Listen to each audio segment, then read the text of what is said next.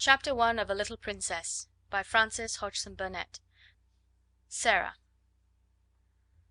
Once, on a dark winter's day, when the yellow fog hung so thick and heavy in the streets of London that the lamps were lighted and the shop windows blazed with gas as they do at night, an odd looking little girl sat in a cab with her father, and was driven rather slowly through the big thoroughfares. She sat with her feet tucked under her, and leaned against her father, who held her in his arm as she stared out of the window at the passing people with a queer old fashioned thoughtfulness in her big eyes. She was such a little girl that one did not expect to see such a look on her small face.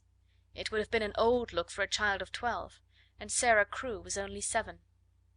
The fact was, however, that she was always dreaming and thinking odd things, and she could not herself remember any time when she had not been thinking things about grown up people in the world they belonged to. She felt as if she had lived a long, long time. At this moment she was remembering the voyage she had just made from Bombay with her father, Captain Crewe. She was thinking of the big ship, of the lascars passing silently to and fro on it, of the children playing about on the hot deck, and of some of the young officers' wives who used to try to make her talk to them and laugh at the things she said. Principally she was thinking of what a queer thing it was that at one time one was in India in the blazing sun, and then in the middle of the ocean, and then driving in a strange vehicle through strange streets where the day was as dark as the night. She found this so puzzling that she moved closer to her father. "Papa," she said in a low, mysterious little voice, which was almost a whisper. "Papa." "What is it, darling?" Captain Crewe answered, holding her closer and looking down into her face. "What is Sara thinking of?" "Is this the place?" Sara whispered, cuddling still closer to him. "Is it, papa?" "Yes, little Sara, it is. We have reached it at last." And though she was only 7 years old, she knew that he felt sad when he said it. It seemed to her many years since he had begun to prepare her mind for the place, as she always called it. Her mother had died when she was born, so she had never known or missed her. Her young, handsome, rich, petting father seemed to be the only relation she had in the world. They had always played together and been fond of each other. She only knew he was rich because she had heard people say so when they thought she was not listening, and she had also heard them say that when she grew up she would be rich too. She did not know all that being rich meant. She had always lived in a beautiful bungalow, and had been used to seeing many servants who made salams to her and called her Missy Sahib, and gave her her own way in everything. She had had toys and pets and an ayah who worshipped her, and she had gradually learned that people who were rich had these things. That, however, was all she knew about it. During her short life only one thing had troubled her, and that thing was the place she was to be taken to some day. The climate of India was very bad for children, and as soon as possible they were sent away from it, generally to England and to school. She had seen other children go away, and had heard their fathers and mothers talk about the letters they received from them. She had known that she would be obliged to go also, and though sometimes her father's stories of the voyage and the new country had attracted her, she had been troubled by the thought that he could not stay with her. "Couldn't you go to that place with me, papa?" she had asked when she was 5 years old. "Couldn't you go to school too? I would help you with your lessons."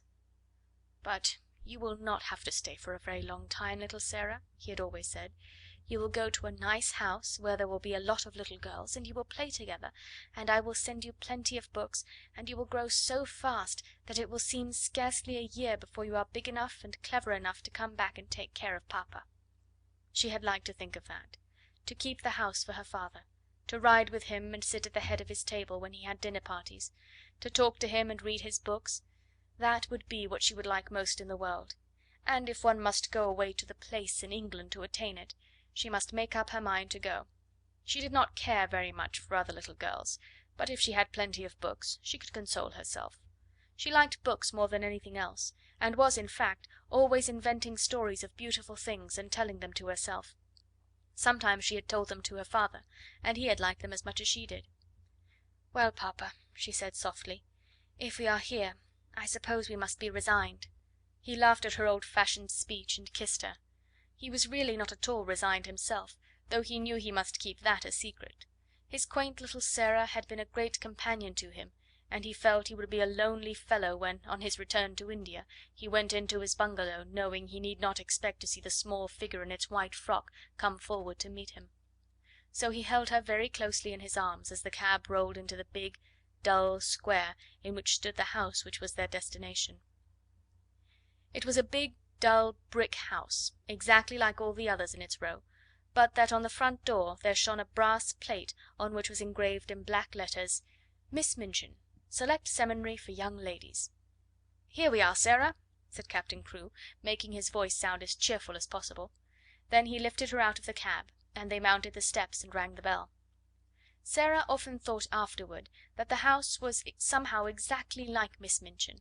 It was respectable and well furnished, but everything in it was ugly, and the very armchairs seemed to have hard bones in them. In the hall everything was hard and polished, even the red cheeks of the moon face on the tall clock in the corner had a severe varnished look. The drawing room into which they were ushered was covered by a carpet with a square pattern upon it, the chairs were square, and a heavy marble timepiece stood upon the heavy marble mantel. As she sat down in one of the stiff mahogany chairs, Sara cast one of her quick looks about her. "I don't like it, Papa," she said, "but then I dare say soldiers, even brave ones, don't really like going into battle." Captain Crewe laughed outright at this. He was young and full of fun, and he never tired of hearing Sara's queer speeches. "Oh, little Sara," he said, "what shall I do when I have no one to say solemn things to me? No one else is as solemn as you are." "But why do solemn things make you laugh so?" inquired Sara. "Because you are such fun when you say them," he answered, laughing still more. And then suddenly he swept her into his arms and kissed her very hard, stopping laughing all at once, and looking almost as if tears had come into his eyes. It was just then that Miss Minchin entered the room. She was very like her house, Sara felt, tall and dull and respectable and ugly. She had large, cold, fishy eyes, and a large, cold, fishy smile. It spread itself into a very large smile when she saw Sara and Captain Crewe. She had heard a great many desirable things of the young soldier from the lady who had recommended her school to him. Among other things, she had heard that he was a rich father who was willing to spend a great deal of money on his little daughter. "It will be a great privilege to have charge of such a beautiful and promising child, Captain Crewe," she said, taking Sara's hand and stroking it. "Lady Meredith has told me of her unusual cleverness. A clever child is a great treasure in an establishment like mine." Sara stood quietly, with her eyes fixed upon Miss Minchin's face. She was thinking something odd as usual. "Why does she say I'm a beautiful child?" she was thinking. "I am not beautiful at all. Colonel Granger's little girl, Isabel, is beautiful. She has dimples and rose-coloured cheeks, and long hair the colour of gold. I have short black hair and green eyes, besides which I am a thin child and not fair in the least. I am one of the ugliest children I ever saw. She is beginning by telling a story." She was mistaken, however, in thinking she was an ugly child. She was not in the least like Isabel Grange, who had been the beauty of the regiment, but she had an odd charm of her own. She was a slim, supple creature, rather tall for her age, and had an intense, attractive little face. Her hair was heavy and quite black, and only curled at the tips. Her eyes were greenish grey, it is true, but they were big, wonderful eyes, with long black lashes, and though she herself did not like the colour of them, many other people did. Still, she was very firm in her belief that she was an ugly little girl, and she was not at all elated by Miss Minchin's flattery. "I should be telling a story if I said she was beautiful," she thought, "and I should know I was telling a story. I believe I am as ugly as she is in my way. What did she say that for?" After she had known Miss Minchin longer she learned why she had said it. She discovered that she said the same thing to each papa and mamma who brought a child to her school. Sara stood near her father and listened while he and Miss Minchin talked. She had been brought to the seminary because Lady Meredith's two little girls had been educated there, and Captain Crewe had a great respect for Lady Meredith's experience. Sara was to be what was known as a parlour boarder, and she was to enjoy even greater privileges than parlour boarders usually did. She was to have a pretty bedroom and sitting room of her own. She was to have a pony and a carriage, and a maid to take the place of the ayah who had been her nurse in India.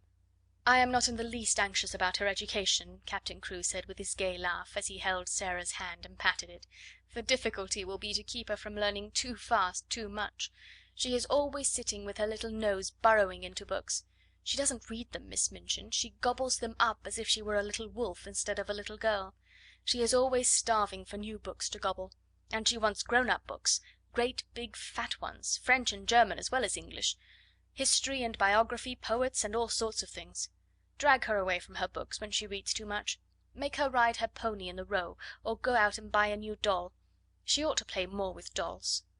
"Papa," said Sara, "you see, if I went out and bought a new doll every few days I should have more than I could be fond of. Dolls ought to be intimate friends. Emily is going to be my intimate friend." Captain Crewe looked at Miss Minchin, and Miss Minchin looked at Captain Crewe. "Who is Emily?" she inquired. "Tell her, Sara," Captain Crewe said, smiling. Sara's green grey eyes looked very solemn and quite soft as she answered. "She is a doll I haven't got yet," she said.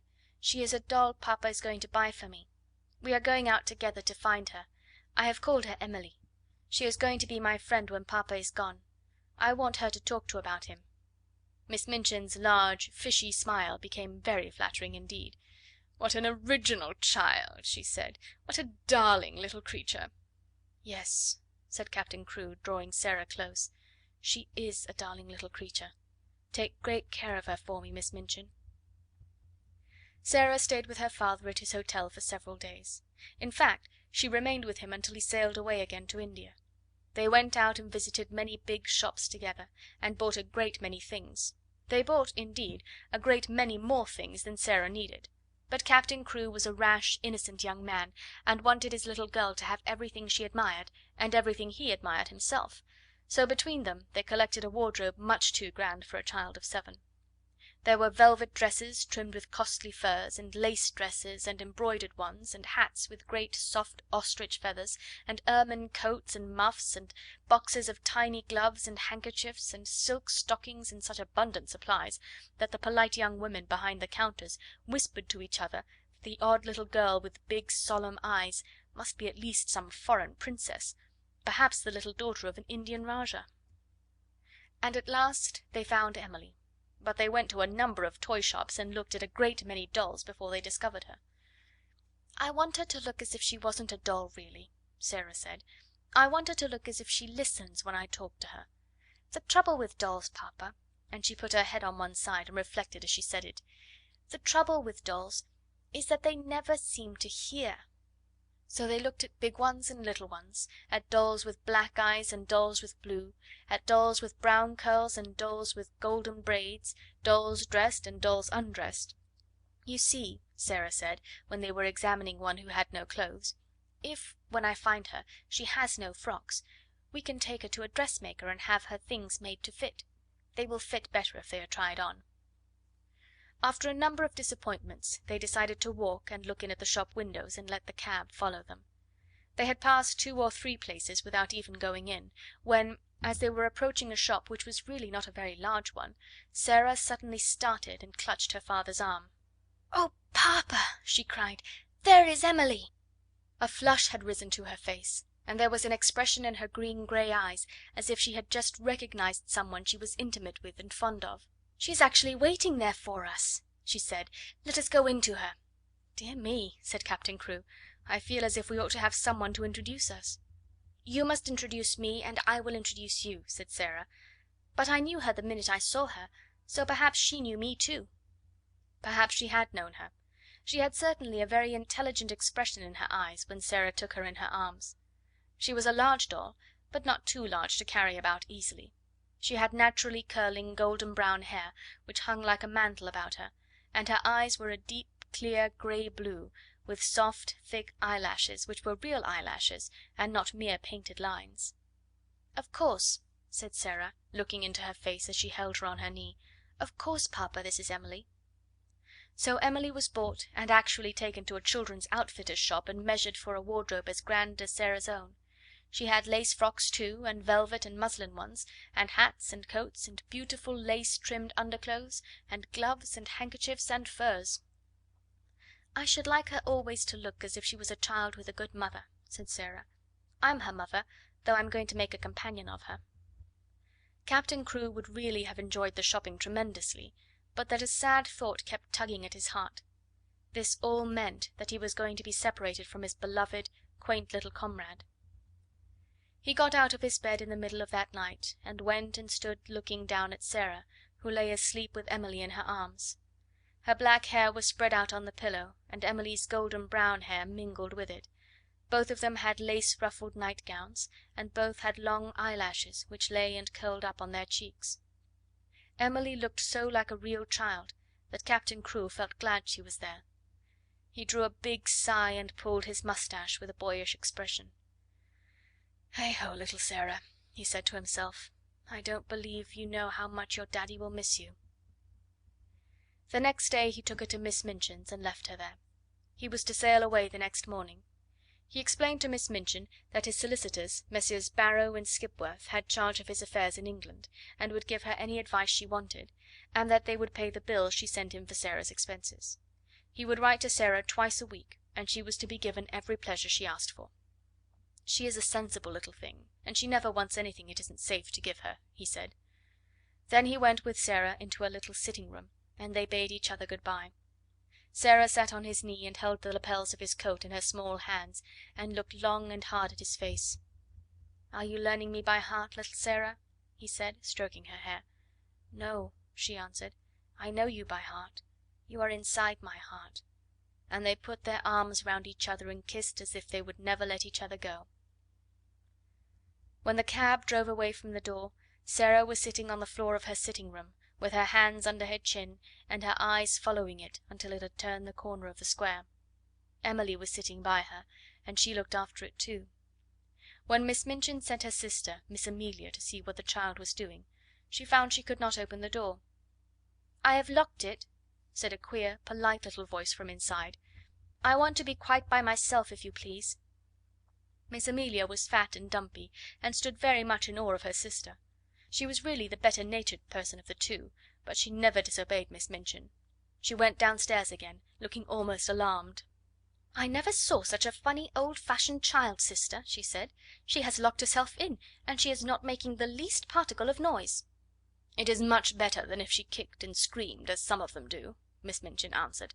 "I expected that a child as much spoiled as she is would set the whole house in an uproar.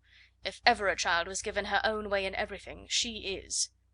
"I've been opening her trunks and putting her things away," said Miss Amelia.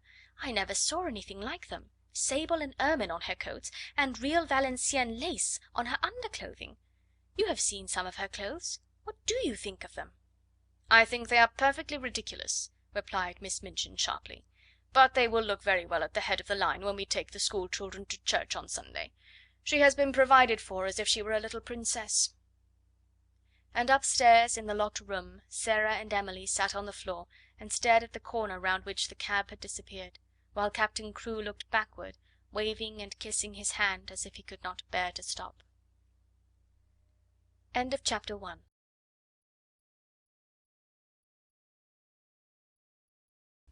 Chapter 2. A French Lesson. When Sara entered the schoolroom the next morning, everybody looked at her with wide, interested eyes. By that time every pupil, from Lavinia Herbert, who was nearly 13 and felt quite grown up, to Lottie Lay, who was only just 4 and the baby of the school, had heard a great deal about her. They knew very certainly that she was Miss Minchin's show pupil, and was considered a credit to the establishment. One or two of them had even caught a glimpse of her French maid, Mariette, who had arrived the evening before. Lavinia had managed to pass Sara's room when the door was open, and had seen Mariette opening a box which had arrived late from some shop. "It was full of petticoats with lace frills on them, frills and frills," she whispered to her friend Jessie as she bent over her geography. "I saw her shaking them out. I heard Miss Minchin say to Miss Amelia that her clothes were so grand that they were ridiculous for a child. My mamma says that children should be dressed simply. She's got one of those petticoats on now. I saw it when she sat down." "She has silk stockings on," whispered Jessie, bending over her geography also. "And what little feet! I never saw such little feet." "Oh," sniffed Lavinia spitefully, "that is the way her slippers are made. My mamma says that even big feet can be made to look small if you have a clever shoemaker. I don't think she is pretty at all. Her eyes are such a queer colour." "She isn't pretty as other pretty people are," said Jessie, stealing a glance across the room, "but she makes you want to look at her again. She has tremendously long eyelashes, but her eyes are almost green." Sara was sitting quietly in her seat, waiting to be told what to do. She had been placed near Miss Minchin's desk. She was not abashed at all by the many pairs of eyes watching her. She was interested, and looked back quietly at the children who looked at her. She wondered what they were thinking of, and if they liked Miss Minchin, and if they cared for their lessons, and if any of them had a papa at all like her own. She had had a long talk with Emily about her papa that morning. "He is on the sea now, Emily," she had said. "We must be very great friends to each other, and tell each other things. Emily, look at me. You have the nicest eyes I ever saw, but I wish you could speak."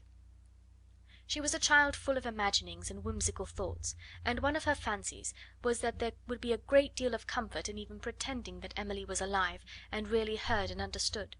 After Mariette had dressed her in her dark blue schoolroom frock, and tied her hair with a dark blue ribbon, she went to Emily, who sat in a chair of her own, and gave her a book. "You can read that while I am downstairs," she said, and seeing Mariette looking at her curiously, she spoke to her with a serious little face. "What I believe about dolls," she said, "is that they can do things they will not let us know about. Perhaps, really, Emily can read and talk and walk, but she will only do it when people are out of the room. That is her secret. You see, if people knew that dolls could do things, they would make them work. So, perhaps, they have promised each other to keep it a secret. If you stay in the room, Emily will just sit there and stare, but if you go out, she will begin to read, perhaps, or go and look out of the window. Then, if she heard either of us coming, she would just run back and jump into her chair and pretend she had been there all the time." "Comme elle est drole," Mariette said to herself, and when she went downstairs she told the head housemaid about it. But she had already begun to like this odd little girl who had such an intelligent small face and such perfect manners. She had taken care of children before who were not so polite. Sara was a very fine little person, and had a gentle, appreciative way of saying, "If you please, Mariette," "Thank you, Mariette," which was very charming. Mariette told the head housemaid that she thanked her as if she were thanking a lady. "Elle a l'air d'une princesse, cette petite," she said. Indeed, she was very much pleased with her new little mistress, and liked her place greatly. After Sara had sat in her seat in the schoolroom for a few minutes, being looked at by the pupils, Miss Minchin rapped in a dignified manner upon her desk. "Young ladies," she said, "I wish to introduce you to your new companion." All the little girls rose in their places, and Sara rose also. "I shall expect you all to be very agreeable to Miss Crewe. She has just come to us from a great distance, in fact, from India. As soon as lessons are over, you must make each other's acquaintance." The pupils bowed ceremoniously, and Sara made a little curtsy, and then they sat down and looked at each other again. "Sara," said Miss Minchin in her schoolroom manner, "come here to me." She had taken a book from the desk, and was turning over its leaves. Sara went to her politely. "As your papa has engaged a French maid for you," she began, "I conclude that he wishes you to make a special study of the French language." Sara felt a little awkward. "I think he engaged her," she said, "because he thought I would like her, Miss Minchin." "I am afraid," said Miss Minchin with a slightly sour smile, "that you have been a very spoiled little girl, and always imagine that things are done because you like them. My impression is that your papa wished you to learn French." If Sara had been older, or less punctilious about being quite polite to people, she could have explained herself in a very few words. But as it was, she felt a flush rising on her cheeks. Miss Minchin was a very severe and imposing person, and she seemed so absolutely sure that Sara knew nothing whatever of French that she felt as if it would be almost rude to correct her. The truth was that Sara could not remember the time when she had not seemed to know French. Her father had often spoken it to her when she had been a baby. Her mother had been a French woman, and Captain Crewe had loved her language, so it happened that Sara had always heard and been familiar with it. I have never really learned French, but she began, trying shyly to make herself clear. One of Miss Minchin's chief secret annoyances was that she did not speak French herself, and was desirous of concealing the irritating fact. She therefore had no intention of discussing the matter and laying herself open to innocent questioning by a new little pupil. "That is enough," she said with polite tartness. "If you have not learned, you must begin at once. The French master, Monsieur Dufange, will be here in a few minutes. Take this book and look at it until he arrives." Sara's cheeks felt warm. She went back to her seat and opened the book. She looked at the first page with a grave face. She knew it would be rude to smile, and she was very determined not to be rude, but it was very odd to find herself expected to study a page which told her that le père meant the father, and la mère meant the mother. Miss Minchin glanced toward her scrutinisingly. "You look rather cross, Sarah," she said. "I am sorry you do not like the idea of learning French." "I am very fond of it," answered Sarah, thinking she would try again. "But " "You must not say 'but' when you are told to do things," said Miss Minchin. "Look at your book again." And Sarah did so, and did not smile, even when she found that le fils meant the son, and le frère meant the brother. "When Monsieur Dufarge comes," she thought, "I can make him understand." Monsieur Dufarge arrived very shortly afterward. He was a very nice, intelligent, middle aged Frenchman, and he looked interested when his eyes fell upon Sarah, trying politely to seem absorbed in her little book of phrases. "Is this a new pupil for me, madame?" he said to Miss Minchin. "I hope that is my good fortune. Her papa, Captain Crewe, is very anxious that she should begin the language, but I am afraid she has a childish prejudice against it. She does not seem to wish to learn," said Miss Minchin. "I am sorry of that, mademoiselle," he said kindly to Sarah. "Perhaps when we begin to study together I may show you that it is a charming tongue."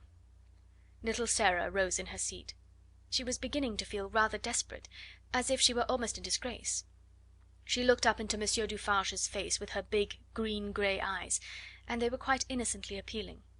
She knew that he would understand as soon as she spoke. She began to explain quite simply in pretty and fluent French. Madame had not understood. She had not learned French exactly, not out of books, but her papa and other people had always spoken it to her, and she had read it and written it as she had read and written English. Her papa loved it, and she loved it because he did. Her dear mamma, who had died when she was born, had been French. She would be glad to learn anything monsieur would teach her, but what she had tried to explain to madame was that she already knew the words in this book, and she held out the little book of phrases. When she began to speak, Miss Minchin started quite violently, and sat staring at her over her eyeglasses almost indignantly until she finished. Monsieur Dufarge began to smile, and his smile was one of great pleasure. To hear this pretty childish voice speaking his own language so simply and charmingly made him feel almost as if he were in his native land, which in dark, foggy days in London sometimes seemed worlds away. When she had finished he took the phrase book from her, with a look almost affectionate, but he spoke to Miss Minchin. "Ah, madame," he said, "there is not much I can teach her. She has not learned French. She is French. Her accent is exquisite." "You ought to have told me," exclaimed Miss Minchin, much mortified, turning to Sarah. I tried," said Sarah. I suppose I did not begin right."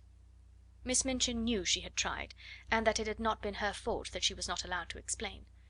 And when she saw that the pupils had been listening, and that Lavinia and Jessie were giggling behind their French grammars, she felt infuriated.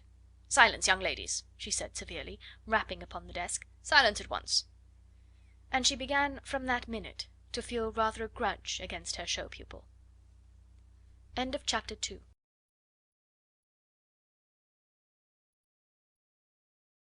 Chapter 3. Ermengarde. On that first morning when Sarah sat at Miss Minchin's side, aware that the whole schoolroom was devoting itself to observing her, she had noticed very soon one little girl, about her own age, who looked at her very hard with a pair of light, rather dull blue eyes. She was a fat child, who did not look as if she were in the least clever, but she had a good naturedly pouting mouth. Her flaxen hair was braided in a tight pigtail, tied with a ribbon, and she had pulled this pigtail round her neck, and was biting the end of the ribbon, resting her elbows on the desk, as she stared wonderingly at the new pupil. When Monsieur Dufarge began to speak to Sarah, she looked a little frightened, and when Sarah stepped forward and, looking at him with the innocent appealing eyes, answered him, without any warning, in French, the fat little girl gave a startled jump, and grew quite red in her awed amazement. Having wept hopeless tears for weeks in her efforts to remember that la mère meant the mother and le père the father, when one spoke sensible English, it was almost too much for her suddenly to find herself listening to a child her own age, who seemed not only quite familiar with these words, but apparently knew any number of others, and could mix them up with verbs as if they were mere trifles. She stared so hard and bit the ribbon on her pigtail so fast that she attracted the attention of Miss Minchin, who, feeling extremely cross at the moment, immediately pounced upon her. "Miss St. John!" she exclaimed severely, "what do you mean by such conduct? Remove your elbows, take your ribbon out of your mouth, sit up at once." Upon which Miss St. John gave another jump, and when Lavinia and Jessie tittered, she became redder than ever, so red indeed that she almost looked as if tears were coming into her poor dull childish eyes. and Sara saw her, and was so sorry for her that she began rather to like her and to want to be her friend. It was a way of hers to always want to spring into any fray in which someone was made uncomfortable or unhappy. If Sara had been a boy, and lived a few centuries ago, her father used to say, she would have gone about the country with her sword drawn, rescuing and defending everyone in distress. She always wants to fight when she sees people in trouble. So she took rather a fancy to fat, slow little Miss St. John, and kept glancing toward her through the morning. She saw that lessons were no easy matter to her, and that there was no danger of her ever being spoiled by being treated as a show pupil. Her French lesson was a pathetic thing. Her pronunciation made even Monsieur Dufarge smile in spite of himself, and Lavinia and Jessie, and the more fortunate girls, either giggled or looked at her in wondering disdain. But Sara did not laugh. She tried to look as if she did not hear when Miss St. John called le bon pain li bon pain. She had a fine, hot little temper of her own, and it made her feel rather savage when she heard the titters and saw the poor, stupid, distressed child's face. "It isn't funny, really," she said between her teeth, as she bent over her book. "They ought not to laugh." When lessons were over, and the pupils gathered together in groups to talk, Sara looked for Miss St. John, and finding her bundled rather disconsolately in a window seat, she walked over to her and spoke. She only said the kind of thing little girls always say to each other by way of beginning an acquaintance, but there was something friendly about Sara, and people always felt it. "What is your name?" she said.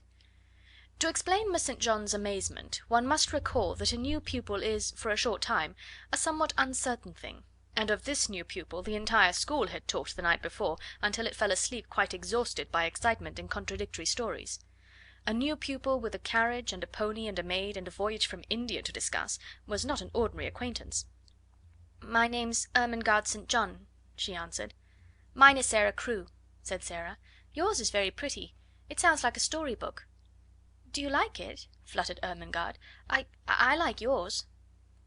Miss St. John's chief trouble in life was that she had a clever father. Sometimes this seemed to her a dreadful calamity. If you have a father who knows everything, who speaks 7 or 8 languages, and has thousands of volumes which he has apparently learned by heart, he frequently expects you to be familiar with the contents of your lesson books at least, and it is not improbable that he will feel you ought to be able to remember a few incidents of history and to write a French exercise. Ermengarde was a severe trial to Mr. St. John. He could not understand how a child of his could be a notably and unmistakably dull creature who never shone in anything.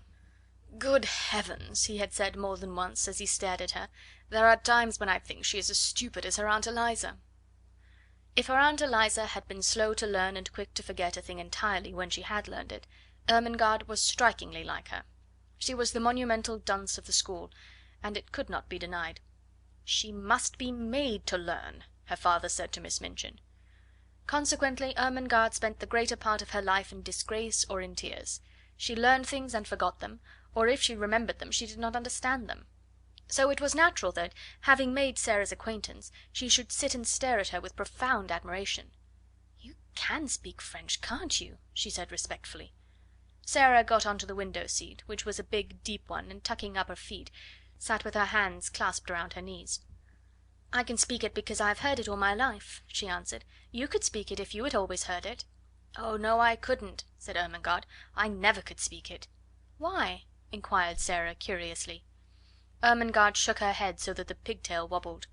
"You heard me just now," she said. "I'm always like that. I can't say the words. They're so queer." She paused a moment, and then added with a touch of awe in her voice, "You're clever, aren't you?" Sara looked out of the window into the dingy square, where the sparrows were hopping and twittering on the wet iron railings and the sooty branches of the trees. She reflected a few moments. She had heard it said very often that she was clever, and she wondered if she was, and if she was, how it had happened. "I don't know," she said. "I can't tell." Then, seeing a mournful look on the round, chubby face, she gave a little laugh and changed the subject.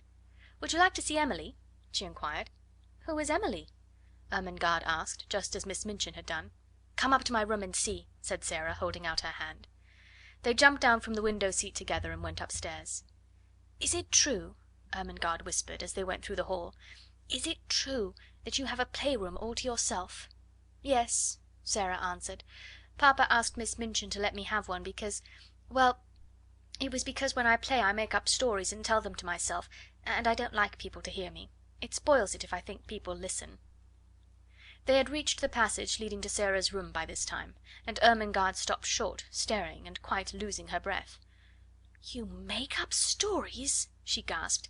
"Can you do that as well as speak French? Can you?" Sarah looked at her in simple surprise. "Why, anyone can make up things," she said. "Have you never tried?" She put her hand warningly on Ermengarde's. "Let us go very quietly to the door," she whispered, "and then I will open it quite suddenly, and perhaps we may catch her." She was half laughing, but there was a touch of mysterious hope in her eyes which fascinated Ermengarde, though she had not the remotest idea what it meant, or whom it was she wanted to catch, or why she wanted to catch her. Whatsoever she meant, Ermengarde was sure it was something delightfully exciting, so, quite thrilled with expectation, she followed her on tiptoe along the passage. They made not the least noise until they reached the door. Then Sarah suddenly turned the handle and threw it wide open. Its opening revealed the room quite neat and quiet, a fire gently burning in the grate, and a wonderful doll sitting in a chair by it, apparently reading a book. "Oh, she got back to her seat before we could see her," Sarah explained. "Of course they always do. They're as quick as lightning." Ermengarde looked from her to the doll and back again. "Can she walk?" she asked breathlessly. "Yes," answered Sarah. "At least I believe she can. At least I pretend I believe she can, and that makes it seem as if it were true. Have you never pretended things?" "No," said Ermengarde. "Never. Tell me about it." She was so bewitched by this odd new companion that she actually stared at Sarah instead of at Emily, notwithstanding that Emily was the most attractive doll person she had ever seen. "Let us sit down," said Sarah, "and I will tell you. It's so easy that when you begin you can't stop. You just go on and on doing it always, and it's beautiful. Emily, you must listen. This is Ermengarde St. John, Emily. Ermengarde, this is Emily. Would you like to hold her?" "Oh, may I?" said Ermengarde. "May I really? She's beautiful." And Emily was put into her arms. Never in her dull, short life had Miss St. John dreamed of such an hour as the one she spent with the queer new pupil before they heard the lunch bell ring and were obliged to go downstairs.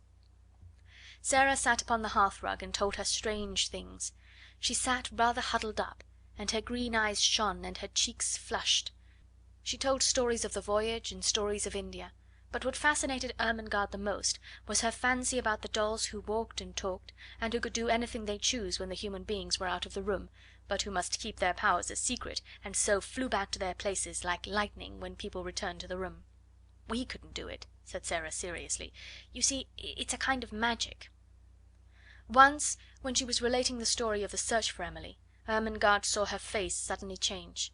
A cloud seemed to pass over it and put out the light in her shining eyes. She drew her breath in so sharply that it made a funny, sad little sound, and then she shut her lips and held them tightly closed, as if she was determined either to do or not to do something.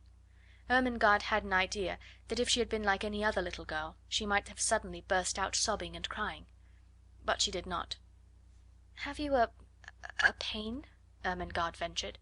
"Yes," Sarah answered after a moment's silence, "but it is not in my body." Then she added something in a low voice, which she tried to keep quite steady, and it was this: "Do you love your father more than anything else in the whole world?" Ermengarde's mouth fell open a little. She knew that it would be far from behaving like a respectable child at a select seminary to say that it had never occurred to you that you could love your father, that you would do anything desperate to avoid being left alone in his society for 10 minutes. She was, indeed, greatly embarrassed. I scarcely ever see him," she stammered. "He is always in the library, reading things." "I love mine more than all the world 10 times over," Sarah said. "That is what my pain is. He has gone away." She put her head down quietly on her little huddled up knees, and sat very still for a few minutes. "She's going to cry out loud," thought Ermengarde fearfully. But she did not. Her short black locks tumbled about her ears, and she sat still. Then she spoke without lifting her head. "I promised him I would bear it," she said, "and I will. You have to bear things. Think what soldiers bear. Papa is a soldier. If there was a war he would have to bear marching and thirstiness and perhaps deep wounds, and he would never say a word, not one word." Ermengarde could only gaze at her, but she felt that she was beginning to adore her. She was so wonderful and different from anyone else. Presently she lifted her face and shook back her black locks, with a queer little smile. "If I go on talking and talking," she said, "and telling you things about pretending, I shall bear it better. You don't forget, but you bear it better." Ermengarde did not know why a lump came into her throat, and her eyes felt as if tears were in them. "Lavinia and Jessie are best friends," she said rather huskily. "I wish we could be best friends. Would you have me for yours? You're clever, and I'm the stupidest child in the school, but I do so like you." "I'm glad of that," said Sara. "It makes you thankful when you are liked. Yes, we will be friends. And I'll tell you what," a sudden gleam lighting her face, "I can help you with your French lessons." End of chapter 3.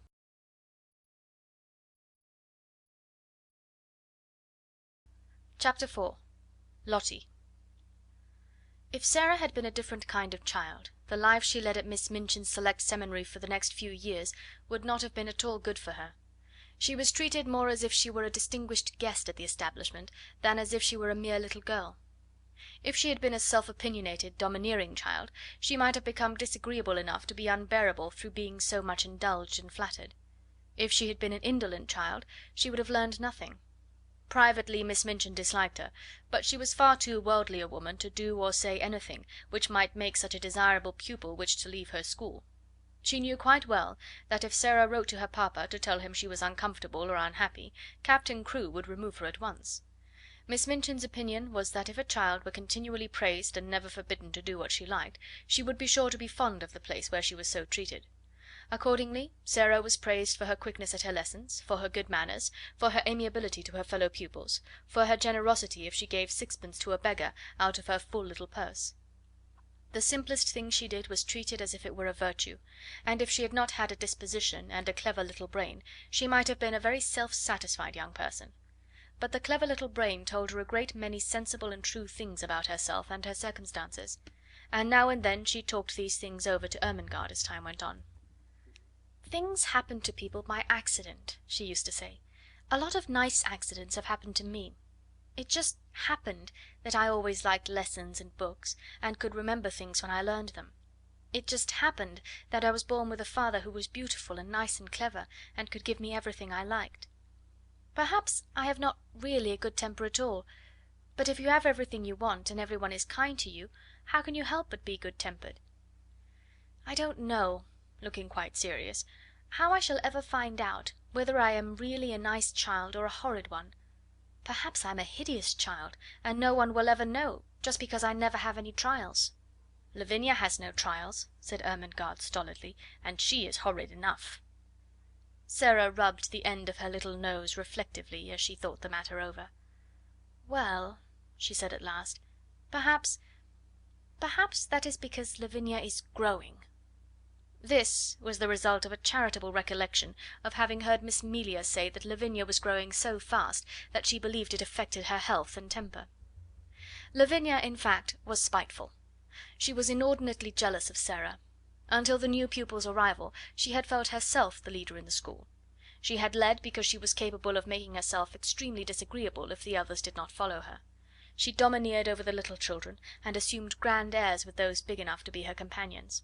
She was rather pretty, and had been the best dressed pupil in the procession when the select seminary walked out 2 by 2, until Sara's velvet coats and sable muffs appeared, combined with drooping ostrich feathers, and were led by Miss Minchin at the head of the line. This, at the beginning, had been bitter enough, but as time went on it became apparent that Sara was a leader too, and not because she could make herself disagreeable, but because she never did. "There's one thing about Sara Crewe," Jessie had enraged her best friend by saying honestly. "She's never grand about herself the least bit, and you know she might be, Lavvy. I believe I couldn't help being, just a little, if I had so many fine things and was made such a fuss over. It's disgusting the way Miss Minchin shows her off when parents come."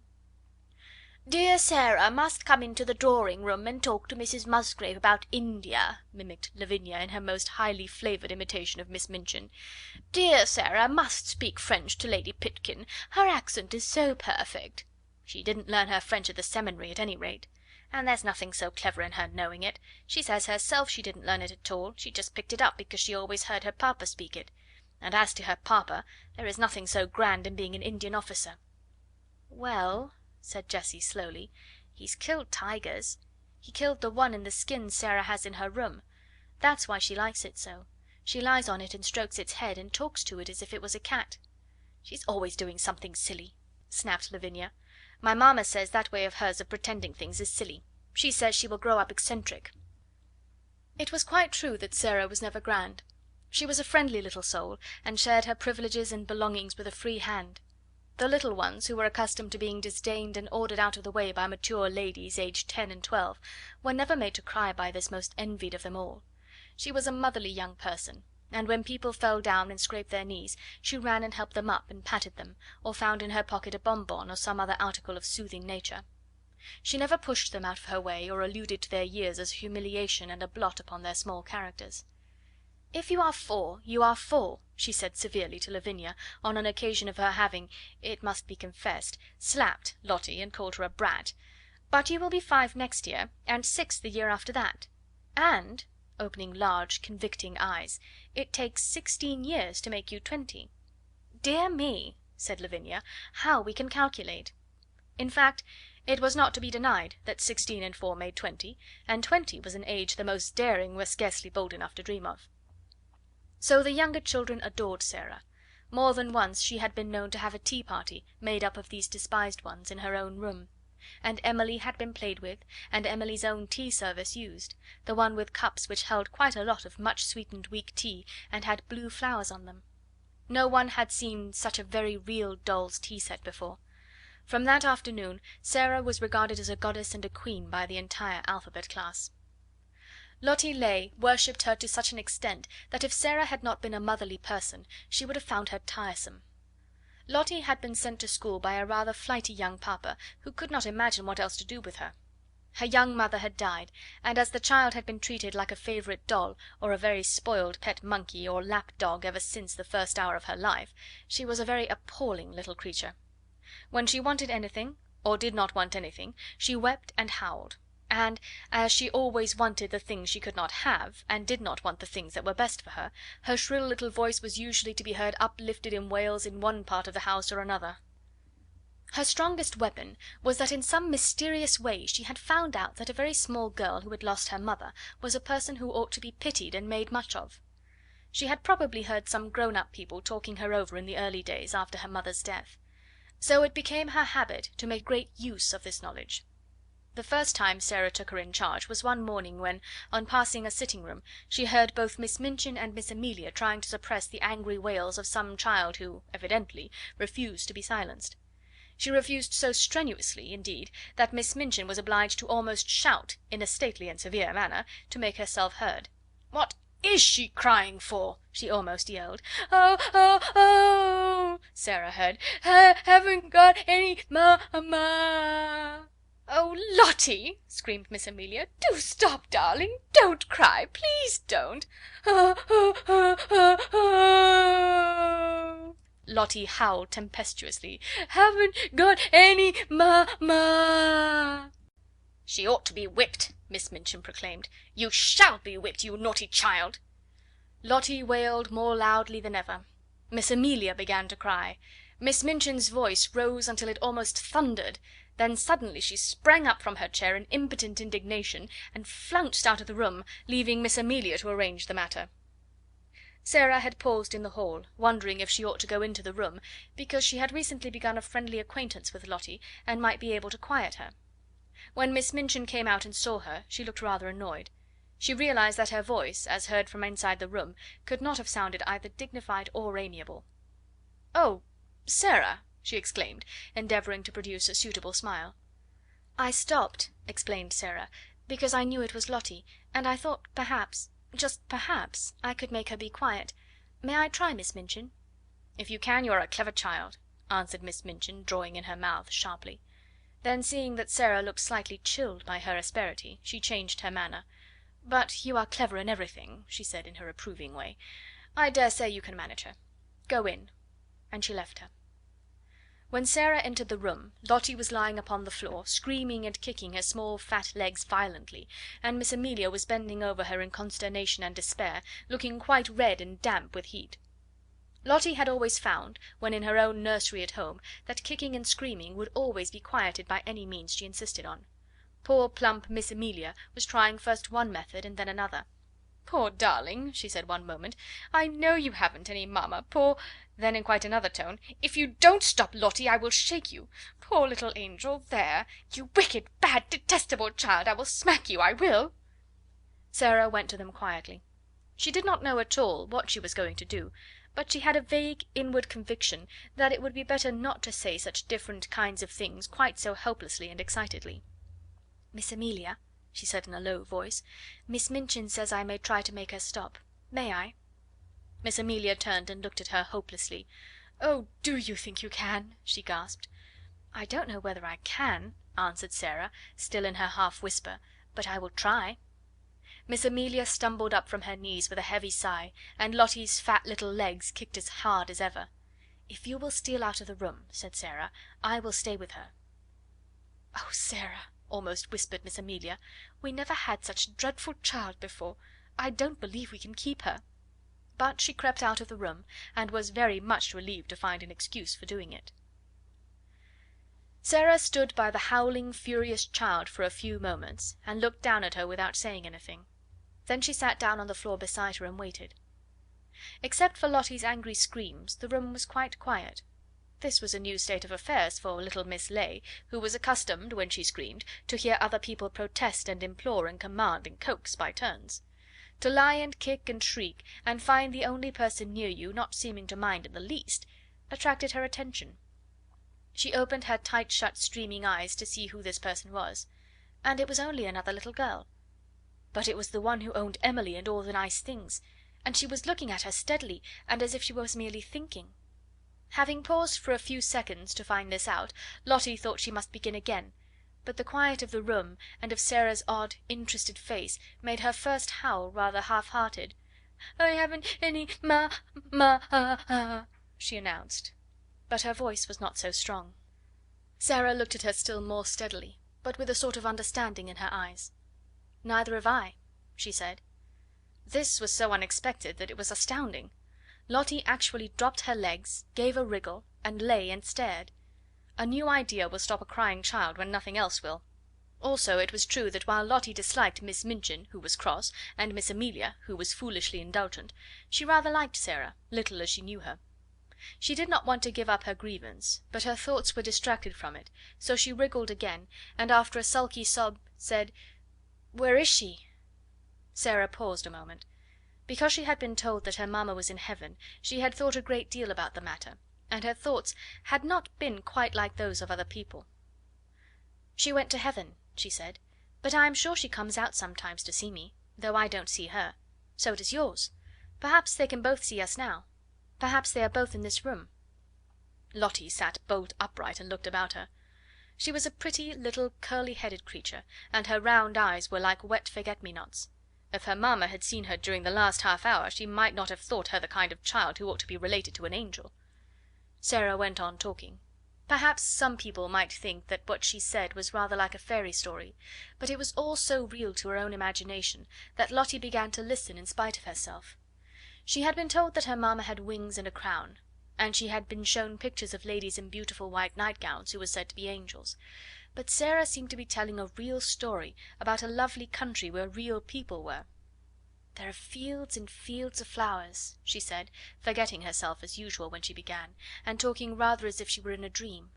"Fields and fields of lilies, and when the soft wind blows over them it wafts the scent of them into the air, and everybody always breathes it, because the soft wind is always blowing.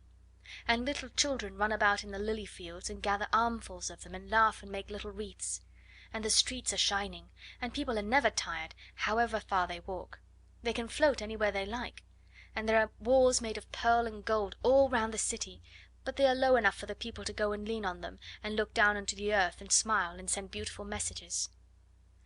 Whatsoever story she had begun to tell, Lottie would, no doubt, have stopped crying and been fascinated into listening, but there was no denying that this story was prettier than most others.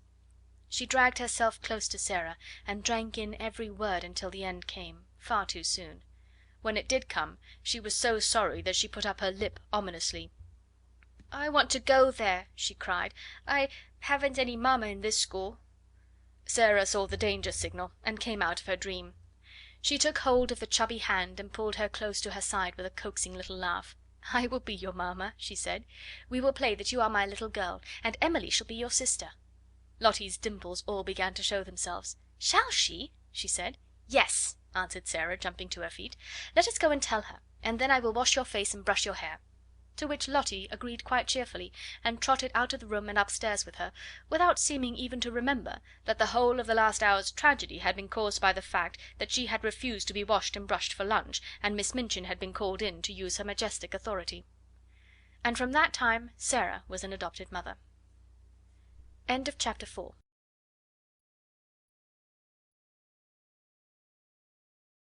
Chapter 5. Becky.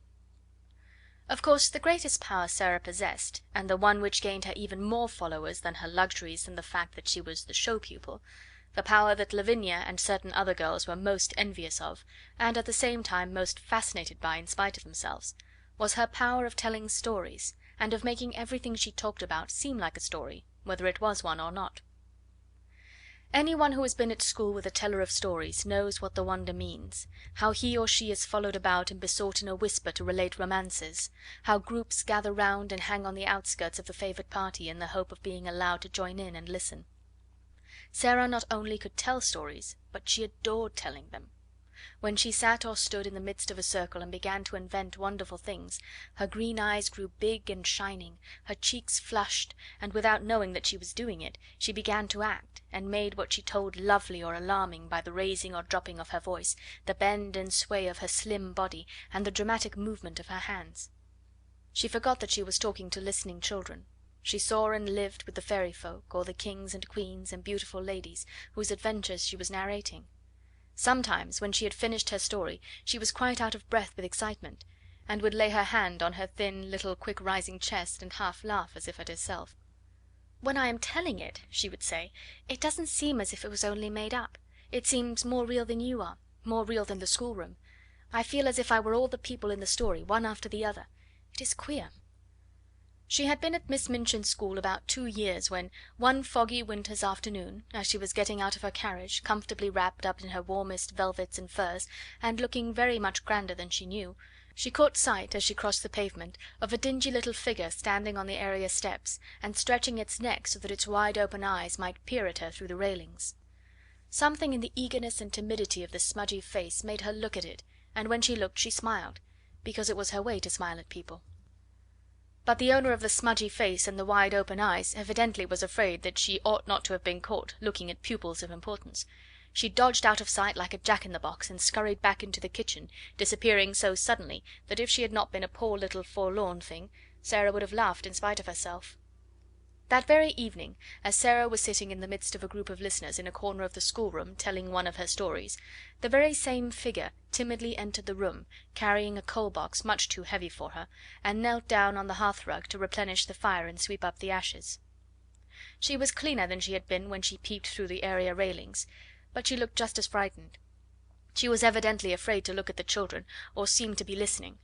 She put on pieces of coal cautiously with her fingers, so that she might make no disturbing noise, and she swept about the fire irons very softly. But Sara saw in 2 minutes that she was deeply interested in what was going on, and that she was doing her work slowly, in the hope of catching a word here and there; and realizing this, she raised her voice and spoke more clearly. "The mermaids swam softly about in the crystal green water, and dragged after them a fishing net woven of deep sea pearls," she said. "The princess sat on a white rock and watched them." It was a wonderful story about a princess who was loved by a prince merman, and went to live with him in shining caves under the sea. The small drudge before the grate swept the hearth once more, and then swept it again. Having done it twice, she did it 3 times, and as she was doing it the 3rd time, the sound of the story so lured her to listen that she fell under the spell, and actually forgot that she had no right to listen at all, and also forgot everything else. She sat upon her heels as she knelt on the hearth rug, and the brush hung idly in her fingers. The voice of the story teller went on, and drew her with it into winding grottos under the sea, glowing with soft, clear blue light, and paved with pure golden sands. Strange sea flowers and grasses waved about her, and far away faint singing and music echoed. The hearth brush fell from the work roughened hand, and Lavinia Herbert looked round. "That girl has been listening," she said. The culprit snatched up her brush and scrambled to her feet. She caught at the coal box and simply scuttled out of the room like a frightened rabbit. Sara felt rather hot-tempered. "I knew she was listening," she said. "Why shouldn't she?" Lavinia tossed her head with great elegance. "Well," she remarked, "I do not know whether your mamma would like you to tell stories to servant girls, but I know my mamma wouldn't like me to do it." "My mamma?" said Sara, looking odd. "I don't believe she would mind in the least. She knows that stories belong to everybody." "I thought," retorted Lavinia in severe recollection, "that your mamma was dead. How can she know things?" "Do you think she doesn't know things?" said Sara, in her stern little voice. Sometimes she had a rather stern little voice. "Sara's mamma knows everything," piped in Lottie. "So does my mamma, 'cept Sara's my mamma at Miss Minchin's. My other one knows everything. The streets are shining, and there are fields and fields of lilies, and everybody gathers them. Sara tells me when she puts me to bed." "You wicked thing!" said Lavinia, turning on Sara, "making fairy stories about heaven." "There are much more splendid stories in Revelation," returned Sara. "Just look and see. How do you know mine are fairy stories? But I can tell you," with a fine bit of unheavenly temper, "you will never find out whether they are or not if you're not kinder to people than you are now. Come along, Lottie." And she marched out of the room, rather hoping that she might see the little servant again somewhere. But she found no trace of her when she got into the hall. "Who is that little girl who makes the fires?" she asked Mariette that night. Mariette broke forth into a flow of description. Ah, Mademoiselle Sara might well ask. She was a forlorn little thing who had just taken the place of scullery maid, though as to being scullery maid she was everything else besides. She blacked boots and grates, and carried heavy coal scuttles up and down stairs, and scrubbed floors and cleaned windows, and was ordered about by everybody. She was 14 years old, but was so stunted in growth that she looked about 12. In truth, Mariette was sorry for her. She was so timid that if one chanced to speak to her it appeared as if her poor frightened eyes would jump out of her head. "What is her name?" asked Sara, who had sat by the table with her chin on her hands as she listened absorbedly to the recital. Her name was Becky. Mariette heard everyone below stairs calling, "Becky do this," and "Becky do that," every 5 minutes in the day. Sara sat and looked into the fire, reflecting on Becky for some time after Mariette left her. She made up a story of which Becky was the ill-used heroine. She thought she looked as if she had never quite enough to eat. Her eyes were very hungry. She hoped she should see her again, but though she caught sight of her carrying things up or down stairs on several occasions, she always seemed in such a hurry, or so afraid of being seen, that it was impossible to speak to her. But a few weeks later, on another foggy afternoon, when she entered her sitting room, she found herself confronting a rather pathetic picture. In her own special and pet easy chair before the bright fire, Becky, with a coal smudge on her nose and several on her apron, with her poor little cap hanging half off her head, and an empty coal box on the floor near her, sat fast asleep, tired out beyond even the endurance of her hard-working young body. She had been sent up to put the bedrooms in order for the evening. There were a great many of them, and she had been running about all day. Sarah's rooms she had saved until the last. They were not like the other rooms, which were plain and bare. Ordinary pupils were expected to be satisfied with mere necessaries. Sarah's comfortable sitting room seemed a bower of luxury to the scullery maid, though it was, in fact, merely a nice, bright little room. But there were pictures and books in it, and curious things from India. There was a sofa, and the low, soft chair. Emily sat in a chair of her own, with the air of a presiding goddess, and there was always a glowing fire and a polished grate. Becky saved it until the end of her afternoon's work, because it rested her to go into it, and she always hoped to snatch a few minutes to sit down in the soft chair and look about her, and think about the wonderful good fortune of the child who owned such surroundings, and who went out on the cold days in beautiful hats and coats one tried to catch a glimpse of through the area railing. On this afternoon, when she had sat down, the sensation of relief to her short, aching legs had been so wonderful and delightful that it had seemed to soothe her whole body, and the glow of warmth and comfort from the fire had crept over her like a spell, until, as she looked at the red coals, a tired, slow smile stole over her smudged face, her head nodded forward without her being aware of it, her eyes drooped, and she fell fast asleep. She had really been only about 10 minutes in the room when Sara entered, but she was in as deep a sleep as if she had been, like the Sleeping Beauty, slumbering for 100 years. But she did not look, poor Becky, like a Sleeping Beauty at all. She looked only like an ugly, stunted, worn out little scullery drudge. Sarah seemed as much unlike her as if she were a creature from another world. On this particular afternoon she had been taking her dancing lesson, and the afternoon on which the dancing master appeared was rather a grand occasion at the seminary, though it occurred every week. The pupils were attired in their prettiest frocks, and as Sarah danced particularly well, she was very much brought forward, and Mariette was requested to make her as diaphanous and fine as possible. To day a frock the colour of a rose had been put on her, and Mariette had brought some real buds and made her a wreath to wear on her black locks. She had been learning a new delightful dance in which she had been skimming and flying about the room like a large rose coloured butterfly, and the enjoyment and exercise had brought a brilliant, happy glow into her face. When she entered the room she floated in with a few of the butterfly steps, and there sat Becky, nodding her cap sideways off her head. "Oh!" cried Sarah softly when she saw her. "That poor thing!" It did not occur to her to feel cross at finding her pet chair occupied by the small dingy creature. To tell the truth, she was quite glad to find it there. When the ill-used heroine of her story wakened, she could talk to her. She crept toward her quietly and stood looking at her. Becky gave a little snore. "I wish she'd waken herself," Sarah said. "I don't like to waken her, but Miss Minchin would be cross if she found out. I'll just wait a few minutes." She took a seat on the edge of the table, and sat swinging her slim, rose-coloured legs, and wondering what it would be best to do. Miss Amelia might come in at any moment, and if she did, Becky would be sure to be scolded. "But she is so tired," she thought. "She is so tired." A piece of flaming coal ended her perplexity for her that very moment. It broke off from a large lump and fell on to the fender. Becky started and opened her eyes with a frightened gasp.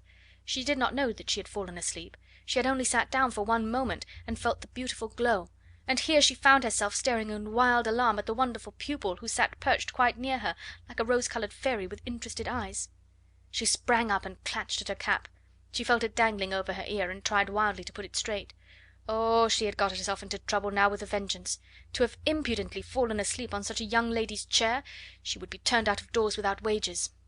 She made a sound like a big breathless sob. "Oh, miss!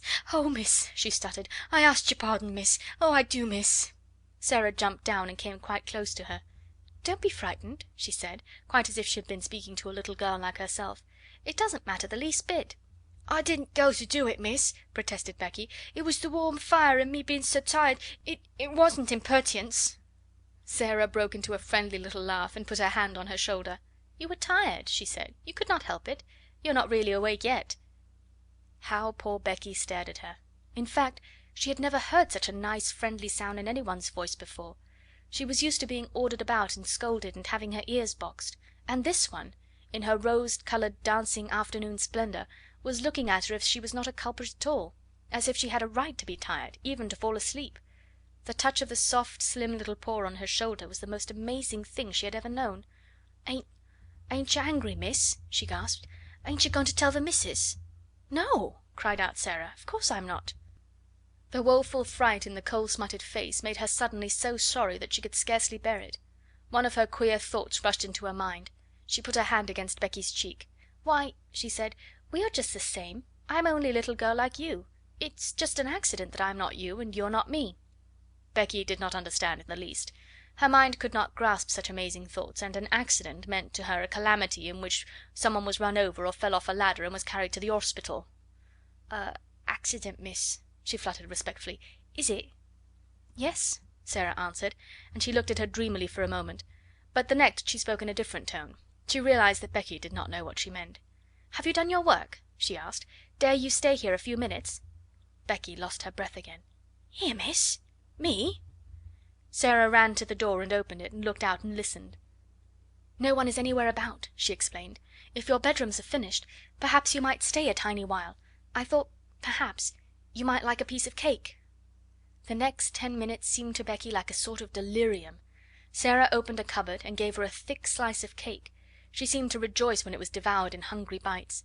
She talked and asked questions and laughed until Becky's fears actually began to calm themselves, and she once or twice gathered boldness enough to ask a question or so herself, daring as she felt it to be. "Is that," she ventured, looking longingly at the rose-coloured frock, and she asked it almost in a whisper, "is that there your best?"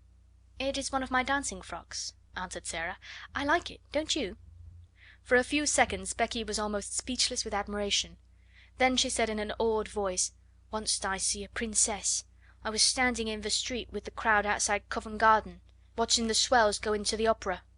And there was one everyone stared at most, and they says to each other, 'That's the Princess.' She was a growed up young lady, but she was pink all over, and gowned and cloak and flowers and all. I called her to mind the minute I see you sitting there on the table, miss. You look like her." "I've often thought," said Sara in her reflecting voice, "that I should like to be a princess. I wonder what it feels like. I believe I will begin pretending I am one." Becky stared at her admiringly, and, as before, did not understand her in the least. She watched her with a sort of adoration. Very soon Sara left her reflections and turned to her with a new question. "Becky," she said, "weren't you listening to that story?" "Yes, miss," confessed Becky, a little alarmed again.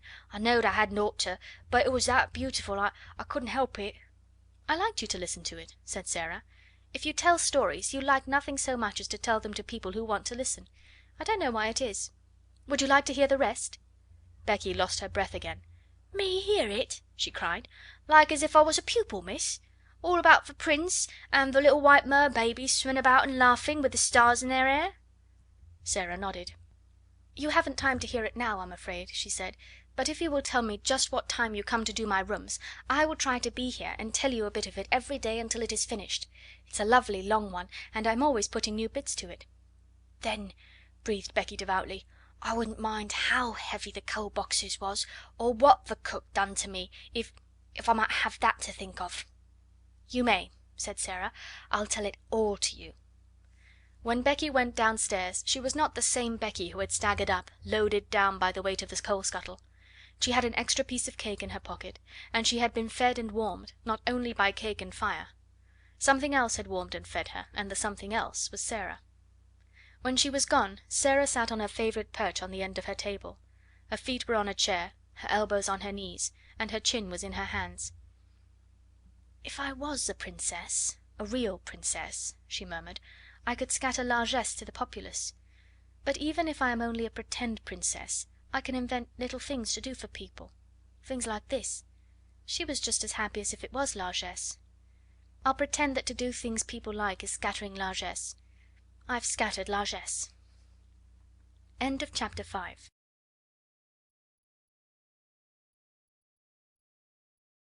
Chapter 6. The Diamond Mines. Not very long after this a very exciting thing happened. Not only Sara but the entire school found it exciting, and made it the chief subject of conversation for weeks after it occurred. In one of his letters Captain Crewe told a most interesting story. A friend who had been at school with him when he was a boy had unexpectedly come to see him in India. He was the owner of a large tract of land, upon which diamonds had been found, and he was engaged in developing the mines. If all went as was confidently expected, he would become possessed of such wealth as made one dizzy to think of; and because he was fond of the friend of his school days, he had given him an opportunity to share in this enormous fortune by becoming a partner in his scheme. This, at least, was what Sara gathered from his letters. It is true that any other business scheme, however magnificent, would have had but small attraction for her or for the schoolroom, but diamond mines sounded so like the Arabian Nights that no one could be indifferent.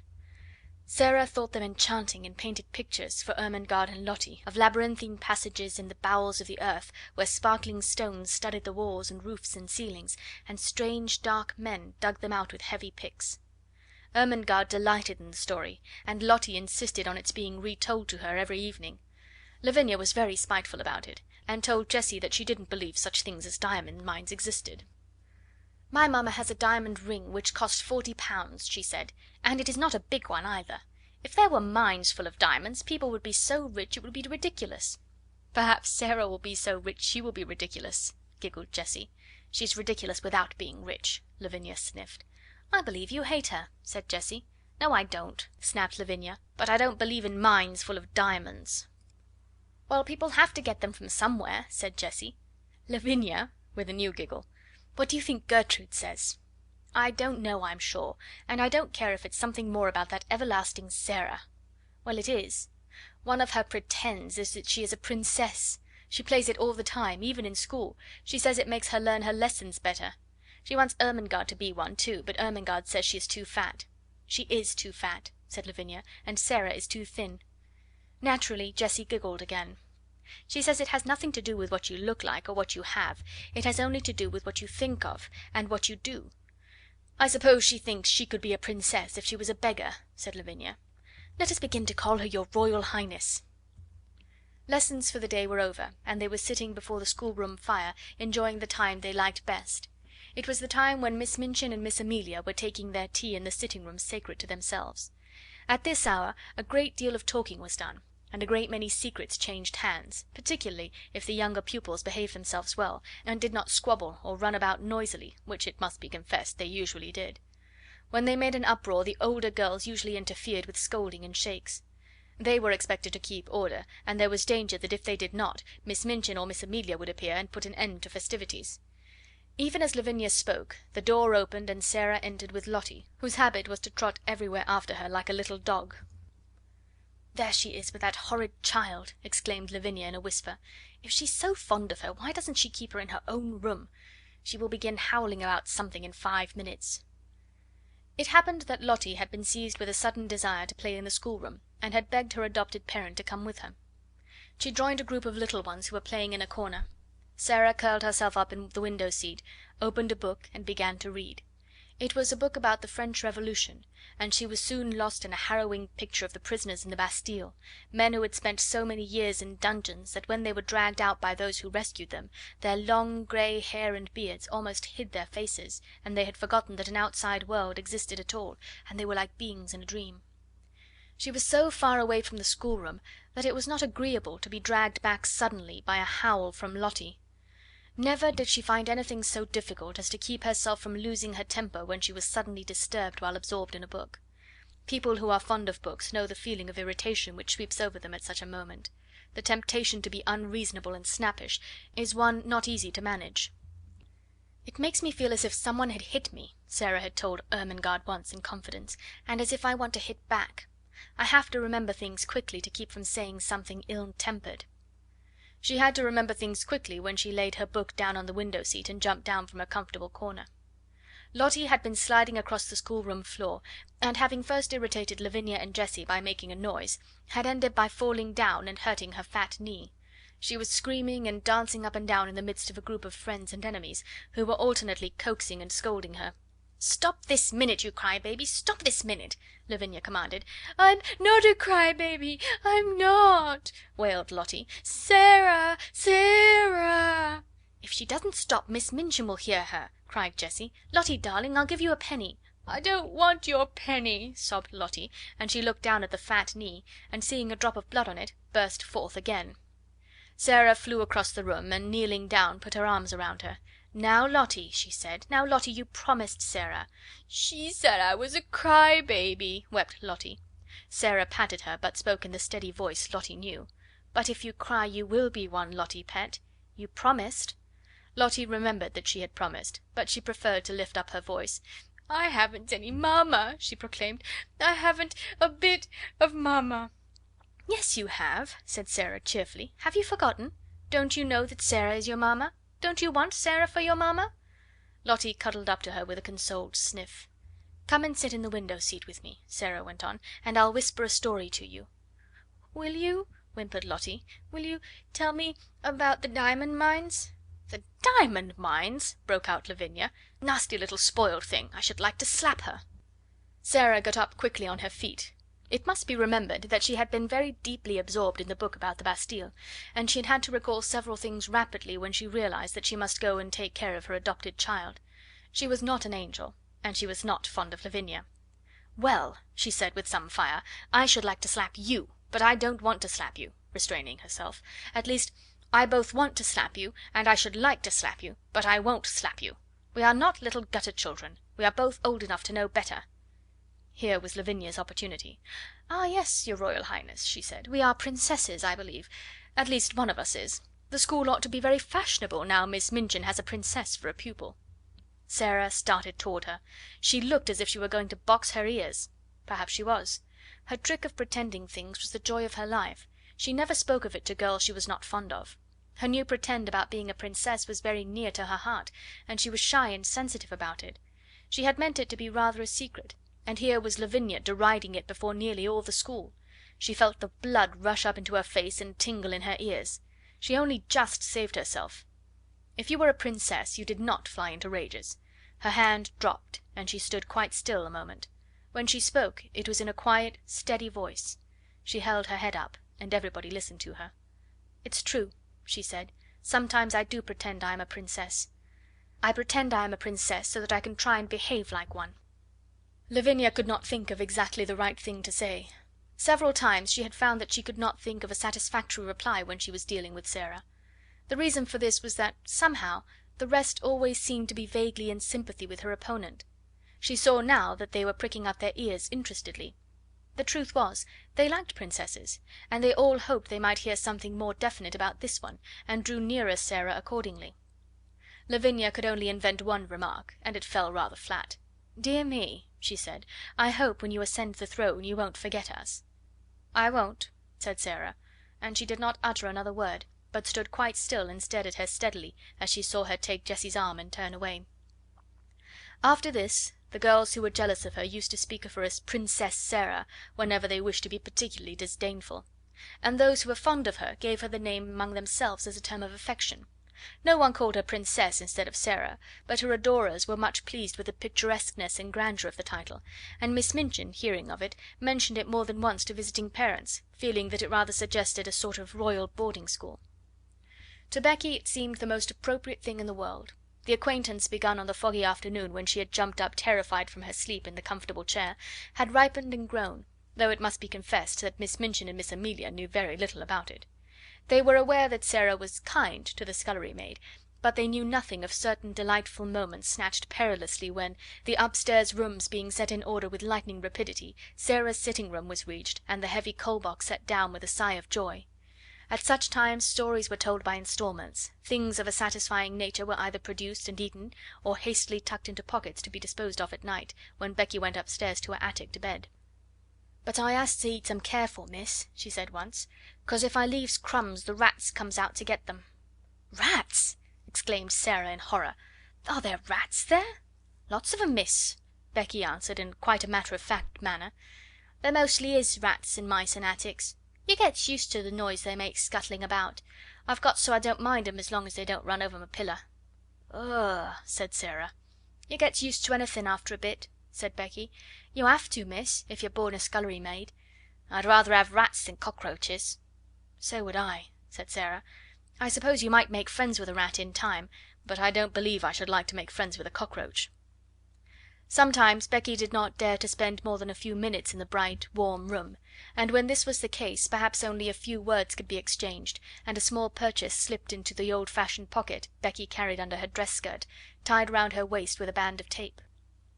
The search for and discovery of satisfying things to eat which could be packed into small compass added a new interest to Sara's existence. When she drove or walked out she used to look into shop windows eagerly. The first time it occurred to her to bring home 2 or 3 little meat pies she felt that she had hit upon a discovery. When she exhibited them Becky's eyes quite sparkled.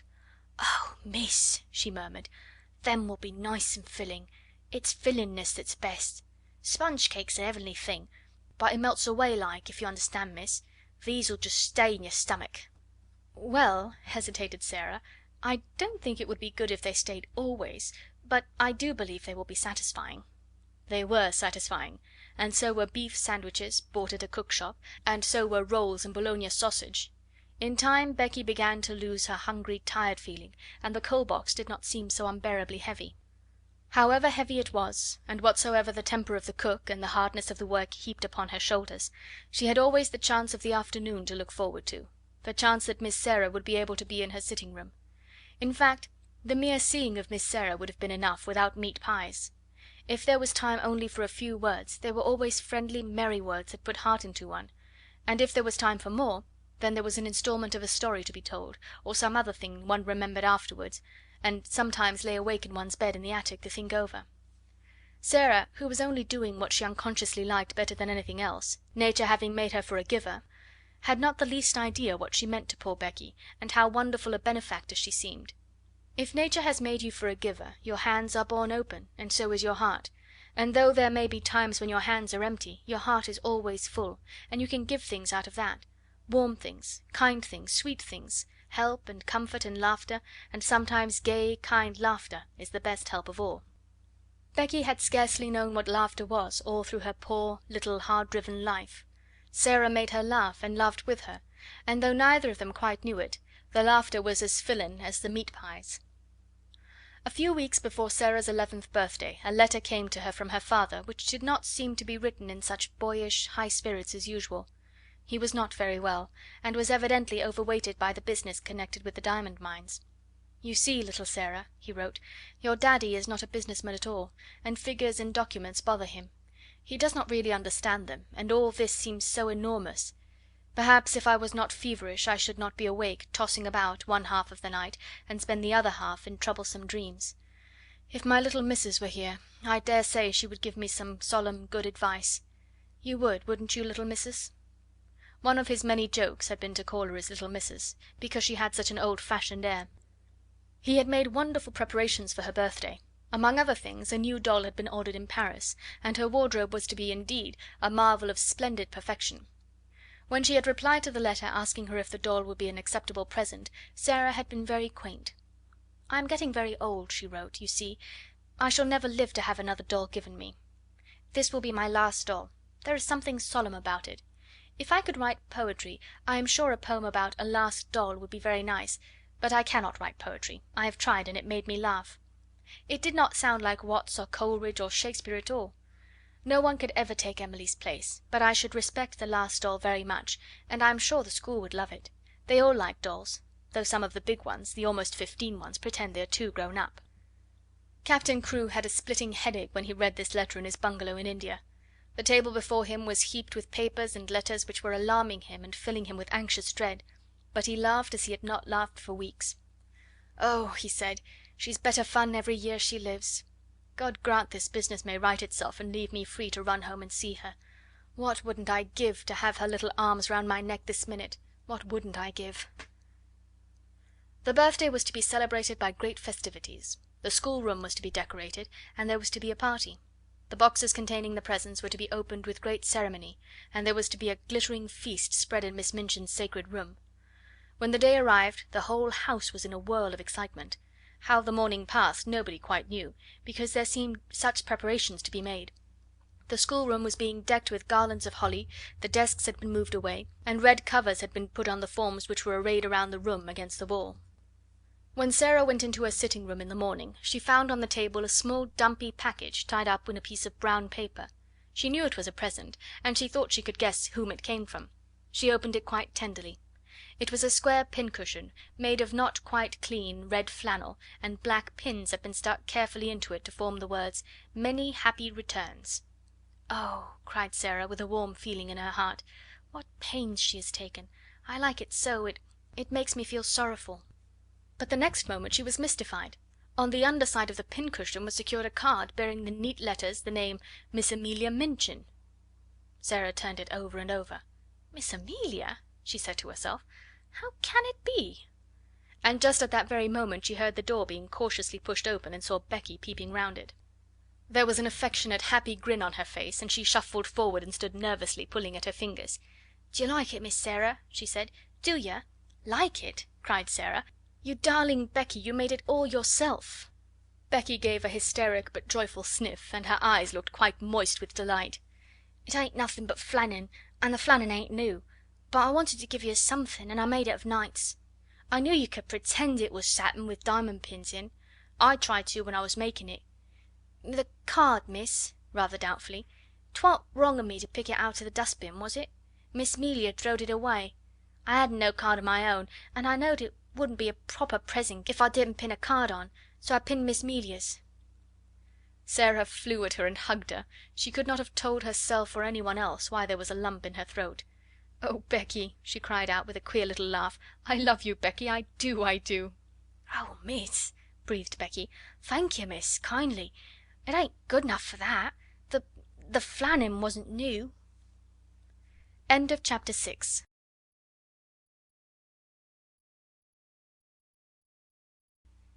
Chapter 7. The Diamond Mines Again. When Sara entered the holly-hung schoolroom in the afternoon, she did so as the head of a sort of procession. Miss Minchin, in her grandest silk dress, led her by the hand.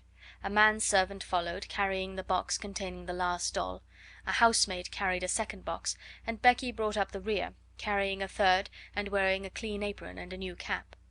Sara would much have preferred to enter in the usual way, but Miss Minchin had sent for her, and after an interview in her private sitting room had expressed her wishes. "This is not an ordinary occasion," she said. "I do not desire that it should be treated as one." So Sara was led grandly in, and felt shy when, on her entry, the big girls stared at her and touched each other's elbows, and the little ones began to squirm joyously in their seats. "Silence, young ladies," said Miss Minchin, at the murmur which arose. "James, place the box on the table and remove the lid. Emma, put yours upon a chair. Becky!" suddenly and severely. Becky had quite forgotten herself in her excitement, and was grinning at Lottie, who was wriggling with rapturous expectation. She almost dropped her box, the disapproving voice so startled her, and her frightened bobbing curtsy of apology was so funny that Lavinia and Jessie tittered. "It is not your place to look at the young ladies," said Miss Minchin. "You forget yourself. Put your box down." Becky obeyed with alarmed haste, and hastily backed toward the door. "You may leave us," Miss Minchin announced to the servants with a wave of her hand. Becky stepped aside respectfully to allow the superior servants to pass out first. She could not help casting a longing glance at the box on the table. Something made of blue satin was peeping from between the folds of tissue paper. "If you please, Miss Minchin," said Sara suddenly, "mayn't Becky stay?" It was a bold thing to do. Miss Minchin was betrayed into something like a slight jump. Then she put her eyeglass up and gazed at her show pupil disturbedly. "Becky!" she exclaimed. "My dearest Sara!" Sara advanced a step toward her. "I want her because I know she will like to see the presents," she explained. "She is a little girl too, you know." Miss Minchin was scandalised. She glanced from one figure to the other. "My dear Sara," she said, "Becky is the scullery maid. Scullery maids are not little girls." It really had not occurred to her to think of them in that light. Scullery maids were machines who carried coal scuttles and made fires. "But Becky is," said Sara, "and I know that she would enjoy herself. Please let her stay, because it is my birthday." Miss Minchin replied with much dignity: "As you ask it as a birthday favour, she may stay. Rebecca, thank Miss Sara for her great kindness." Becky had been backing into the corner, twisting the hem of her apron in delighted suspense. She came forward, bobbing curtsies, but between Sara's eyes and her own there passed a gleam of friendly understanding, while her words tumbled over each other. "Oh, if it please, miss, I'm that grateful, miss. I did want to see the doll, miss, that I did. Thank you, miss, and thank you, ma'am," turning and making an alarmed bob to Miss Minchin, "for letting me take the liberty." Miss Minchin waved her hand again. This time it was in the direction of the corner near the door. "Go and stand there," she commanded, "not too near the young ladies." Becky went to her place grinning. She did not care where she was sent, so that she might have the luck of being inside the room instead of being downstairs in the scullery while these delights were going on. She did not even mind when Miss Minchin cleared her throat ominously and spoke again. "Now, young ladies, I have a few words to say to you," she announced. "She's going to make a speech," whispered one of the girls. "I wish it was over." Sara felt rather uncomfortable. As this was her party, it was probable that the speech was about her. It is not agreeable to stand in a schoolroom and have a speech made about you. "You are aware, young ladies," the speech began, for it was a speech, "that dear Sara is 11 years old today." "Dear Sara," murmured Lavinia. "Several of you here have also been 11 years old, but Sara's birthdays are rather different from other little girls' birthdays. When she is older she will be heiress to a large fortune, which it will be her duty to spend in a meritorious manner." "The diamond mines," giggled Jessie in a whisper. Sara did not hear her, but as she stood with her green grey eyes fixed steadily on Miss Minchin, she felt herself growing rather hot. When Miss Minchin talked about money, she felt somehow that she always hated her, and of course it was disrespectful to hate grown-up people. "When her dear papa, Captain Crewe, brought her from India and gave her into my care," the speech proceeded, "he said to me in a jesting way, 'I am afraid she will be very rich, Miss Minchin.' My reply was, 'Her education at my seminary, Captain Crewe, shall be such as will adorn the largest fortune.' Sara has become my most accomplished pupil.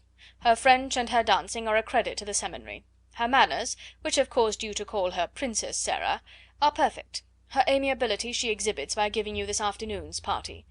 I hope you appreciate her generosity. I wish you to express your appreciation of it by saying aloud all together, 'Thank you, Sarah.'" The entire schoolroom rose to its feet, as it had done the morning Sarah remembered so well. "Thank you, Sarah," it said, and it must be confessed that Lottie jumped up and down. Sarah looked rather shy for a moment. She made a curtsy, and it was a very nice one. "Thank you," she said, "for coming to my party."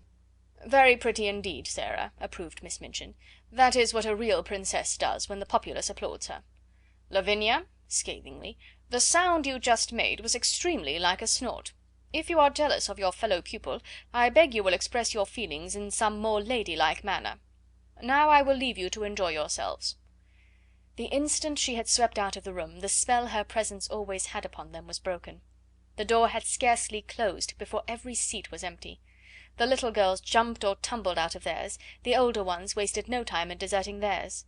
There was a rush toward the boxes. Sarah had bent over one of them with a delighted face. "These are books, I know," she said. The little children broke into a rueful murmur, and Ermengarde looked aghast. "Does your papa send you books for a birthday present?" she exclaimed. "Why, he's as bad as mine. Don't open them, Sarah." "I like them," Sarah laughed, but she turned to the biggest box. When she took out the last doll it was so magnificent that the children uttered delighted groans of joy, and actually drew back to gaze at it in breathless rapture. "She's almost as big as Lottie," someone gasped. Lottie clapped her hands and danced about, giggling. "She's dressed for the theatre," said Lavinia. "Her cloak is lined with ermine." "Oh!" cried Ermengarde, darting forward.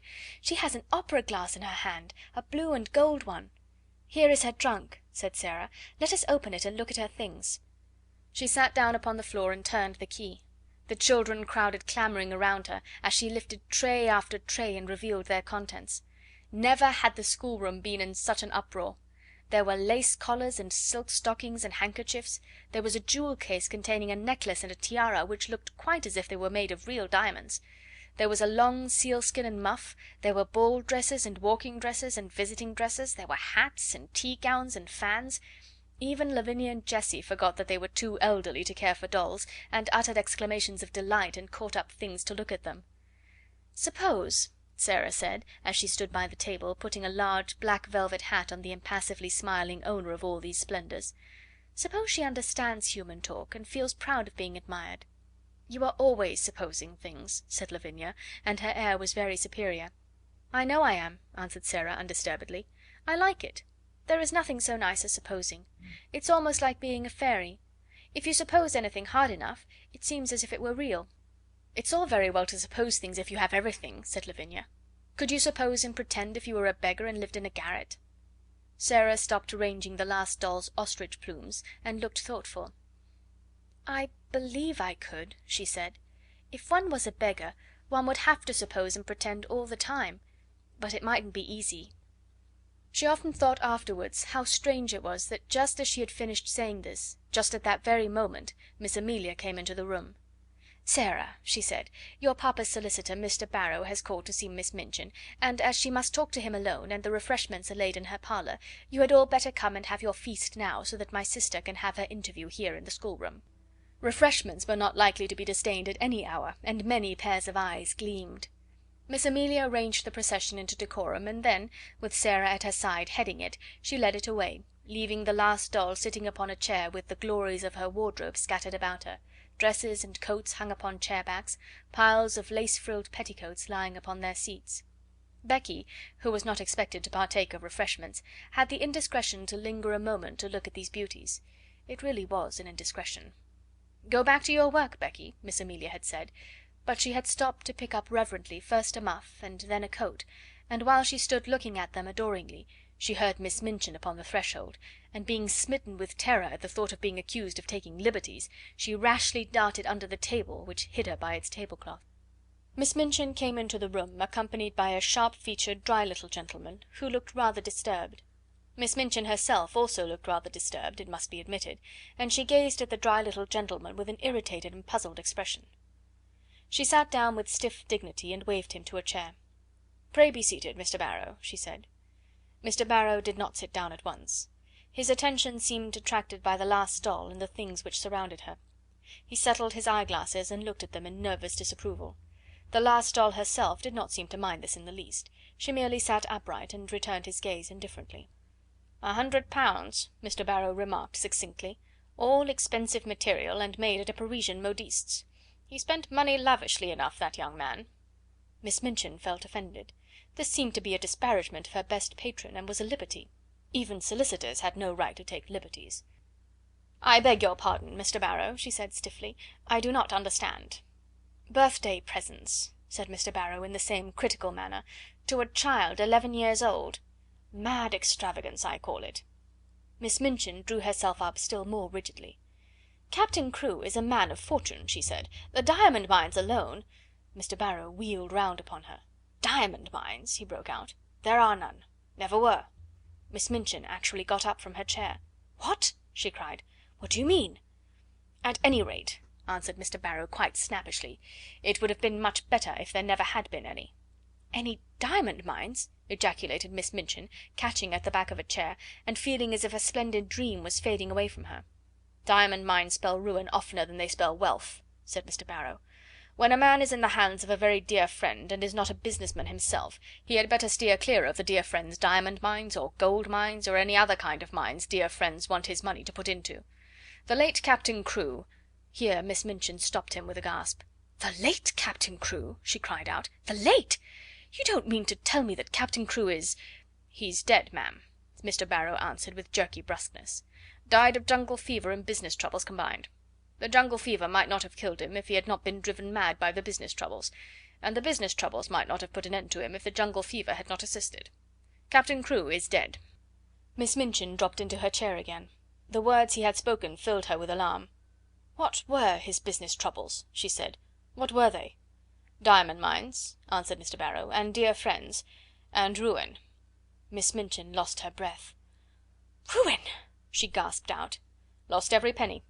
That young man had too much money. The dear friend was mad on the subject of the diamond mine. He put all his own money into it, and all Captain Crewe's. Then the dear friend ran away. Captain Crewe was already stricken with fever when the news came. The shock was too much for him. He died delirious, raving about his little girl, and didn't leave a penny." Now Miss Minchin understood, and never had she received such a blow in her life. Her show pupil, her show patron, swept away from the select seminary at one blow. She felt as if she had been outraged and robbed, and that Captain Crewe and Sara and Mr. Barrow were equally to blame. "Do you mean to tell me," she cried out, "that he left nothing? That Sara will have no fortune? That the child is a beggar? That she is left on my hands a little pauper instead of an heiress?" Mr. Barrow was a shrewd businessman, and felt it as well to make his own freedom from responsibility quite clear without any delay. "She is certainly left a beggar," he replied, "and she is certainly left on your hands, ma'am, as she hasn't a relation in the world that we know of." Miss Minchin started forward. She looked as if she was going to open the door and rush out of the room to stop the festivities going on joyfully and rather noisily that moment over the refreshments. "It is monstrous," she said. "She is sitting in my sitting room at this moment, dressed in silk gauze and lace petticoats, giving a party at my expense." "She is giving it at your expense, madam, if she's giving it," said Mr. Barrow calmly. "Barrow and Skipworth are not responsible for anything. There never was a cleaner sweep made of a man's fortune. Captain Crewe died without paying our last bill, and it was a big one." Miss Minchin turned back from the door in increased indignation. This was worse than anyone could have dreamed of its being. "That is what has happened to me," she cried. "I was always so sure of his payments that I went to all sorts of ridiculous expenses for the child. I paid the bills for that ridiculous doll and her ridiculous fantastic wardrobe. The child was to have anything she wanted.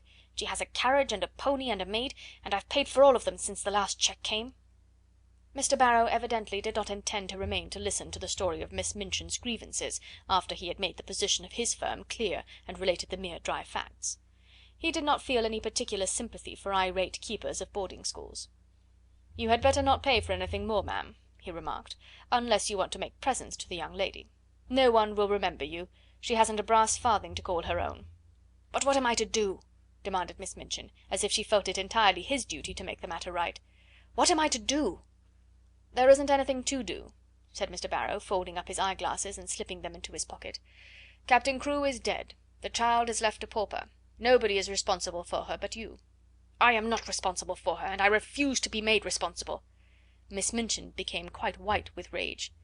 Mr. Barrow turned to go. "I have nothing to do with that, madam," he said uninterestedly. "Barrow and Skipworth are not responsible. Very sorry the thing has happened, of course." "If you think she is to be foisted off on me, you are greatly mistaken," Miss Minchin gasped. "I have been robbed and cheated. I will turn her into the street." If she had not been so furious, she would have been too discreet to say quite so much. She saw herself burdened with an extravagantly brought up child whom she had always resented, and she lost all self control. Mr. Barrow undisturbedly moved toward the door. "I wouldn't do that, madam," he commented. "It wouldn't look well. Unpleasant story to get about in connection with the establishment. Pupil bundled out penniless and without friends." He was a clever business man, and he knew what he was saying. He also knew that Miss Minchin was a business woman, and would be shrewd enough to see the truth. She could not afford to do a thing which would make people speak of her as cruel and hard hearted. "Better keep her and make use of her," he added. "She's a clever child, I believe. You can get a good deal out of her as she grows older." "I will get a good deal out of her before she grows older," exclaimed Miss Minchin. "I am sure you will, ma'am," said Mr. Barrow with a little sinister smile. "I am sure you will. Good morning." Chapter 7.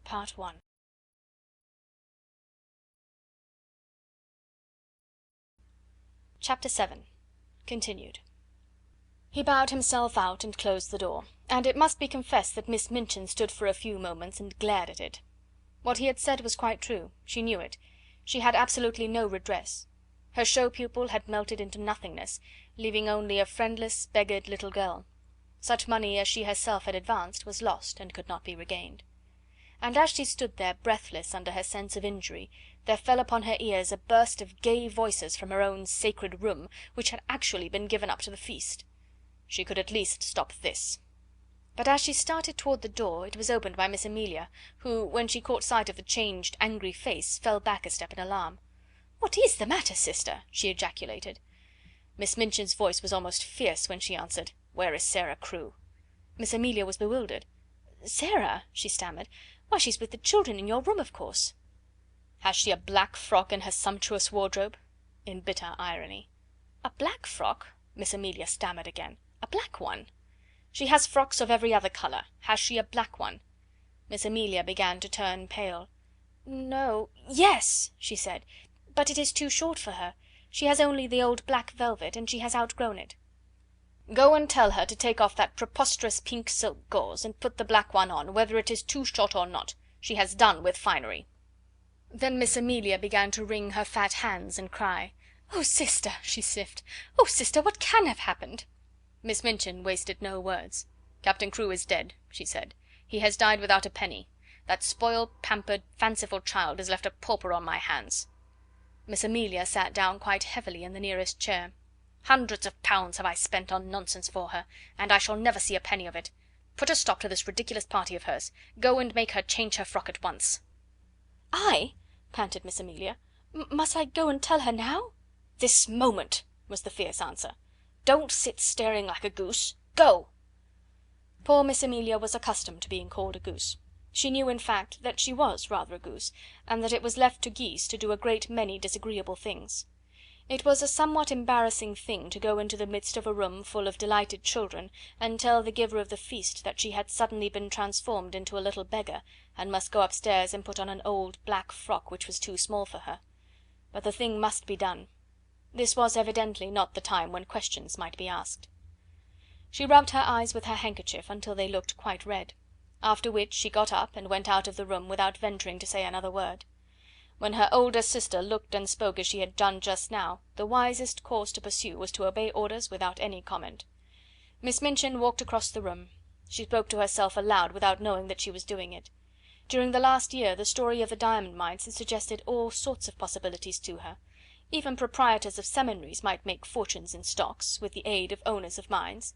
And now, instead of looking forward to gains, she was left to look back upon losses. "The Princess Sarah, indeed!" she said. "The child has been pampered as if she were a queen." She was sweeping angrily past the corner table as she said it, and the next moment she started at the sound of a loud, sobbing sniff which issued from under the cover. "What is that?" she exclaimed angrily. The loud, sobbing sniff was heard again, and she stooped and raised the hanging folds of the table cover. "How dare you?" she cried out. "How dare you? Come out immediately." It was poor Becky who crawled out, and her cap was knocked on one side, and her face was red with repressed crying. "If you please, it's me, mum," she explained. "I know I hadn't ought to, but I was looking at the door, mum, and I was frightened when you came in, and slipped under the table." "You have been there all the time, listening," said Miss Minchin. "No, mum," Becky protested, bobbing curtsies. "Not listening. I thought I could slip out without you noticing, but I couldn't, and I had to stay. But I didn't listen, mum, I wouldn't for nothing. But I couldn't help hearing." Suddenly it seemed almost as if she lost all fear of the awful lady before her. She burst into fresh tears. "Oh, please, she said, "I dare say you'll give me a warning, mum, but I'm so sorry for poor Miss Sarah, I'm so sorry." "Leave the room," ordered Miss Minchin. Becky curtsied again, the tears openly streaming down her cheeks. "Yes, I will, she said, trembling. "But oh, I just wanted to ask you, Miss Sarah, she's been such a rich young lady, and she's been waited on hand and foot, and what will she do now, mum, without no maid? If oh, please, would you let me wait on her after I've done my pots and kettles? I'd do 'em that quick, if you'd let me wait on her now she's poor. Oh," breaking out afresh, "poor little Miss Sarah, mum, that was called a princess." Somehow she made Miss Minchin feel more angry than ever. That the very scullery maid should range herself on the side of this child, whom she realised more fully than ever that she had never liked, was too much. She actually stamped her foot. "No, certainly not," she said. "She will wait on herself and on other people too. Leave the room this instant, or you'll leave your place." Becky threw her apron over her head and fled. She ran out of the room and down the steps into the scullery, and there she sat down among her pots and kettles, and wept as if her heart would break. "It's exactly like the ones in the stories," she wailed. "Them poor princess ones that was drove into the world." Miss Minchin had never looked quite so still and hard as she did when Sara came to her a few hours later in response to a message she had sent her.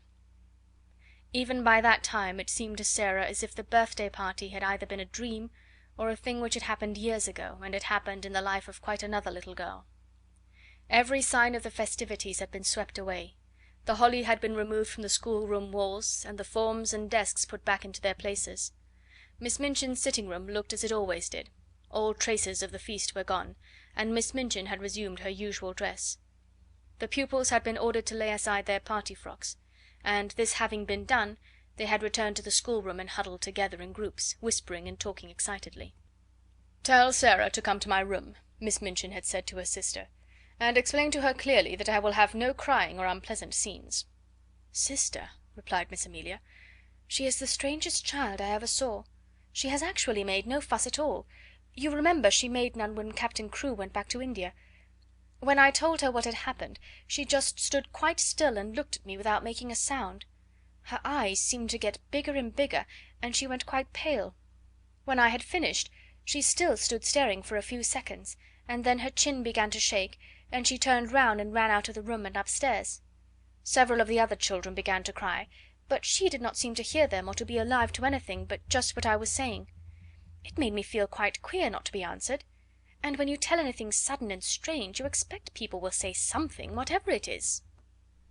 Nobody but Sara herself ever knew what had happened in her room after she had run upstairs and locked her door. In fact, she herself scarcely remembered anything but that she walked up and down, saying over and over again to herself in a voice which did not seem her own, "My papa is dead, my papa is dead." Once she stopped before Emily, who sat watching her from her chair, and cried out wildly, "Emily, do you hear? Do you hear? Papa is dead! He is dead in India, thousands of miles away." When she came into Miss Minchin's sitting room in answer to her summons, her face was white and her eyes had dark rings around them. Her mouth was set as if she did not wish it to reveal what she had suffered and was suffering. She did not look in the least like the rose-coloured butterfly child who had flown about from one of her treasures to the other in the decorated schoolroom. She looked and said, a strange, desolate, almost grotesque little figure. She had put on, without Mariette's help, the cast-aside black velvet frock. It was too short and tight, and her slender legs looked long and thin, showing themselves from beneath the brief skirt. As she had not found a piece of black ribbon, her short, thick, black hair tumbled loosely about her face, and contrasted strongly with its pallor. She held Emily tightly in one arm, and Emily was swathed in a piece of black material. "Put down your doll," said Miss Minchin. "What do you mean by bringing her here?" "No," Sara answered, "I will not put her down. She is all I have. My papa gave her to me." She had always made Miss Minchin feel secretly uncomfortable, and she did so now. She did not speak with rudeness so much as with a cold steadiness with which Miss Minchin felt it difficult to cope, perhaps because she knew she was doing a heartless and inhuman thing. "You will have no time for dolls in future," she said. "You will have to work and improve yourself and make yourself useful." Sara kept her big, strange eyes fixed on her and said not a word. "Everything will be very different now," Miss Minchin went on. "I suppose Miss Amelia has explained matters to you?" "Yes," answered Sara. "My papa is dead. He left me no money. I am quite poor." "You are a beggar," said Miss Minchin, her temper rising at the recollection of what all this meant. "It appears that you have no relations and no home, and no one to take care of you." For a moment the thin, pale little face twitched, but Sara again said nothing. "What are you staring at?" demanded Miss Minchin sharply. "Are you so stupid that you cannot understand? I tell you that you are quite alone in the world, and have no one to do anything for you, unless I choose to keep you here out of charity." "I understand," answered Sara in a low tone, and there was a sound as if she had gulped down something which rose in her throat. "I understand." "That doll," cried Miss Minchin, pointing to the splendid birthday gift seated near, "that ridiculous doll, with all her nonsensical extravagant things, I actually paid the bill for her." Sara turned her head toward the chair. "The last doll," she said. "The last doll." And her little mournful voice had an odd sound. "The last doll indeed," said Miss Minchin, "and she is mine, not yours. Everything you own is mine." "Please take it away from me, then," said Sara. "I do not want it." If she had cried and sobbed and seemed frightened, Miss Minchin might almost have had more patience with her. She was a woman who liked to domineer and feel her power, and as she looked at Sara's pale little steadfast face and heard her proud little voice, she quite felt as if her might was being set at naught. "Don't put on grand airs," she said. "The time for that sort of thing is past. You are not a princess any longer. Your carriage and your pony will be sent away. Your maid will be dismissed. You will wear your oldest and plainest clothes. Your extravagant ones are no longer suited to your station. You are like Becky. You must work for your living." To her surprise, a faint gleam of light came into the child's eyes, a shade of relief. "Can I work?" she said. "If I can work it will not matter so much. What can I do?" "You can do anything you are told," was the answer. "You are a sharp child and pick up things readily. If you'll make yourself useful I may let you stay here. You speak French well, and you can help with the younger children." "May I?" exclaimed Sara. "Oh, please let me. I know I can teach them. I like them, and they like me." "Don't talk nonsense about people liking you," said Miss Minchin. "You will have to do more than teach the little ones. You will run errands and help in the kitchen as well as in the schoolroom. If you don't please me you will be sent away. Remember that. Now go." Sara stood still just a moment, looking at her. In her young soul she was thinking deep and strange things. Then she turned to leave the room. "Stop," said Miss Minchin. "Don't you intend to thank me?" Sara paused, and all the deep strange thoughts surged up in her breast. "What for?" she said. "For my kindness to you," replied Miss Minchin. "For my kindness in giving you a home." Sara made 2 or 3 steps toward her. Her thin little chest heaved up and down, and she spoke in a strange, unchildishly fierce way. "You are not kind," she said. "You are not kind, and it is not a home." And she had turned and run out of the room before Miss Minchin could stop her, or do anything but stare after her with stony anger. She went up the stairs slowly, but panting for breath, and she held Emily tightly against her side. "I wish she could talk," she said to herself. "If she could speak, if she could speak." She meant to go to her room and lie down on the tiger skin, with her cheek upon the great cat's head, and look into the fire and think and think and think. But just before she reached the landing Miss Amelia came out of the door and closed it behind her, and stood before it looking nervous and awkward. The truth was that she felt secretly ashamed of the thing she had been ordered to do. You are not to go in there," she said. "Not go in?" exclaimed Sara, and she fell back a pace. "That is not your room now," Miss Amelia answered, reddening a little. Somehow all at once Sara understood. She realized that this was the beginning of the change Miss Minchin had spoken of. "Where is my room?" she asked, hoping very much that her voice did not shake. "You are to sleep in the attic next to Becky." Sara knew where it was. Becky had told her about it. She turned and mounted up 2 flights of stairs. The last one was narrow and covered with shabby strips of old carpet. She felt as if she were walking away and leaving far behind her the world in which that other child, who no longer seemed herself, had lived. This child, in her short, tight old frock, climbing the stairs to the attic, was quite a different creature. When she reached the attic door and opened it, her heart gave a dreary little thump. Then she shut the door and stood against it and looked about her. Yes, this was another world. The room had a slanting roof and was whitewashed. The whitewash was dingy and had fallen off in places. There was a rusty grate, an old iron bedstead, and a hard bed covered with a faded coverlet. Some pieces of furniture too much worn to be used downstairs had been sent up. Under the skylight in the roof, which showed nothing but an oblong piece of dull grey sky, there stood an old battered red footstool. Sara went to it and sat down. She seldom cried. She did not cry now. She laid Emily across her knees, and put her face down upon her and her arms around her, and sat there, her little black head resting on the black draperies, not saying one word, not making one sound. And as she sat in this silence there came a low tap at the door, such a low, humble one that she did not at first hear it, and indeed was not roused until the door was timidly pushed open, and a poor tear-smeared face appeared peeping round it. It was Becky's face, and Becky had been crying furtively for hours and rubbing her eyes with her kitchen apron until she looked strange indeed. "Oh, miss," she said under her breath, would you allow me just to come in?" Sara lifted her head and looked at her.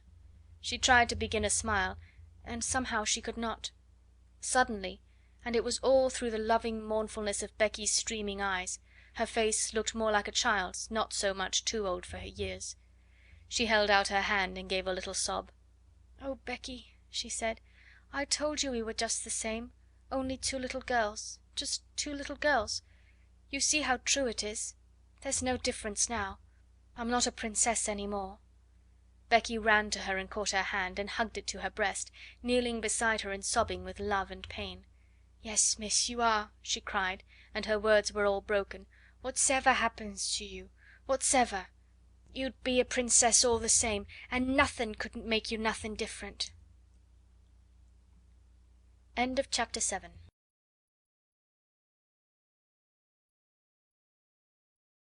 Chapter 8. In the attic. The first night she spent in her attic was a thing Sara never forgot. During its passing she lived through a wild, unchildlike woe of which she never spoke to anyone about her. There was no one who would have understood. It was indeed well for her that as she lay awake in the darkness her mind was forcibly distracted now and then by the strangeness of her surroundings. It was perhaps well for her that she was reminded by her small body of material things. If this had not been so, the anguish of her young mind might have been too great for a child to bear. But really, while the night was passing, she scarcely knew that she had a body at all, or remembered any other thing than one. "My papa is dead," she kept whispering to herself. "My papa is dead." It was not until long afterward that she realised that her bed had been so hard that she turned over and over in it to find a place to rest, that the darkness seemed more intense than any she had ever known, and that the wind howled over the roof among the chimneys like something which wailed aloud. Then there was something worse. This was certain scufflings and scratchings and squeakings in the walls behind the skirting boards. She knew what they meant, because Becky had described them. They meant rats and mice who were either fighting with each other or playing together. Once or twice she even heard sharp-toed feet scurrying across the floor, and she remembered in those after days, when she recalled things, that when first she heard them she started up in bed and sat trembling, and when she lay down again covered her head with the bedclothes. The change in her life did not come about gradually, but was made all at once. "She must begin as she is to go on," Miss Minchin said to Miss Amelia. "She must be taught at once what she is to expect." Mariette had left the house the next morning. The glimpse Sara caught of her sitting room as she passed its open door showed her that everything had been changed. Her ornaments and luxuries had been removed, and a bed had been placed in a corner to transform it into a new pupil's bedroom. When she went down to breakfast she saw that her seat at Miss Minchin's side was occupied by Lavinia, and Miss Minchin spoke to her coldly. "You will begin your new duties, Sara," she said, "by taking your seat with the younger children at a smaller table. You must keep them quiet, and see that they behave well and do not waste their food. You ought to have been down earlier. Lottie has already upset her tea." That was the beginning, and from day to day the duties given to her were added to. She taught the younger children French and heard their other lessons, and these were the least of her labours. It was found that she could be made use of in numberless directions. She could be sent on errands at any time and in all weathers. She could be told to do things other people neglected. The cook and the housemaids took their tone from Miss Minchin, and rather enjoyed ordering about the young one who had been made so much fuss over for so long. They were not servants of the best class, and had neither good manners nor good tempers, and it was frequently convenient to have at hand someone on whom blame could be laid. During the first month or two Sara thought that her willingness to do things as well as she could, and her silence under reproof, might soften those who drove her so hard. In her proud little heart she wanted them to see that she was trying to earn her living and not accepting charity. But the time came when she saw that no one was softened at all, and the more willing she was to do as she was told, the more domineering and exacting careless housemaids became, and the more ready a scolding cook was to blame her. If she had been older, Miss Minchin would have given her the bigger girls to teach, and saved money by dismissing an instructress; but while she remained and looked like a child, she could be made more useful as a sort of little superior errand girl and maid of all work. An ordinary errand boy would not have been so clever and reliable. Sara could be trusted with difficult commissions and complicated messages. She could even go and pay bills, and she combined with this the ability to dust a room well and to set things in order. Her own lessons became things of the past. She was taught nothing, and only after long and busy days spent in running here and there at everybody's orders was she grudgingly allowed to go into the deserted schoolroom with a pile of old books and study alone at night. "If I do not remind myself of the things I have learned, perhaps I may forget them," she said to herself. "I am almost a scullery maid, and if I am a scullery maid who knows nothing, I shall be like poor Becky.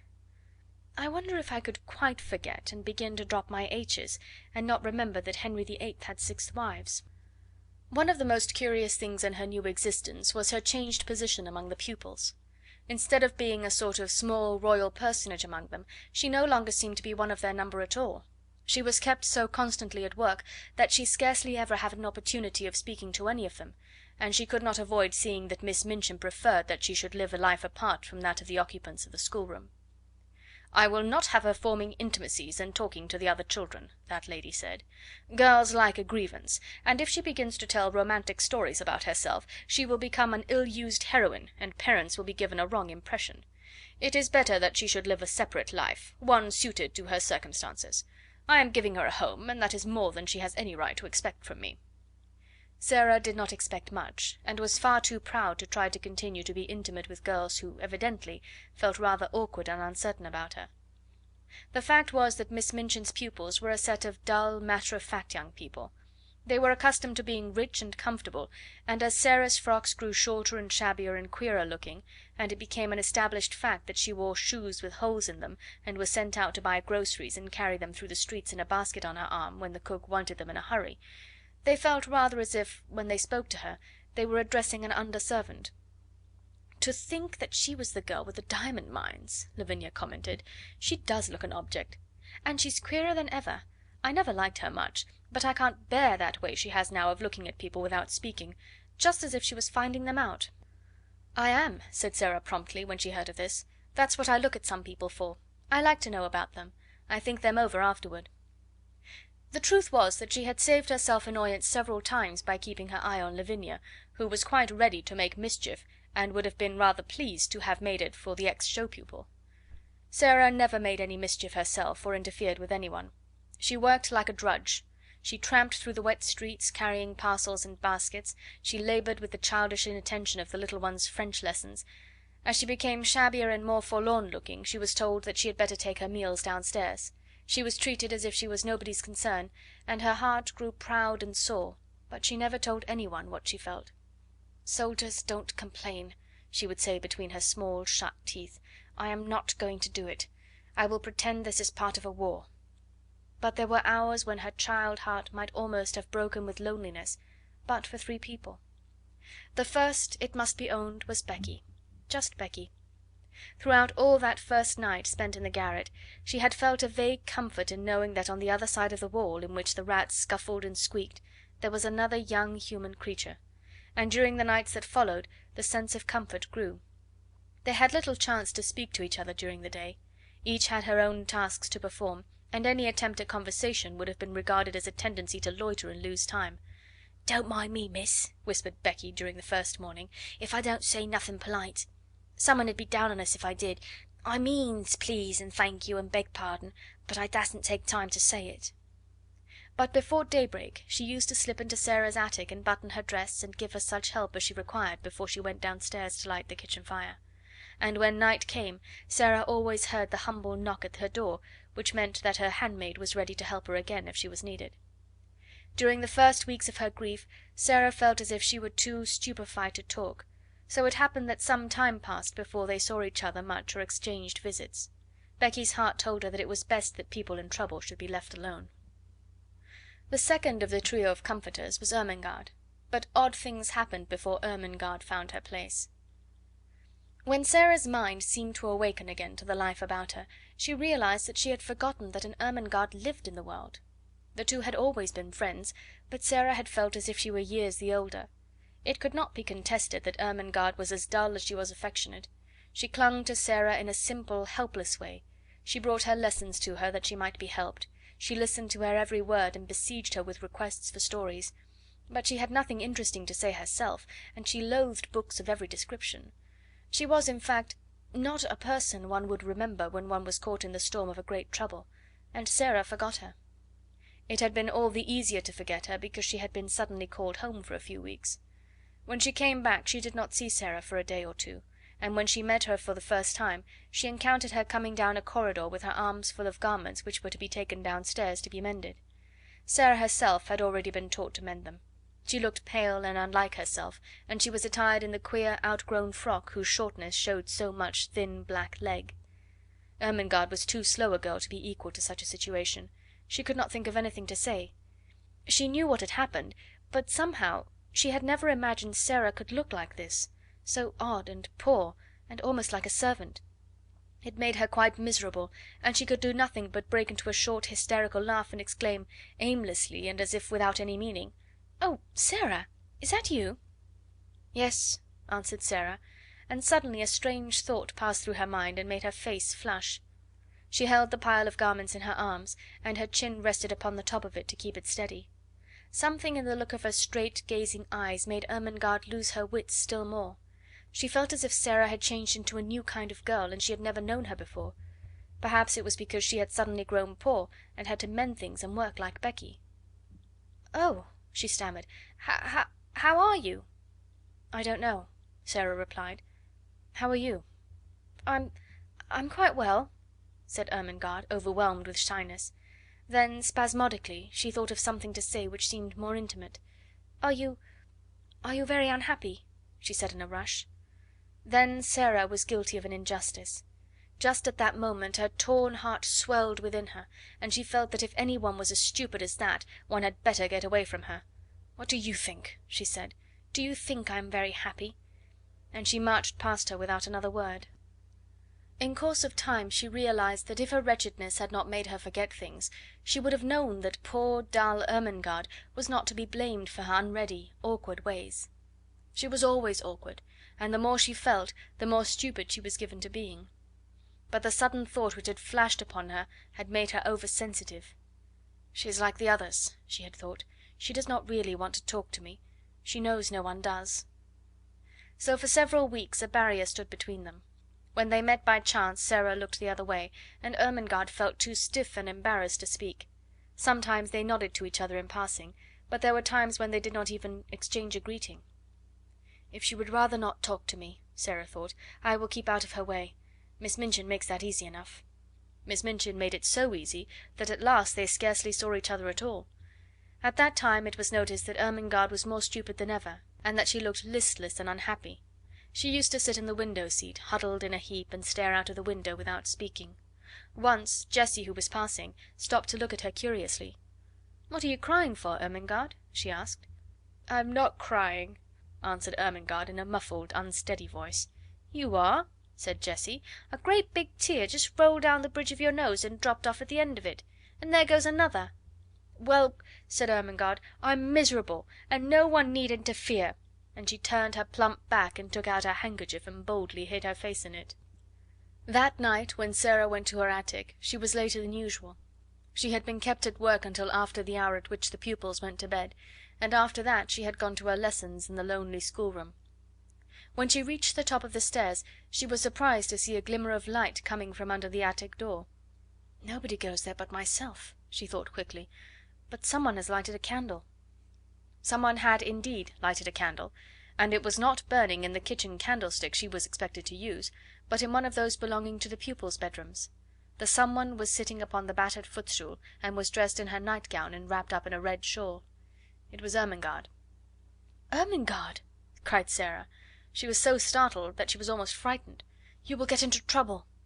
Ermengarde stumbled up from her footstool. She shuffled across the attic in her bedroom slippers, which were too large for her. Her eyes and nose were pink with crying. "I know I shall, if I'm found out," she said, "but I don't care. I don't care a bit. Oh, Sara, please tell me. What is the matter? Why don't you like me any more?" Something in her voice made the familiar lump rise in Sara's throat. It was so affectionate and simple, so like the old Ermengarde who had asked her to be best friends. It sounded as if she had not meant what she had seemed to mean during these past weeks. "I do like you," Sara answered. "I thought... you see, everything is different now. I thought you were different." Ermengarde opened her wet eyes wide. "Why, it was you who were different," she cried. "You didn't want to talk to me. I didn't know what to do. It was you who were different after I came back." Sara thought a moment. She saw she had made a mistake. "I am different," she explained, "though not in the way you think. Miss Minchin does not want me to talk to the girls. Most of them don't want to talk to me. I thought perhaps you didn't, so I tried to keep out of your way." "Oh, Sara!" Ermengarde almost wailed in her reproachful dismay. And then, after one more look, they rushed into each other's arms. It must be confessed that Sara's small black head lay for some minutes on the shoulder covered by the red shawl. When Ermengarde had seemed to desert her she had felt horribly lonely. Afterward they sat down upon the floor together, Sara clasping her knees with her arms, and Ermengarde rolled up in her shawl. Ermengarde looked at the odd, big-eyed little face adoringly. "I couldn't bear it any more," she said. "I dare say you could live without me, Sara, but I couldn't live without you. I was nearly dead. So tonight, when I was crying under the bedclothes, I thought all at once of creeping up here and just begging you to let us be friends again." "You're nicer than I am," said Sara. "I was too proud to try and make friends. You see, now that trials have come, they have shown that I am not a nice child. I was afraid they would. Perhaps," wrinkling her forehead wisely, "that is what they were sent for." "I don't see any good in them," said Ermengarde stoutly. "Neither do I, to speak the truth," admitted Sara frankly. "But I suppose there might be good in things, even if we don't see it. There might," doubtfully, "be good in Miss Minchin." Ermengarde looked round the attic with a rather fearsome curiosity. "Sara," she said, "do you think you can bear living here?" Sara looked round also. "If I pretend it's quite different, I can," she answered. "Or if I pretend it is a place in a story." She spoke slowly. Her imagination was beginning to work for her. It had not worked for her at all since her troubles had come upon her. She had felt as if it had been stunned. "Other people have lived in worse places. Think of the Count of Monte Cristo in the dungeons of the Chateau d'If, and think of the people in the Bastille."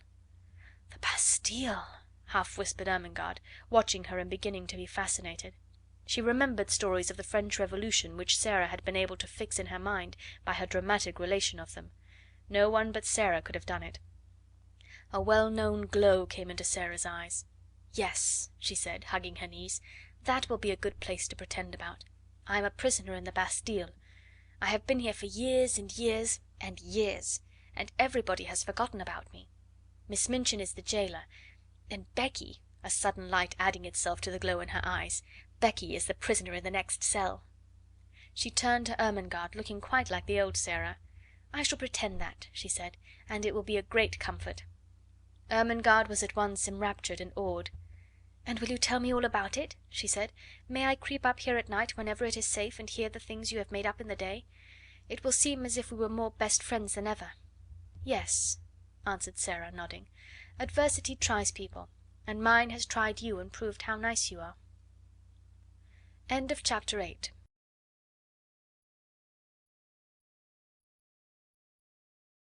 Chapter 9. Melchisedec. The third person in the trio was Lottie. She was a small thing, and did not know what adversity meant, and was much bewildered by the alteration she saw in her young adopted mother.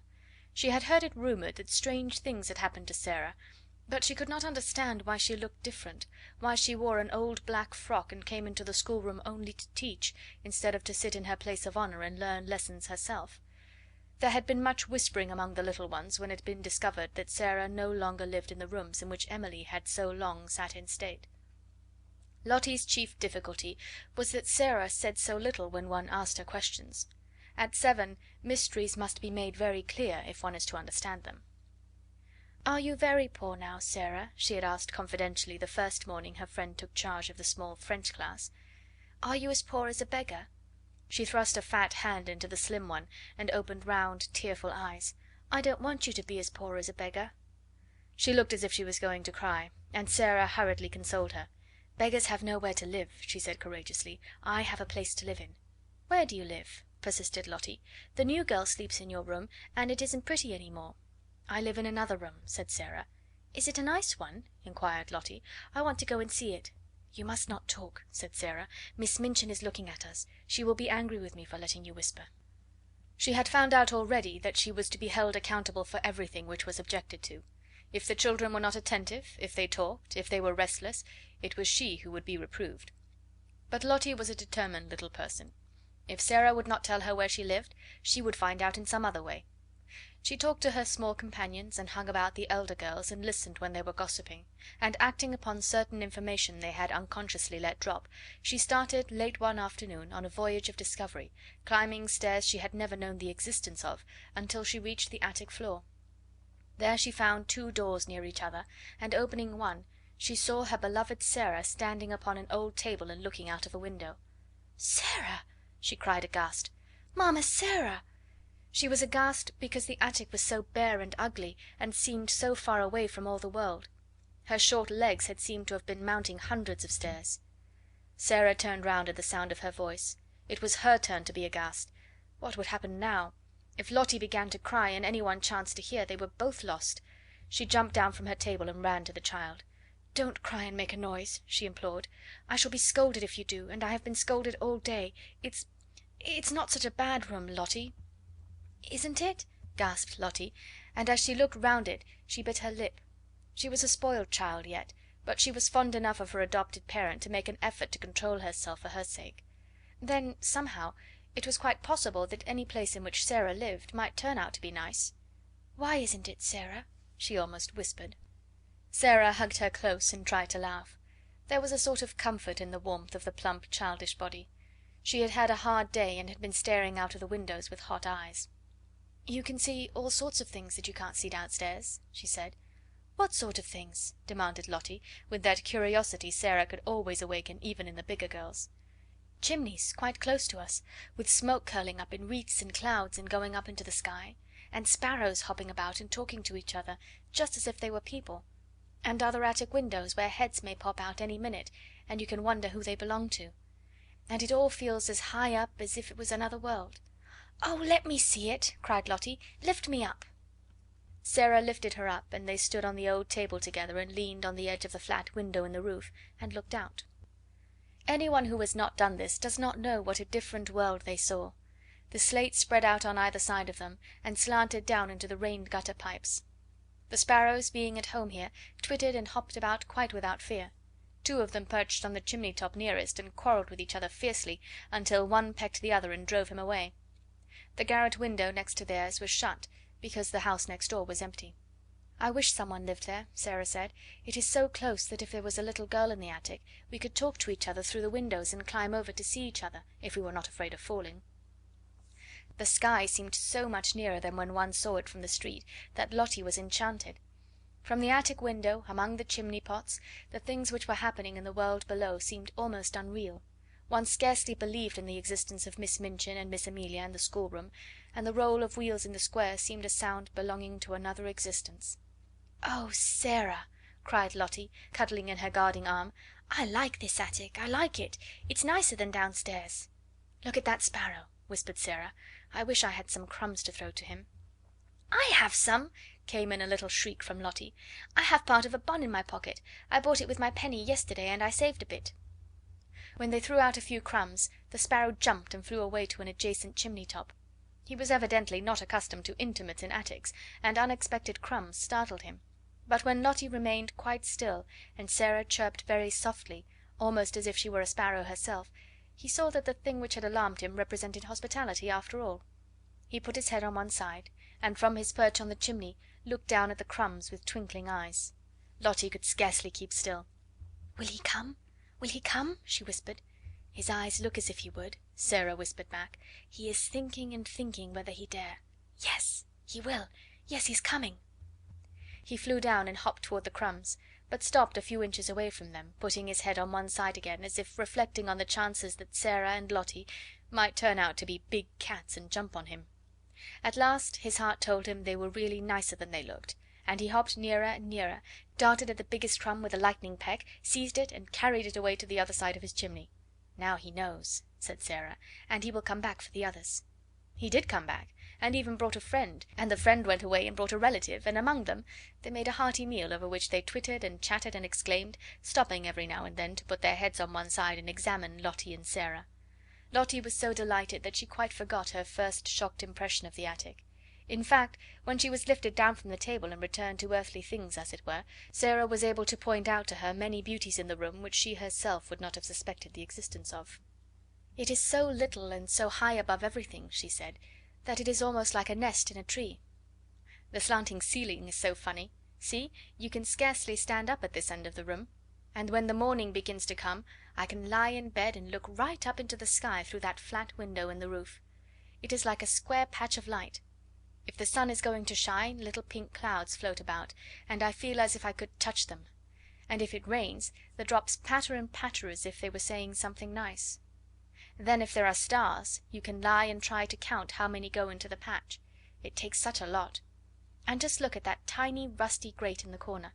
If it was polished and there was a fire in it, just think how nice it would be. You see, it's really a beautiful little room." She was walking around the small place, holding Lottie's hand and making gestures which described all the beauties she was making herself see. She quite made Lottie see them too. Lottie could always believe in the things Sara made pictures of. "You see," she said, "there could be a thick, soft blue Indian rug on the floor, and in that corner there could be a soft little sofa with cushions to curl up on, and just over it could be a shelf full of books so that one could reach them easily, and there could be a fur rug before the fire, and hangings on the wall to cover up the whitewash and pictures. They would have to be little ones, but they could be beautiful, and there could be a lamp with a deep rose-coloured shade, and a table in the middle with things to have tea with, and a little fat copper kettle singing on the hob, and the bed could be quite different. It could be made soft and covered with a lovely silk coverlet. It could be beautiful. And perhaps we could coax the sparrows until we made such friends with them that they would come and peck at the window and ask to be let in." "Oh, Sara!" cried Lottie, "I should like to live here." When Sara had persuaded her to go downstairs again, and, after setting her on her way, had come back into her attic, she stood in the middle of it and looked about her. The enchantment of her imaginings for Lottie had died away. The bed was hard and covered with its dingy quilt. The whitewashed wall showed its broken patches. The floor was cold and bare, the grate was broken and rusty, and the battered footstool, tilted sideways on its injured leg, the only seat in the room. She sat down on it for a few minutes and let her head drop in her hands. The mere fact that Lottie had come and gone away again made things seem a little worse, just as perhaps prisoners feel a little more desolate after visitors come and go, leaving them behind. "It's a lonely place," she said. "Sometimes it's the loneliest place in the world." She was sitting in this way when her attention was attracted by a slight sound near her. She lifted her head to see where it came from, and if she had been a nervous child she would have left her seat on the battered footstool in a great hurry. A large rat was sitting up on his hindquarters and sniffing the air in an interested manner. Some of Lottie's crumbs had dropped upon the floor, and their scent had drawn him out of his hole. He looked so queer, and so like a grey whiskered dwarf or gnome, that Sara was rather fascinated. He looked at her with his bright eyes as if he were asking a question. He was evidently so doubtful that one of the child's queer thoughts came into her mind. "I dare say it's rather hard to be a rat," she mused. "Nobody likes you." People jump and run away and scream out, 'Oh, a horrid rat!' I shouldn't like people to scream and jump and say, 'Oh, a horrid Sara!' the moment they saw me, and set traps for me and pretend they were dinner. It's so different to be a sparrow. But nobody asked this rat if he wanted to be a rat when he was made. Nobody said, 'Wouldn't you rather be a sparrow?'" She had sat so quietly that the rat had begun to take courage. He was very much afraid of her, but perhaps he had a heart like the sparrow, and it told him that she was not a thing which pounced. He was very hungry. He had a wife and a large family in the wall, and they had had frightfully bad luck for several days. He had left the children crying bitterly, and felt he would risk a good deal for a few crumbs, so he cautiously dropped upon his feet. "Come on," said Sara. "I'm not a trap. You can have them, poor thing. Prisoners in the Bastille used to make friends with rats. Suppose I make friends with you." How it is that animals understand things I do not know, but it is certain that they do understand. Perhaps there is a language which is not made of words, and everything in the world understands it. Perhaps there is a soul hidden in everything, and it can always speak, without even making a sound, to another soul. But whatsoever the reason, the rat knew from that moment that he was safe, even though he was a rat.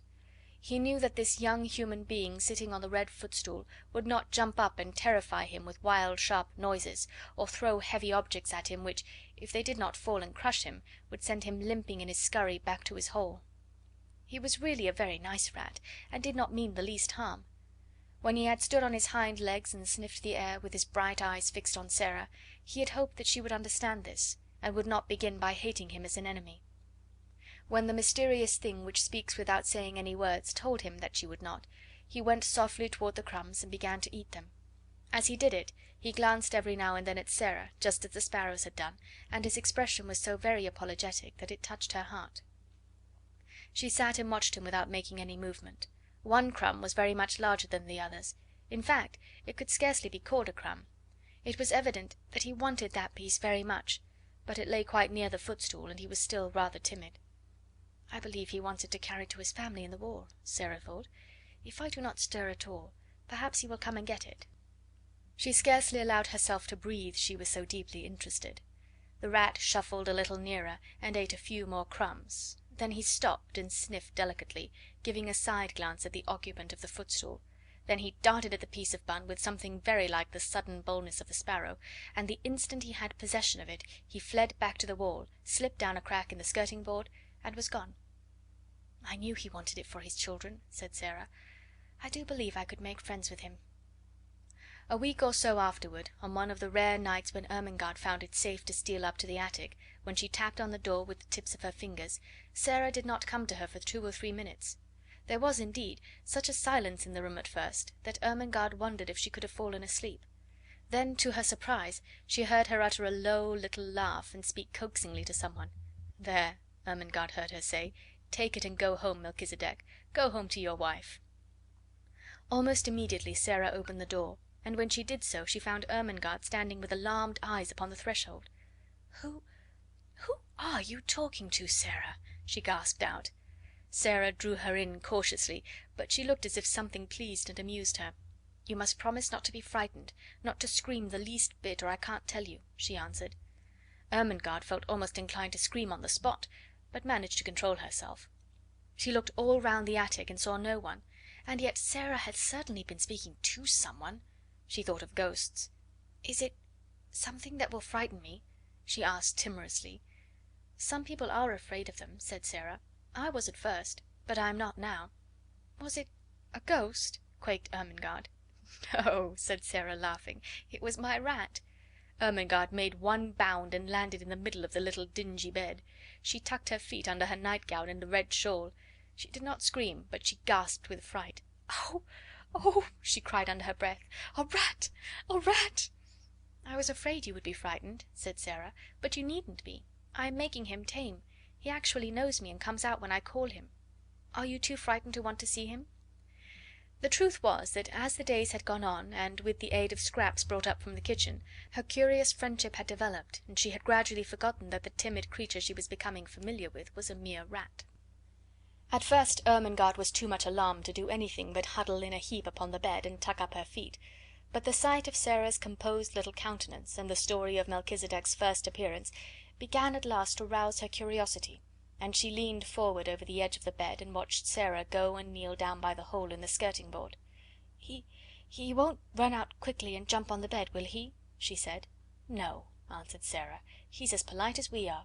He is just like a person. Now watch."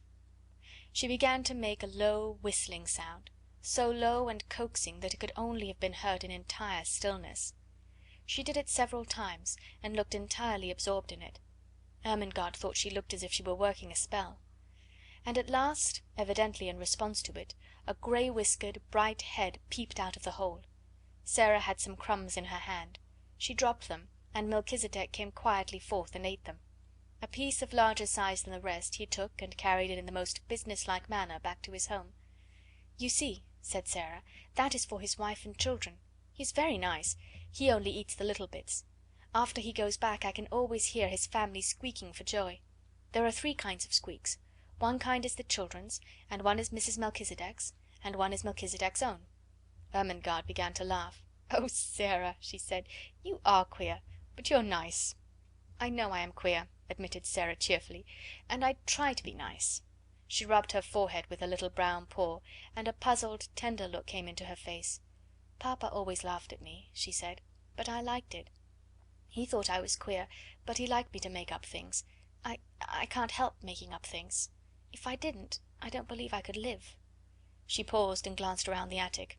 "I'm sure I couldn't live here," she added in a low voice.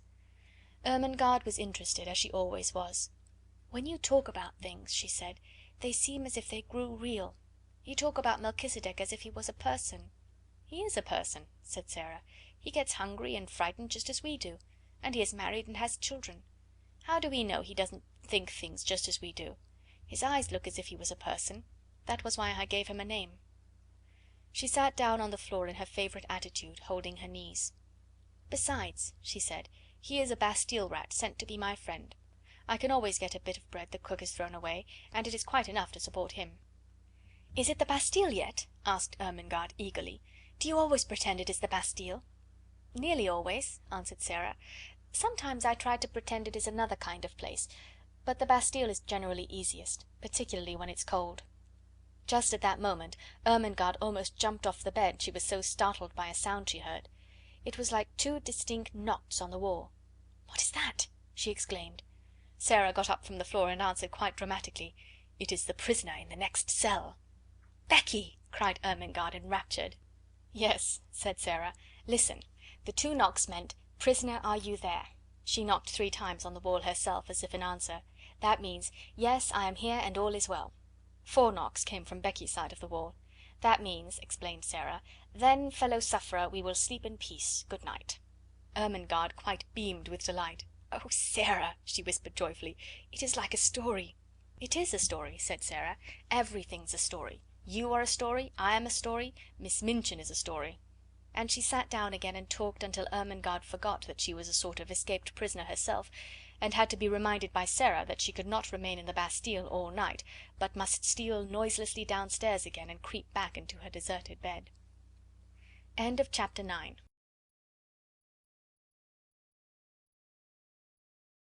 Chapter 10. The Indian Gentleman. But it was a perilous thing for Ermengarde and Lottie to make pilgrimages to the attic. They could never be quite sure when Sara would be there, and they could scarcely ever be certain that Miss Amelia would not make a tour of inspection through the bedrooms after the pupils were supposed to be asleep. So their visits were rare ones, and Sara lived a strange and lonely life. It was a lonelier life when she was downstairs than she was in her attic. She had no one to talk to, and when she was sent out on errands and walked through the streets, a forlorn little figure carrying a basket or a parcel, trying to hold her hat on when the wind was blowing, and feeling the water soak through her shoes when it was raining, she felt as if the crowds hurrying past her made her loneliness greater.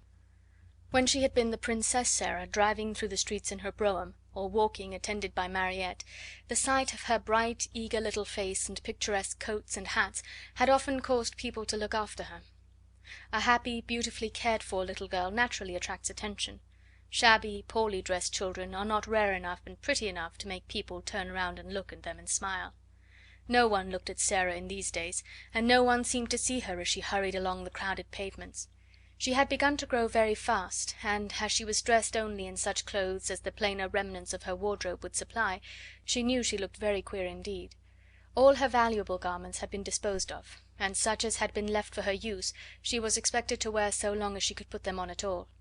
Sometimes when she passed a shop window with a mirror in it she almost laughed outright on catching a glimpse of herself, and sometimes her face went red and she bit her lip and turned away.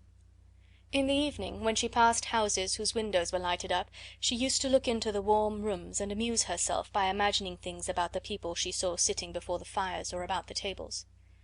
It always interested her to catch glimpses of rooms before the shutters were closed.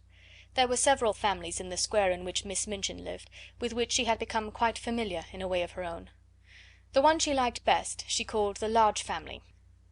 She called it the large family, not because the members of it were big, for indeed most of them were little, but because there were so many of them. There were 8 children in the large family, and a stout rosy mother, and a stout rosy father, and a stout rosy grandmother, and any number of servants. The 8 children were always either being taken out to walk or to ride in perambulators by comfortable nurses, or they were going to drive with their mamma, or they were flying to the door in the evening to meet their papa, and kiss him, and dance around him, and drag off his overcoat, and look in the pockets for packages, or they were crowding about the nursery windows, and looking out, and pushing each other, and laughing. In fact, they were always doing something enjoyable and suited to the tastes of a large family. Sarah was quite fond of them, and had given them names out of books, quite romantic names. She called them the Montmorencys, when she did not call them the large family. The fat, fair baby with the lace cap was Ethelberta Beauchamp Montmorency. The next baby was Violet Cholmondeley Montmorency. The little boy who could just stagger, and who had such round legs, was Sidney Cecil Vivian Montmorency, and then came Lilian Evangeline Maud Marian, Rosalind Gladys, Guy Clarence, Veronica Eustasia, and Claude Harold Hector. One evening a very funny thing happened, though perhaps in one sense it was not a funny thing at all. Several of the Montmorencys were evidently going to a children's party, and just as Sarah was about to pass the door, they were crossing the pavement to get into the carriage which was waiting for them.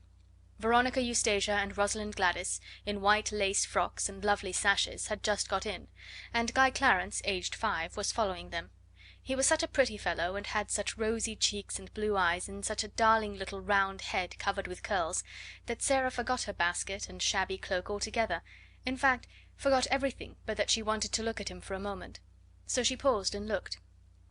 It was Christmas time, and the large family had been hearing many stories about children who were poor, and had no mammas and papas to fill their stockings and take them to the pantomime, children who were, in fact, cold and thinly clad and hungry. In the stories, kind people, sometimes little boys and girls with tender hearts, invariably saw the poor children, and gave them money or rich gifts, or took them home to beautiful dinners. Guy Clarence had been affected to tears that very afternoon by the reading of such a story, and he had burned with a desire to find such a poor child, and give her a certain sixpence he possessed, and thus provide for her for life. An entire sixpence, he was sure, would mean affluence for evermore. As he crossed the strip of red carpet laid across the pavement from the door to the carriage, he had this very sixpence in the pocket of his very short man o' war trousers. And just as Rosalind Gladys got into the vehicle and jumped on the seat in order to feel the cushions spring under her, he saw Sarah standing on the wet pavement in her shabby frock and hat, with her old basket on her arms, looking at him hungrily. He thought that her eyes looked hungry because she had perhaps had nothing to eat for a long time. He did not know that they looked so because she was hungry for the warm merry life his home held and his rosy face spoke of, and that she had a hungry wish to snatch him in her arms and kiss him. He only knew that she had big eyes and a thin face and thin legs, and a common basket and poor clothes. So he put his hand in his pocket and found his sixpence and walked up to her benignly. "Here, poor little girl," he said, "here is a sixpence, I will give it to you."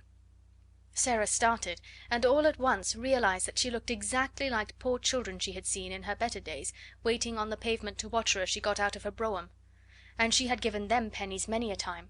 Her face went red, and then it went pale, and for a second she felt as if she could not take the dear little sixpence. "Oh no," she said. "Oh no, thank you. I mustn't take it indeed." Her voice was so unlike an ordinary street child's voice, and her manner was so like the manner of a well bred little person, that Veronica Eustasia, whose real name was Janet, and Rosalind Gladys, who was really called Nora, leaned forward to listen. But Guy Clarence was not to be thwarted in his benevolence. He thrust the sixpence into her hand. "Yes, you must take it, poor little girl," he insisted stoutly. "You can buy things to eat with it. It is a whole sixpence." There was something so honest and kind in his face, and he looked so likely to be heartbrokenly disappointed if she did not take it, that Sara knew she must not refuse him. To be as proud as that would be a cruel thing. So she actually put her pride in her pocket, though it must be admitted her cheeks burned. "Thank you," she said. "You are a kind, kind little darling thing." And as he scrambled joyfully into the carriage, she went away trying to smile, though she caught her breath quickly and her eyes were shining through a mist. She had known that she looked odd and shabby, but until now she had not known that she might be taken for a beggar. As the large family's carriage drove away, the children inside it were talking with interested excitement. "Oh, Donald!" This was Guy Clarence's name. Janet exclaimed alarmedly. "Why did you offer that little girl your sixpence? I'm sure she is not a beggar." "She didn't speak like a beggar," cried Nora, "and her face didn't really look like a beggar's face." "Besides, she didn't beg," said Janet. "I was so afraid she might be angry with you. You know, it makes people angry to be taken for beggars when they are not beggars." "She wasn't angry," said Donald, a trifle dismayed, but still firm. "She laughed a little, and said I was a kind, kind little darling thing, and I was," stoutly. "It was my whole sixpence." Janet and Nora exchanged glances. "A beggar girl would never have said that," decided Janet. "She would have said, 'Thank you kindly, little gentleman, thank you, sir,' and perhaps she would have bobbed a curtsy." Sara knew nothing about the fact, but from that time the large family was as profoundly interested in her as she was in it. Faces used to appear at the nursery windows when she passed, and many discussions concerning her were held round the fire. "She is a kind of servant at the seminary," Janet said. "I don't believe she belongs to anybody. I believe she is an orphan. But she is not a beggar, however shabby she looks." And after that she was called by all of them the little girl who was not a beggar, which was, of course, rather a long name, and sounded very funny sometimes when the youngest one said it in a hurry. Sara managed to bore a hole in the sixpence and hung it on an old bit of narrow ribbon round her neck. Her affection for the large family increased, as indeed her affection for everything she could love increased. She grew fonder and fonder of Becky, and she used to look forward to the 2 mornings a week when she went into the schoolroom to give the little ones their French lesson. Her small pupils loved her, and strove with each other for the privilege of standing close to her and insinuating their small hands into hers. It fed her hungry heart to feel them nestling up to her. She made such friends with the sparrows that when she stood upon the table, put her head and shoulders out of the attic window and chirped, she heard almost immediately a flutter of wings and answering twitters, and a little flock of dingy town birds appeared and alighted on the slates to talk to her and make much of the crumbs she scattered. With Melchisedec she had become so intimate that he actually brought Mrs. Melchisedec with him sometimes, and now and then 1 or 2 of his children. She used to talk to him, and somehow he looked quite as if he understood. There had grown in her mind a rather strange feeling about Emily, who always sat and looked on at everything. It arose in one of her moments of great desolateness. She would have liked to believe, or pretend to believe, that Emily understood and sympathized with her. She did not like to own to herself that her only companion could feel and hear nothing. She used to put her in a chair sometimes and sit opposite to her, on the old red footstool, and stare and pretend about her until her own eyes would grow large with something which was almost like fear, particularly at night when everything was so still, when the only sound in the attic was the occasional sudden scurry and squeak of Melchisedec's family in the wall. One of her pretends was that Emily was a kind of good witch who could protect her. Sometimes, after she had stared at her until she was wrought up to the highest pitch of fancifulness, she would ask her questions, and find herself almost feeling as if she would presently answer, but she never did. "As to answering, though," said Sara, trying to console herself, "I don't answer very often. I never answer when I can help it. When people are insulting you, there is nothing so good for them as to not say a word, just to look at them and think. Miss Minchin turns pale with rage when I do it, Miss Amelia looks frightened, and so do the girls.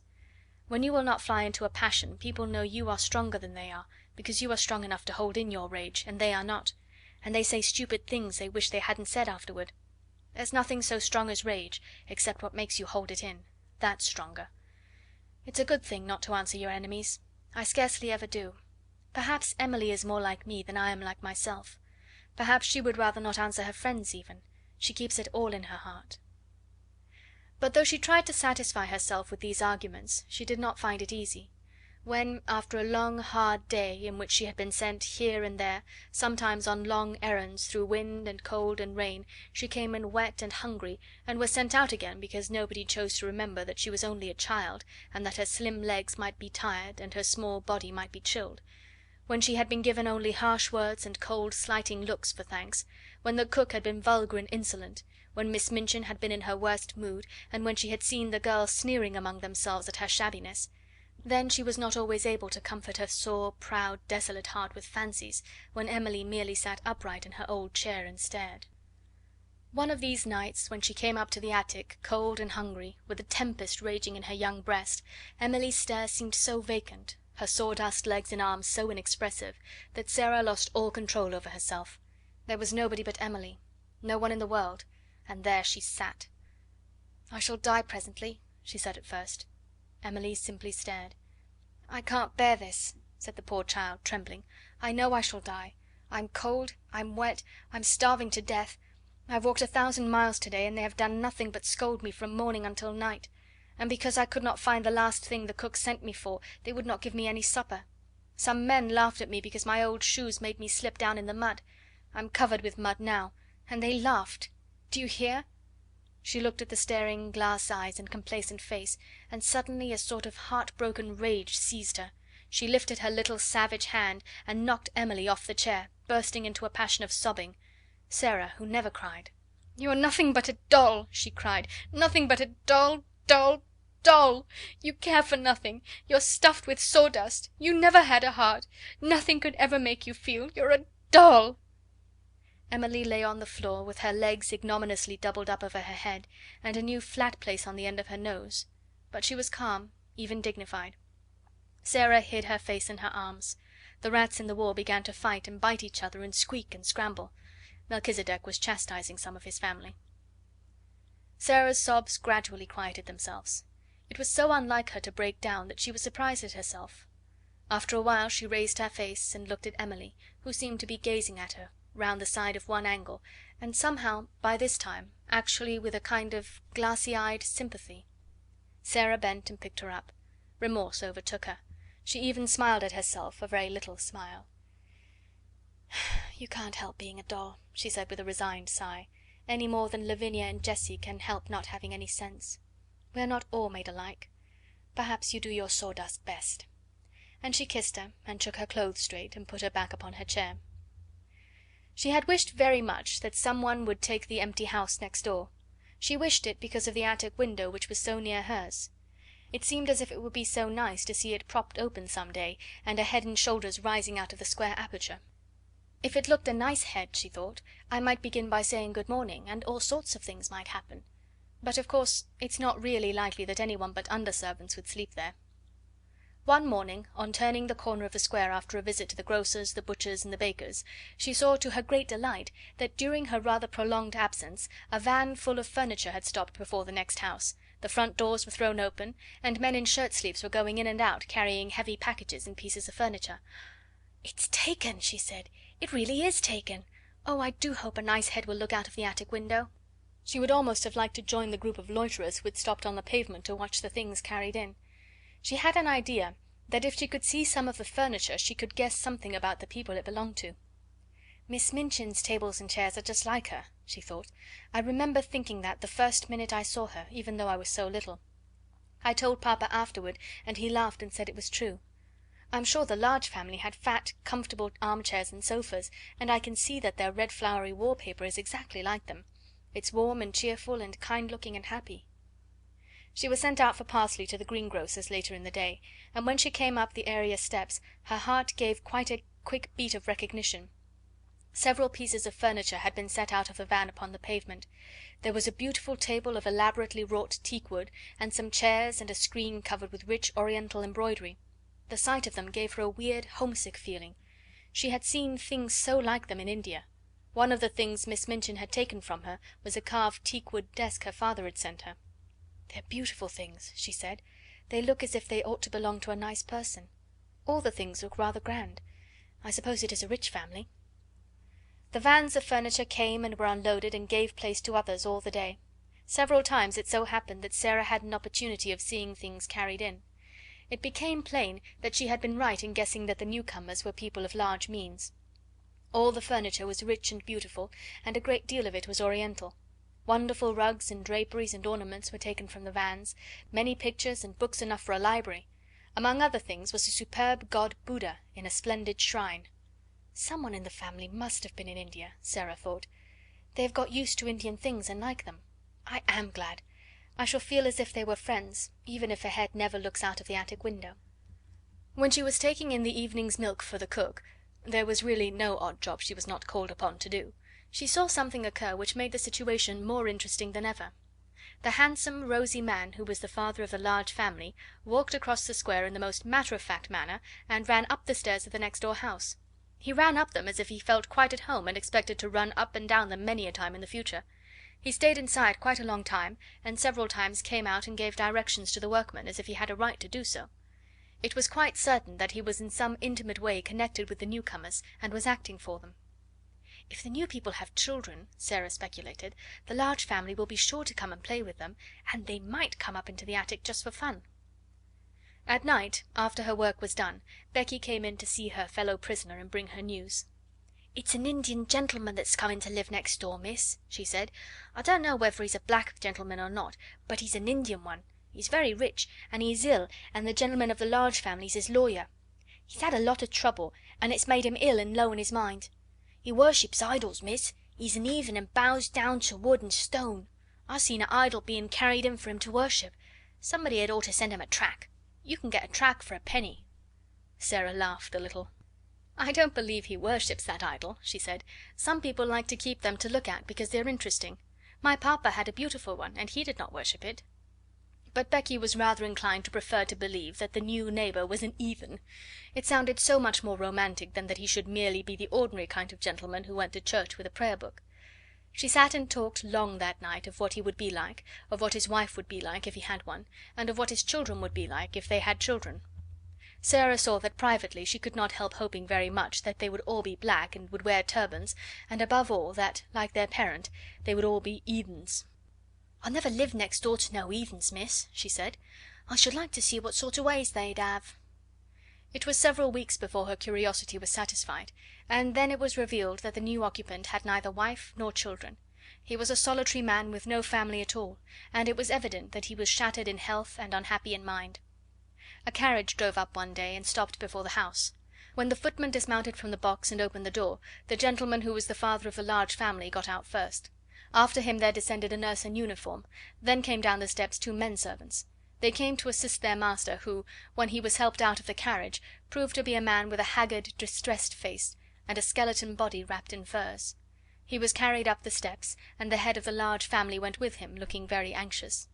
Shortly afterward a doctor's carriage arrived, and the doctor went in, plainly to take care of him. "There is such a yellow gentleman next door, Sara," Lottie whispered at the French class afterward.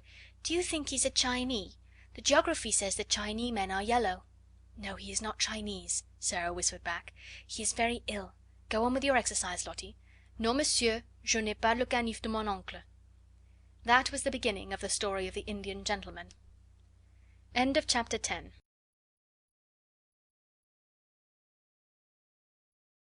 Chapter 11. Ramdas. There were fine sunsets even in the square sometimes. One could only see parts of them, however, between the chimneys and over the roofs. From the kitchen windows one could not see them at all, and could only guess that they were going on because the bricks looked warm and the air rosy or yellow for a while, or perhaps one saw a blazing glow strike a particular pane of glass somewhere. There was, however, one place from which one could see all the splendour of them: the piles of red or gold clouds in the west, or the purple ones edged with dazzling brightness, or the little fleecy floating ones tinged with rose colour, and looking like flights of pink doves scurrying across the blue in a great hurry if there was a wind. The place where one could see all this, and seem at the same time to breathe a purer air, was, of course, the attic window. When the square suddenly seemed to begin to glow in an enchanted way, and look wonderful in spite of its sooty trees and railings, Sara knew something was going on in the sky, and when it was at all possible to leave the kitchen without being missed or called back, she invariably stole away and crept up the flights of stairs and, climbing on the old table, got her head and body as far out of the window as possible. When she had accomplished this, she always drew a long breath and looked all around her. It used to seem as if she had all the sky and the world to herself. No one else ever looked out of the other attics. Generally the skylights were closed, but even if they were propped open to admit air, no one seemed to come near them. And there Sara would stand, sometimes turning her face upward to the blue, which seemed so friendly and near, just like a lovely vaulted ceiling, sometimes watching the west and all the wonderful things that happened there, the clouds melting or drifting or waiting softly to be changed pink or crimson or snow white or purple or pale dove grey. Sometimes they made islands, or great mountains enclosing lakes of deep turquoise blue, or liquid amber, or chrysoprase green. Sometimes dark headlands jutted into strange lost seas. Sometimes slender strips of wonderful lands joined other wonderful lands together. There were places where it seemed that one could run or climb or stand and wait to see what was coming next, until, perhaps as it all melted, one could float away. At least it seemed so to Sara, and nothing had ever been quite so beautiful to her as the thing she saw as she stood on the table, her body half out of the skylight, the sparrows twittering with sunset softness on the slates. The sparrows always seemed to her to twitter with a sort of subdued softness just when these marvels were going on. There was such a sunset as this a few days after the Indian gentleman was brought to his new home, and as it fortunately happened that the afternoon's work was done in the kitchen, and nobody had ordered her to go anywhere or perform any task, Sara found it easier than usual to slip away and go upstairs. She mounted her table and stood looking out. It was a wonderful moment. There were floods of molten gold covering the west, as if a glorious tide was sweeping over the world. A deep, rich yellow light filled the air. The birds flying across the tops of the houses showed quite black against it. "It's a splendid one," said Sara softly to herself. "It makes me feel almost afraid, as if something strange was just going to happen. The splendid ones always make me feel like that." She suddenly turned her head because she heard a sound a few yards away from her. It was an odd sound, like a queer little squeaky chattering. It came from the window of the next attic. Someone had come to look at the sunset as she had. There was a head and a part of a body emerging from the skylight, but it was not the head or body of a little girl or a housemaid. It was the picturesque, white swathed form and dark faced, gleaming eyed, white turbaned head of a native Indian manservant. "Alaska," Sara said to herself quickly, and the sound she had heard came from a small monkey he held in his arms, as if he were fond of it, and which was snuggling and chattering against his breast. As Sara looked toward him, he looked toward her. The first thing she thought was that his dark face looked sorrowful and homesick. She felt absolutely sure that he had come up to look at the sun, because he had seen it so seldom in England that he longed for a sight of it. She looked at him interestedly for a second, and then smiled across the slates. She had learned to know how comforting a smile, even from a stranger, may be.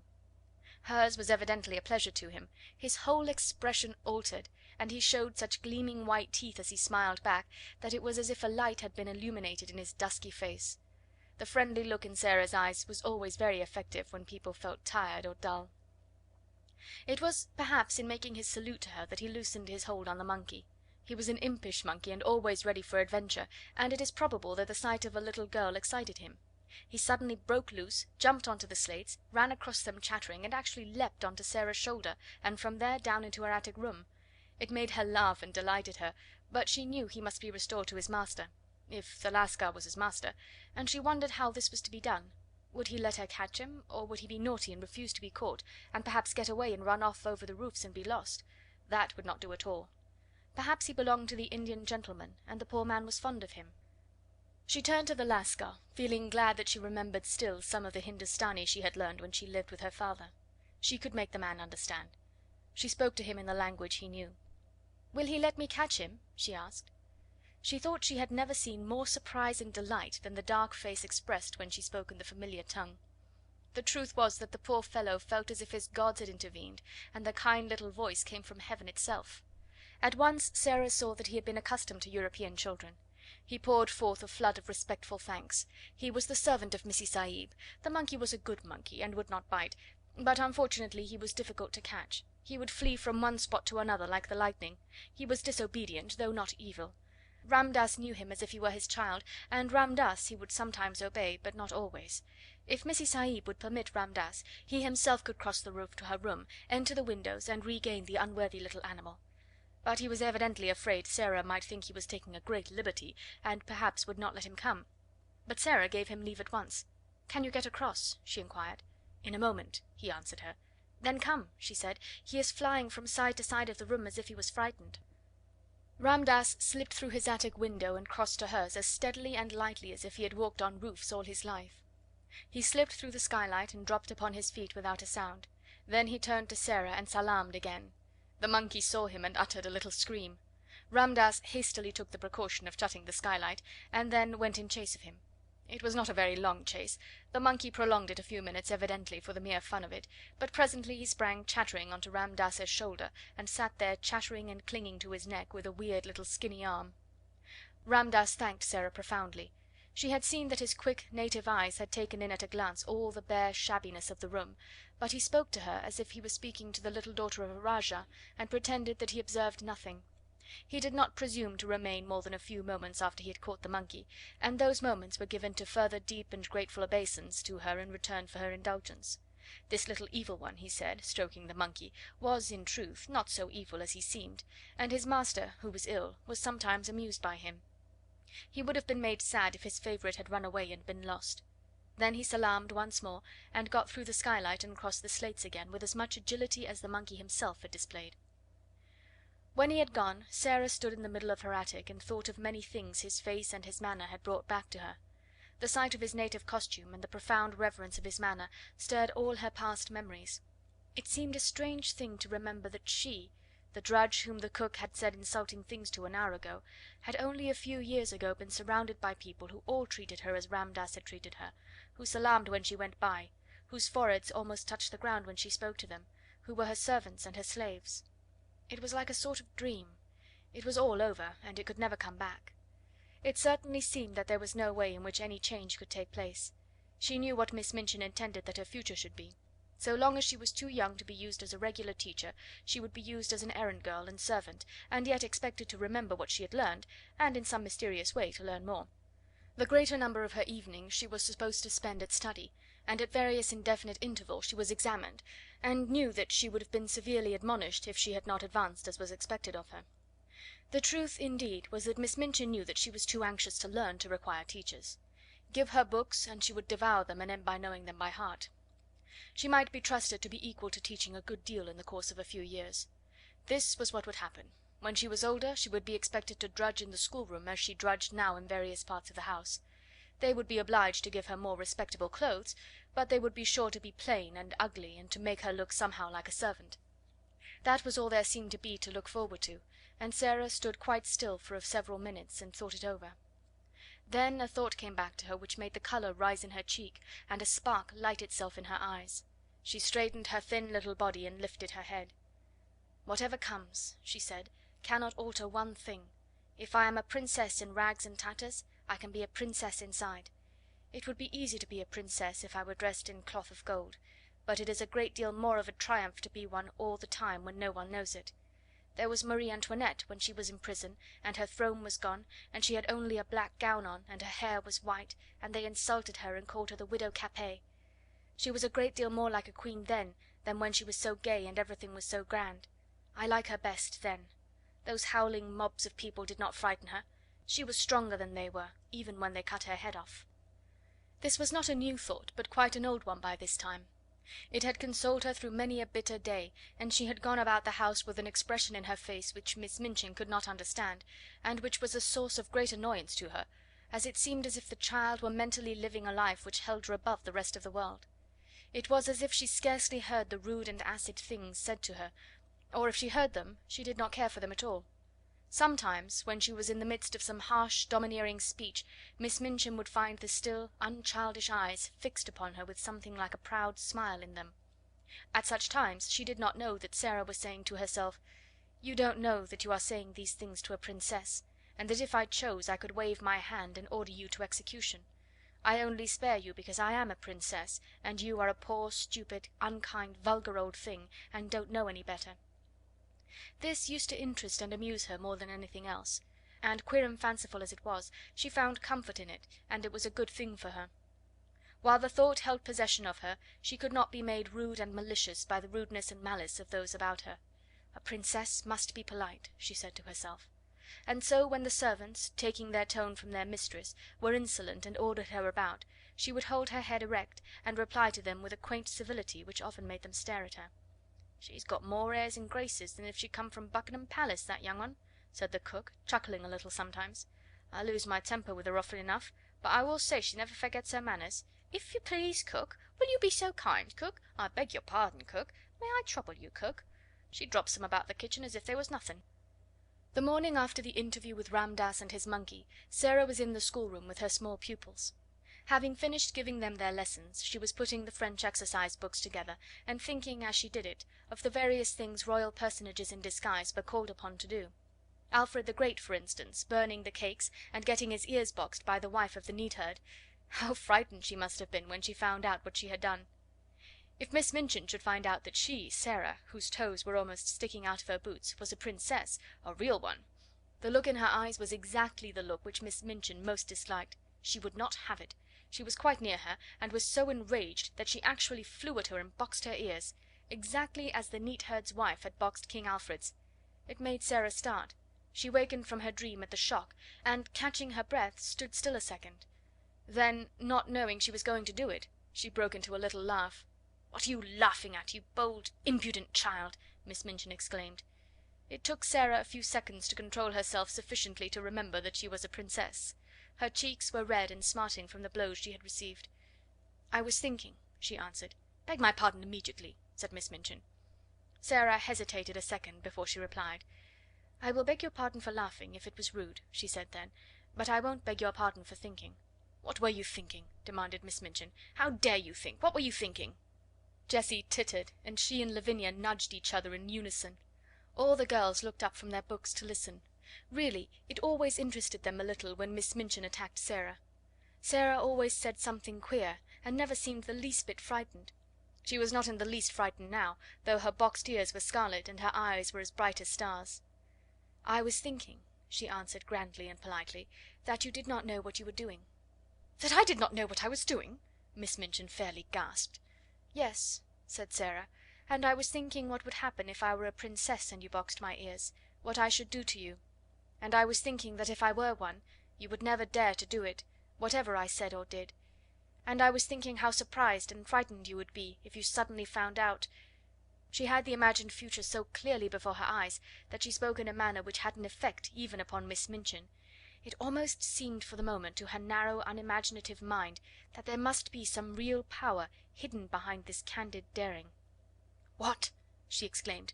"Found out what?" "That I really was a princess," said Sara, "and could do anything, anything I liked." Every pair of eyes in the room widened to its full limit. Lavinia leaned forward on her seat to look. "Go to your room," cried Miss Minchin breathlessly. "This instant! Leave the schoolroom. Attend to your lessons, young ladies." Sara made a little bow. "Excuse me for laughing if it was impolite," she said, and walked out of the room, leaving Miss Minchin struggling with her rage and the girls whispering over their books. "Did you see her? Did you see how queer she looked?" Jessie broke out. "I shouldn't be at all surprised if she did turn out to be something. Suppose she should!" End of chapter 11.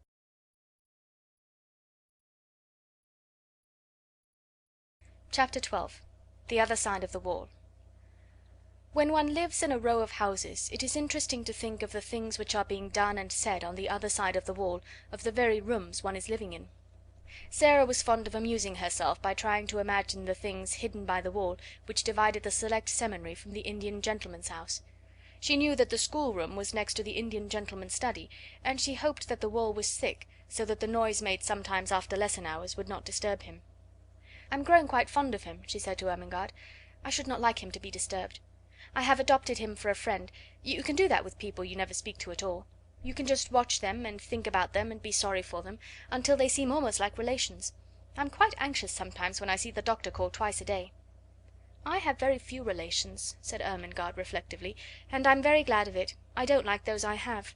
My two aunts are always saying, 'Dear me, Ermengarde, you are very fat, you shouldn't eat sweets,' and my uncle is always asking me things like, 'When did Edward III ascend the throne?' and 'Who died of a surfeit of lampreys?'" Sara laughed. "People you never speak to can't ask you questions like that," she said, "and I'm sure the Indian gentleman wouldn't, even if he was quite intimate with you. I am fond of him." She had grown fond of the Large Family because they looked happy, but she had become fond of the Indian gentleman because he looked unhappy. He had evidently not fully recovered from some very severe illness. In the kitchen, where, of course, the servants, through some mysterious means, knew everything, there was much discussion of his case. He was not an Indian gentleman really, but an Englishman who had lived in India. He had met with great misfortunes which had for a time so imperilled his whole fortune that he had thought himself ruined and disgraced for ever. The shock had been so great that he had almost died of brain fever, and ever since he had been shattered in health, though his fortunes had changed and all his possessions had been restored to him. His trouble and peril had been connected with mines. "And mines with diamonds in 'em," said the cook. "No savings of mine never goes into no mines, particularly diamond ones," with a side glance at Sarah. "We all know something of them." "He felt as my papa felt," Sarah thought. "He was ill as my papa was, but he did not die." So her heart was more drawn to him than before. When she was sent out at night she used sometimes to feel quite glad, because there was always a chance that the curtains of the house next door might not yet be closed, and she could look into the warm room and see her adopted friend. When no one was about she used sometimes to stop and, holding to the iron railings, wish him good night, as if he could hear her. Perhaps you can feel if you can't hear, was her fancy. Perhaps kind thoughts reach people somehow, even through windows and doors and walls. Perhaps you feel a little warm and comforted, and don't know why, when I am standing here in the cold and hoping you will get well and happy again.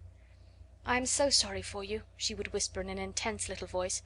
"I wish you had a little missus who could pet you as I used to pet papa when he had a headache. I should like to be your little missus myself, poor dear. Good night. Good night. God bless you." She would go away feeling quite comforted and a little warmer herself.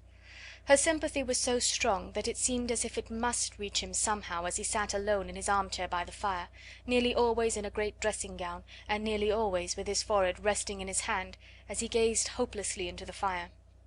He looked to Sarah like a man who had a trouble on his mind still, not merely like one whose troubles lay all in the past. "He always seems as if he were thinking of something that hurts him now," she said to herself. "But he has got his money back, and he will get over his brain fever in time, so he ought not to look like that. I wonder if there is something else." If there was something else, something even servants did not hear of, she could not help believing that the father of the Large Family knew it, the gentleman she called Mr. Montmorency. Mr. Montmorency went to see him often, and Mrs. Montmorency and all the little Montmorencys went too, though less often. He seemed particularly fond of the two elder little girls, the Janet and Nora who had been so alarmed when their small brother Donald had given Sarah his sixpence. He had, in fact, a very tender place in his heart for all children, and particularly for little girls. Janet and Nora were as fond of him as he was of them, and looked forward with the greatest pleasure to the afternoons when they were allowed to cross the square and make their well behaved little visits to him. They were extremely decorous little visits, because he was an invalid. "He is a poor thing," said Janet, "and he says we cheer him up. We try to cheer him up very quietly." Janet was the head of the family, and kept the rest of it in order. It was she who decided when it was discreet to ask the Indian gentleman to tell stories about India, and it was she who said when he was tired, and it was time to steal quietly away, and tell Ramdass to go to him. They were very fond of Ramdass.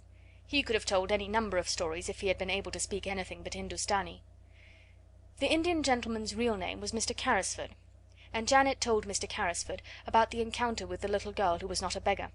He was very much interested, and all the more so when he heard from Ramdass of the adventure of the monkey on the roof. Ramdass made for him a very clear picture of the attic and its desolateness, of the bare floor and broken plaster, the rusty empty grate, and the hard narrow bed. "Carmichael," he said to the father of the Large Family, after he had heard this description, "I wonder how many of the attics in this square are like that one, and how many wretched little servant girls sleep on such beds, while I toss on my down pillows, loaded and harassed by wealth that is, most of it, not mine." "My dear fellow," Mr. Carmichael answered cheerily, "the sooner you cease tormenting yourself the better it will be for you. If you possessed all the wealth of all the Indies, you could not set right all the discomforts in the world, and if you began to refurnish all the attics in this square, there would still remain all the attics in all the other squares and streets to put in order, and there you are." Mr. Carrisford sat and bit his nails as he looked into the glowing bed of coals in the grate. "Do you suppose," he said slowly, after a pause, Do you think it is possible that the other child, the child I never cease thinking of, I believe, could possibly be reduced to any such condition as the poor little soul next door?" Mr. Carmichael looked at him uneasily. He knew that the worst thing the man could do for himself, for his reason and his health, was to begin to think in that particular way of this particular subject. "If the child at Madame Pascal's school in Paris was the one you are in search of," he answered soothingly, "she would seem to be in the hands of people who can afford to take care of her. They adopted her because she had been the favourite companion of their little daughter who died. They had no other children, and Madame Pascal said that they were extremely well to do Russians." "And the wretched woman actually did not know where they had taken her!" exclaimed Mr. Carrisford. Mr. Carmichael shrugged his shoulders. She was a shrewd, worldly Frenchwoman, and was evidently only too glad to get the child so comfortably off her hands when the father's death left her totally unprovided for. Women of her type do not trouble themselves about the futures of children who might prove burdens. The adopted parents apparently disappeared and left no trace. "But you say if the child was the one I am in search of. You say if. We are not sure. There was a difference in the name." "Madame Pascal pronounced it as if it were Carew instead of Crewe, but that might be merely a matter of pronunciation. The circumstances were curiously similar. An English officer in India had placed his motherless little girl at the school. He had died suddenly after losing his fortune." Mr. Carmichael paused a moment, as if a new thought had occurred to him. "Are you sure the child was left at a school in Paris? Are you sure it was Paris?" "My dear fellow," broke forth Carrisford with restless bitterness, "I am sure of nothing. I never saw either the child or her mother. Ralph Crewe and I loved each other as boys, but we had not met since our school days, until we met in India. I was absorbed in the magnificent promise of the mines. He became absorbed too. The whole thing was so huge and glittering that we half lost our heads. When we met we scarcely spoke of anything else. I only know that the child had been sent to school somewhere. I do not even remember now how I knew it."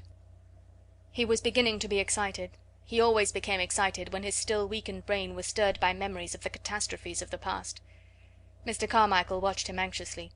It was necessary to ask some questions, but they must be put quietly and with caution. "But you had reason to think the school was in Paris?" "Yes," was the answer, "because her mother was a Frenchwoman, and I had heard that she wished her child to be educated in Paris. It seemed only likely that she would be there." "Yes," Mr. Carmichael said, "it seems more than probable." The Indian gentleman leaned forward and struck the table with a long wasted hand. "Carmichael," he said, "I must find her. If she is alive, she is somewhere. If she is friendless and penniless, it is through my fault. How is a man to get back his nerve with a thing like that on his mind? This sudden change of luck at the mines has made realities of all our most fantastic dreams, and poor Crewe's child may be begging in the street." "No, no," said Carmichael, "try to be calm. Console yourself with the fact that when she is found you have a fortune to hand over to her." "Why was I not man enough to stand my ground when things looked black?" Carrisford groaned in petulant misery. "I believe I should have stood my ground if I had not been responsible for other people's money as well as my own. Poor Crewe had put into the scheme every penny that he owned. He trusted me, he loved me, and he died thinking I had ruined him. I, Tom Carrisford, who played cricket at Eton with him. What a villain he must have thought me." "Don't reproach yourself so bitterly." "I don't reproach myself because the speculation threatened to fail. I reproach myself for losing my courage. I ran away like a swindler and a thief because I could not face my best friend and tell him I had ruined him and his child." The good-hearted father of the large family put his hand on his shoulder comfortingly. "You ran away because your brain had given way under the strain of mental torture," he said. "You were half delirious already. If you had not been, you would have stayed and fought it out. You were in a hospital, strapped down in bed, raving with brain fever, 2 days after you left the place. Remember that." Carrisford dropped his forehead in his hands. "Good God, yes," he said. "I was driven mad with dread and horror. I had not slept for weeks. The night I staggered out of my house all the air seemed full of hideous things mocking and mouthing at me." "That is explanation enough in itself," said Mr. Carmichael. "How could a man on the verge of brain fever judge sanely?" Carrisford shook his drooping head. "And when I returned to consciousness poor Crewe was dead and buried, and I seemed to remember nothing. I did not remember the child for months and months. Even when I began to recall her existence, everything seemed in a sort of haze." He stopped a moment and rubbed his forehead. "It sometimes seems so now when I try to remember.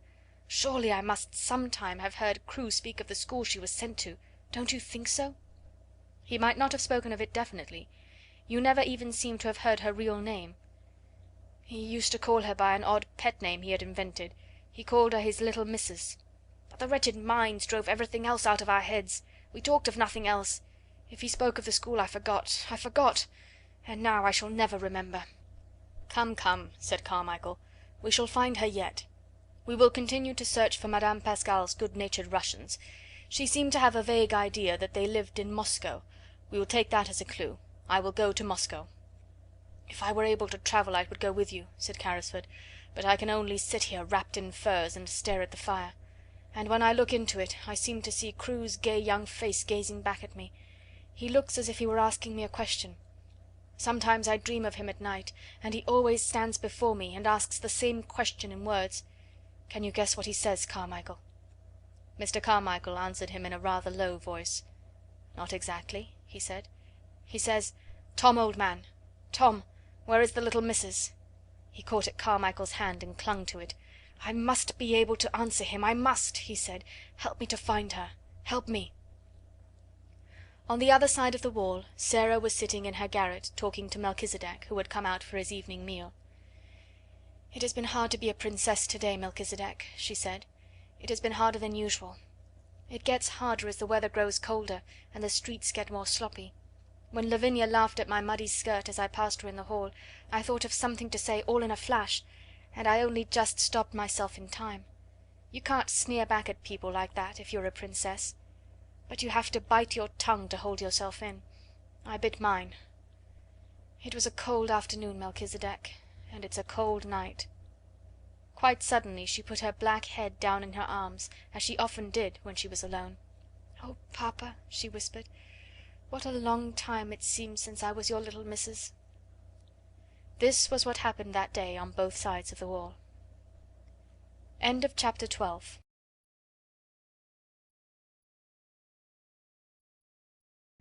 Chapter 13. One of the Populace. The winter was a wretched one. There were days on which Sarah tramped through snow when she went on her errands. There were worse days when the snow melted and combined itself with mud to form slush. There were others when the fog was so thick that the lamps in the street were lighted all day, and London looked as it had looked the afternoon, several years ago, when the cab had driven through the thoroughfares with Sarah tucked up on its seat, leaning against her father's shoulder. On such days the windows of the house of the Large family always looked delightfully cosy and alluring, and the study in which the Indian gentleman sat glowed with warmth and rich colour. But the attic was dismal beyond words. There were no longer sunsets or sunrises to look at, and scarcely ever any stars, it seemed to Sarah. The clouds hung low over the skylight, and were either grey or mud colour, or dropping heavy rain. At 4 o'clock in the afternoon, even when there was no special fog, the daylight was at an end. If it was necessary to go to her attic for anything, Sarah was obliged to light a candle. The women in the kitchen were depressed, and that made them more ill-tempered than ever. Becky was driven like a little slave. "'Twa'n't for you, miss," she said hoarsely to Sarah one night when she had crept into the attic. "'Twa'n't for you and the Bastille and being the prisoner in the next cell. I should die. That there does seem real now, doesn't it? The missus is more like the head jailer every day she lives. I can jest see them big keys you says she carries. The cook, she's like one of them under jailers. Tell me some more, please, miss. Tell me about the subterranean passage we've dug under the walls." "I'll tell you something warmer," shivered Sarah. "Get your coverlet and wrap it around you, and I'll get mine, and we will huddle close together on the bed, and I'll tell you about the tropical forest where the Indian gentleman's monkey used to live. When I see him sitting on the table near the window and looking out into the street with that mournful expression, I always feel sure that he is thinking about the tropical forest where he used to swing by his tail from coconut trees. I wonder who caught him, and if he left a family behind who had depended on him for coconuts." "That is warmer, miss," said Becky gratefully, "but some ways even the Bastille is sort of heatin' when you gets to tellin' about it." "That is because it makes you think of something else," said Sarah, wrapping the coverlet round her until only her small dark face was to be seen looking out of it. "I've noticed this. What you have to do with your mind when your body is miserable is to make it think of something else." "Can you do it, miss?" faltered Becky, regarding her with admiring eyes. Sarah knitted her brows a moment. "Sometimes I can, and sometimes I can't," she said stoutly. but when I can I'm all right, and what I believe is that we always could if we practised enough. I've been practising a good deal lately, and it's beginning to be easier than it used to be. When things are horrible, just horrible, I think as hard as ever I can of being a princess. I say to myself, I am a princess, and I am a fairy one, and because I am a fairy nothing can hurt me or make me uncomfortable. You don't know how that makes you forget," with a laugh. She had many opportunities of making her mind think of something else, and many opportunities of proving to herself whether or not she was a princess. But one of the strongest tests she was ever put to came on a certain dreadful day which, she often thought afterward, would never quite fade out of her memory, even in the years to come. For several days it had rained continuously. The streets were chilly and sloppy and full of dreary cold mist. There was mud everywhere, sticky London mud, and over everything the pall of drizzle and fog. Of course there were several long and tiresome errands to be done. There always were on days like this, and Sara was sent out again and again, until her shabby clothes were damp through. The absurd old feathers on her forlorn hat were more draggled and absurd than ever, and her down-trodden shoes were so wet that they could not hold any more water. Added to this, she had been deprived of her dinner because Miss Minchin had chosen to punish her. She was so cold and hungry and tired that her face began to have a pinched look, and now and then some kind-hearted person passing her in the street glanced at her with sudden sympathy. But she did not know that. She hurried on, trying to make her mind think of something else. It was really very necessary. Her way of doing it was to pretend and suppose with all the strength that was left in her. But really this time it was harder than she had ever found it, and once or twice she thought it almost made her more cold and hungry instead of less so. But she persevered obstinately, and as the muddy water squelched through her broken shoes, and the wind seemed to be trying to drag her thin jacket from her, she talked to herself as she walked, though she did not speak aloud or even move her lips. "Suppose I had dry clothes on," she thought. "Suppose I had good shoes, and a long thick coat, and merino stockings, and a whole umbrella, and suppose, just when I was near a baker's where they sold hot buns, I should find sixpence, which belonged to nobody. Suppose, if I did, I should go into the shop and buy 6 of the hottest buns and eat them all without stopping." Some very odd things happen in this world sometimes. It certainly was an odd thing that happened to Sara. She had to cross the street just when she was saying this to herself. The mud was dreadful, she almost had to wade. She picked her way as carefully as she could, but she could not save herself much. Only in picking her way she had to look down at her feet in the mud, and in looking down, just as she reached the pavement, she saw something shining in the gutter. It was actually a piece of silver, a tiny piece trodden upon by many feet, but still with spirit enough left to shine a little. Not quite a sixpence, but the next thing to it, a 4-penny piece. In 1 second it was in her cold little red and blue hand. "Oh!" she gasped, "it's true, it is true!" And then, if you will believe me, she looked straight at the shop directly facing her, and it was a baker's shop, and a cheerful, stout, motherly woman with rosy cheeks was putting into the window a tray of delicious newly baked buns, fresh from the oven, large, plump, shiny buns with currants in them. It almost made Sara feel faint for a few seconds, the shock and the sight of the buns, and the delightful odours of warm bread floating up through the baker's cellar window. She knew she need not hesitate to use the little piece of money. It had evidently been lying in the mud for some time, and its owner was completely lost in the stream of passing people who crowded and jostled each other all day long. "But I'll go and ask the baker woman if she has lost anything," she said to herself rather faintly. So she crossed the pavement and put her wet foot on the step. As she did so, she saw something that made her stop. It was a little figure more forlorn even than herself, a little figure which was not much more than a bundle of rags, from which small, bare, red, muddy feet peeped out, only because the rags with which their owner was trying to cover them were not long enough. Above the rags appeared a shock head of tangled hair, and a dirty face with big, hollow, hungry eyes. Sara knew they were hungry eyes the moment she saw them, and she felt a sudden sympathy. "This," she said to herself with a little sigh, "is one of the populace, and she is hungrier than I am." The child, this one of the populace, stared up at Sara and shuffled herself a little aside so as to give her room to pass. She was used to being made to give room to everybody. She knew that if a policeman chanced to see her he would tell her to move on. Sara clutched her little 4-penny piece and hesitated for a few seconds. Then she spoke to her. "Are you hungry?" she asked. The child shuffled herself and her rags a little more. "Ain't I just?" she said in a hoarse voice. "Just ain't I?" "Haven't you had any dinner?" said Sara. "No dinner," more hoarsely still, and with more shuffling. "Nor yet no breakfast, nor yet no supper, no nothin'." "Since when?" asked Sara. "Dunno. Never got nothin' to day nowhere. I've axed and axed." Just to look at her made Sara more hungry and faint, but those queer little thoughts were at work in her brain, and she was talking to herself, though she was sick at heart. "If I'm a princess," she was saying, "if I'm a princess, when they were poor and driven from their thrones, they always shared with the populace. If they met one poorer and hungrier than themselves, they always shared. Buns are a penny each. If it had been sixpence I could have eaten 6. It won't be enough for either of us, but it will be better than nothing." "Wait a minute," she said to the beggar child. She went into the shop. It was warm and smelled deliciously. The woman was just going to put some more hot buns into the window. "If you please," said Sara, "have you lost fourpence, a silver fourpence?" And she held the forlorn little piece of money out to her. The woman looked at it, and then at her intense little face and draggled, once fine clothes. "Bless us, no," she answered. "Did you find it?" "Yes," said Sara, "in the gutter." "Keep it, then," said the woman. "It may have been there for a week, and goodness knows who lost it. You could never find out." "I know that," said Sara, "but I thought I would ask you."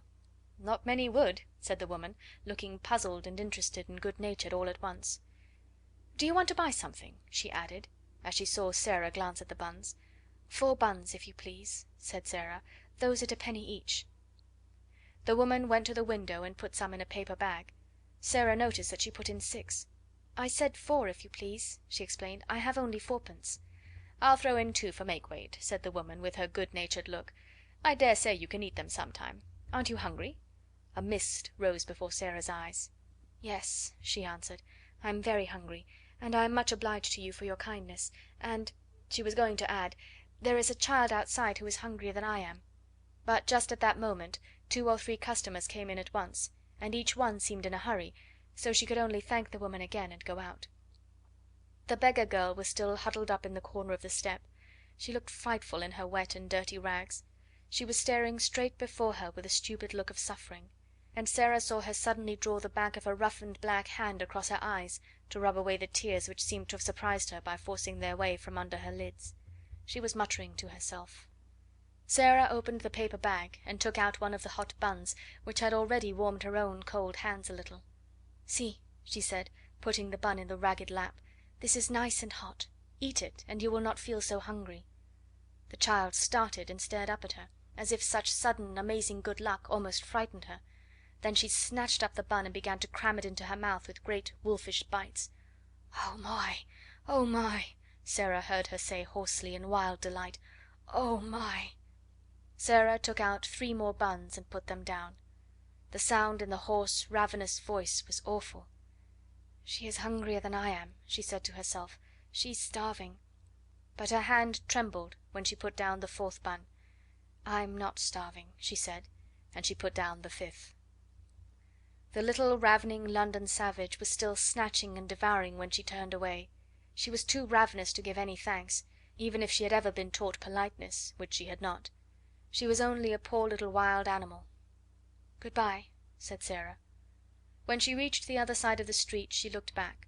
The child had a bun in each hand, and had stopped in the middle of a bite to watch her. Sara gave her a little nod, and the child, after another stare, a curious lingering stare, jerked her shaggy head in response, and until Sara was out of sight she did not take another bite or even finish the one she had begun. At that moment the baker woman looked out of her shop window.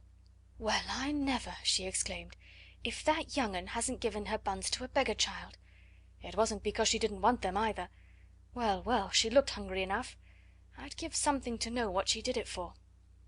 She stood behind her window for a few moments and pondered. Then her curiosity got the better of her. She went to the door and spoke to the beggar child. "Who gave you those buns?" she asked her. The child nodded her head towards Sara's vanishing figure. "What did she say?" inquired the woman. "Asked me if I was hungry," replied the hoarse voice. "What did you say?" "Said I was, just." And then she came in and got the buns and gave them to you, did she?" The child nodded. "How many?" "5." The woman thought it over. "Left just one for herself," she said in a low voice, "and she could have eaten the whole 6. I saw it in her eyes." She looked after the little draggled, faraway figure, and felt more disturbed in her usually comfortable mind than she had felt for many a day. "I wish she hadn't gone so quick," she said. "I'm blessed if she shouldn't have had a dozen." Then she turned to the child. "Are you hungry yet?" she said. "I'm allus hungry," was the answer, "but 'tain't as bad as it was." "Come in here," said the woman, and she held open the shop door. The child got up and shuffled in. To be invited into a warm place full of bread seemed an incredible thing. She did not know what was going to happen. She did not care even. "Get yourself warm," said the woman, pointing to a fire in the tiny back room. "And look here, when you're hard up for a bit of bread you can come in here and ask for it. I'm blessed if I won't give it to you for that young one's sake." Sara found some comfort in her remaining bun. At all events it was very hot, and it was better than nothing. As she walked along she broke off small pieces and ate them slowly to make them last longer. "Suppose it was a magic bun," she said, "and a bite was as much as a whole dinner. I should be overeating myself if I went on like this." It was dark when she reached the square where the Select Seminary was situated. The lights in the houses were all lighted. The blinds were not yet drawn in the windows of the room where she nearly always caught glimpses of members of the large family. Frequently at this hour she could see the gentleman she called Mr. Montmorency sitting in a big chair with a small swarm round him, talking, laughing, perching on the arms of his seat or on his knees or leaning against them. This evening the swarm was about him, but he was not seated. On the contrary, there was a good deal of excitement going on. It was evident that a journey was to be taken, and it was Mr. Montmorency who was to take it. A brougham stood before the door, and a big portmanteau had been strapped upon it. The children were dancing about, chattering and hanging on to their father. The pretty, rosy mother was standing near him, talking as if she was asking final questions. Sara paused a moment to see the little ones lifted up and kissed, and the bigger ones bent over and kissed also. "I wonder if he will stay away long," she thought. "The portmanteau is rather big. Oh dear, how they will miss him! I shall miss him myself, even though he doesn't know I am alive." When the door opened she moved away, remembering the sixpence, but she saw the traveller come out and stand against the background of the warmly lighted hall, the older children still hovering about him. "Will Moscow be covered with snow?" said the little girl Janet. "Will there be ice everywhere?" "Shall you drive in a drosky?" cried another. "Shall you see the Czar?" "I will write and tell you all about it," he answered, laughing, "and I will send you pictures of moujiks and things. Run into the house. It is a hideous damp night. I would rather stay with you than go to Moscow. Good night, duckies. God bless you!" And he ran down the steps and jumped into the brougham. "If you find the little girl, give her our love," shouted Guy Clarence, jumping up and down on the door mat. Then they went in and shut the door. "Did you see," said Janet to Nora, as they went back to the room, "the little girl who was not a beggar was passing? She looked all cold and wet, and I saw her turn her head over her shoulder and look at us. Mamma says her clothes always look as if they had been given her by someone who was quite rich, someone who only let her have them because they were too shabby to wear. The people at the school always send her out on errands on the horridest days and nights there are." Sara crossed the square to Miss Minchin's area steps, feeling faint and shaky. "I wonder who the little girl is," she thought, "the little girl he is going to look for." And she went down the area steps, lugging her basket, and finding it very heavy indeed, as the father of the large family drove quickly on his way to the station to take the train which was to carry him to Moscow, where he was to make his best efforts to search for the lost little daughter of Captain Crewe. End of chapter 13.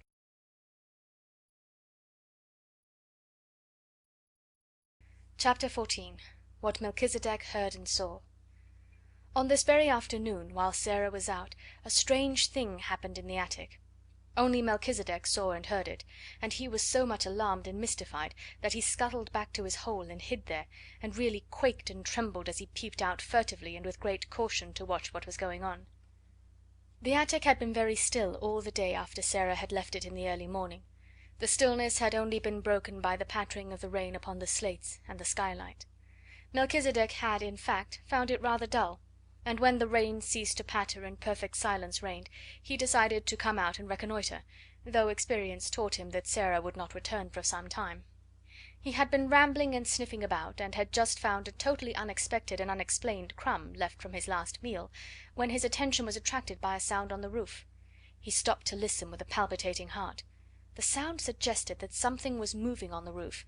It was approaching the skylight. It reached the skylight. The skylight was being mysteriously opened.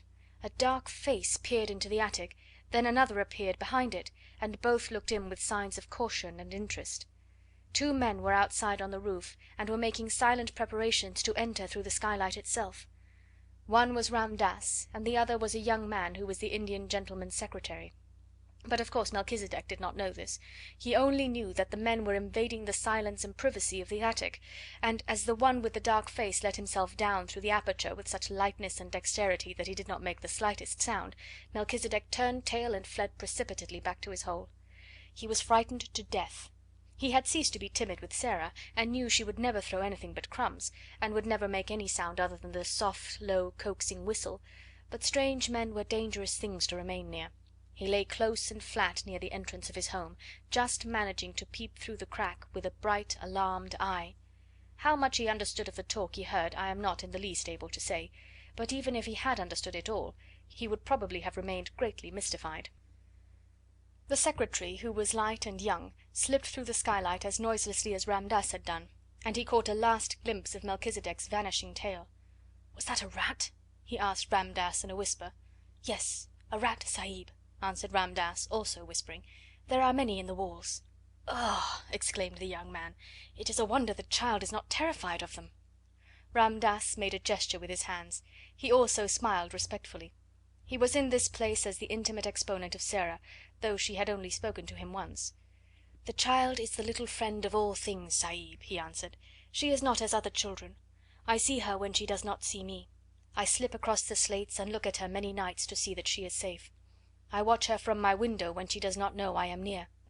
She stands on the table there and looks out at the sky as if it spoke to her. The sparrows come at her call, the rat she has fed and tamed in her loneliness, the poor slave of the house comes to her for comfort. There is a little child who comes to her in secret, there is one older who worships her and would listen to her forever if she might. This I have seen when I have crept across the roof. By the mistress of the house, who is an evil woman, she is treated like a pariah, but she has the bearing of a child who is of the blood of kings."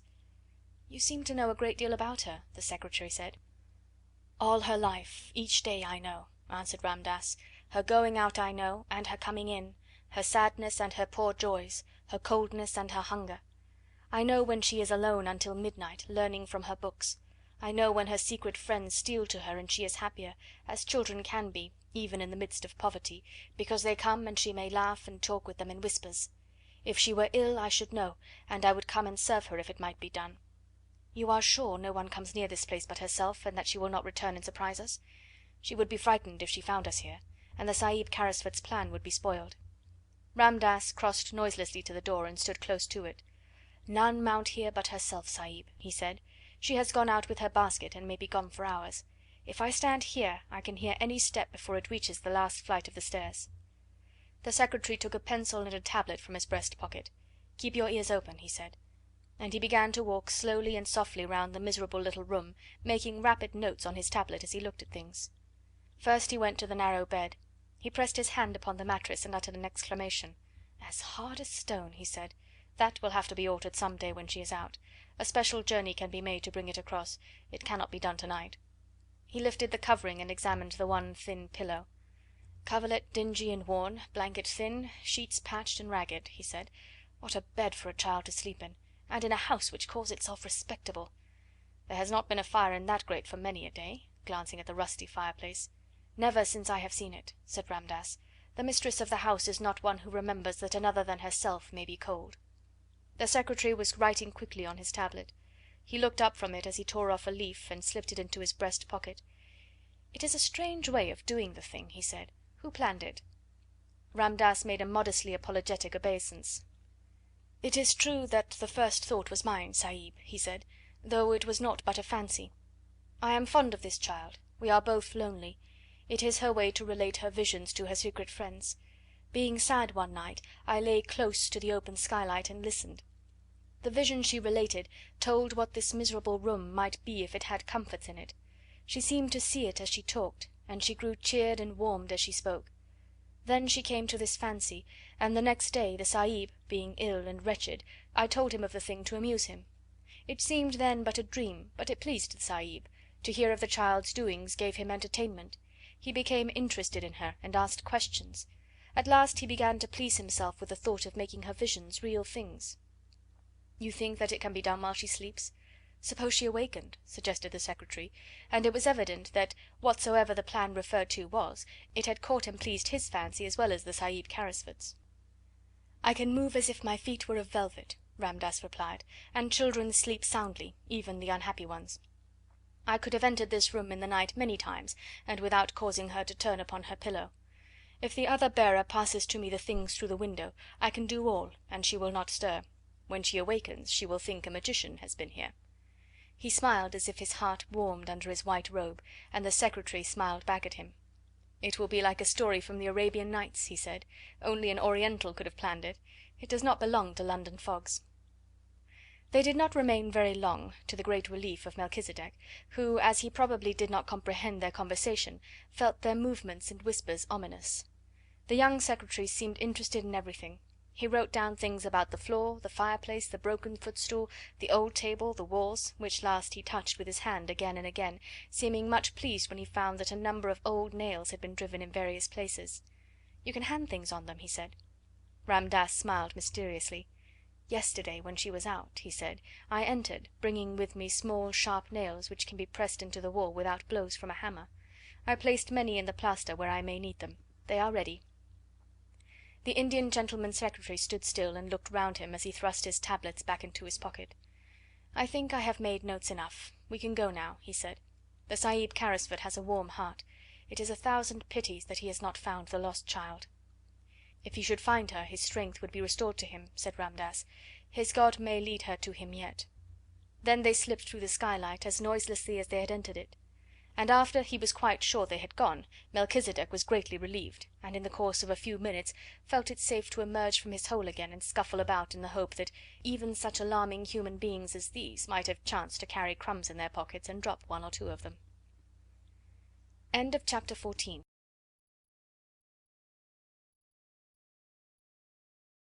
Chapter 15. The Magic. When Sara had passed the house next door, she had seen Ramdass closing the shutters, and caught her glimpse of this room also. "It is a long time since I saw a nice place from the inside," was the thought which crossed her mind.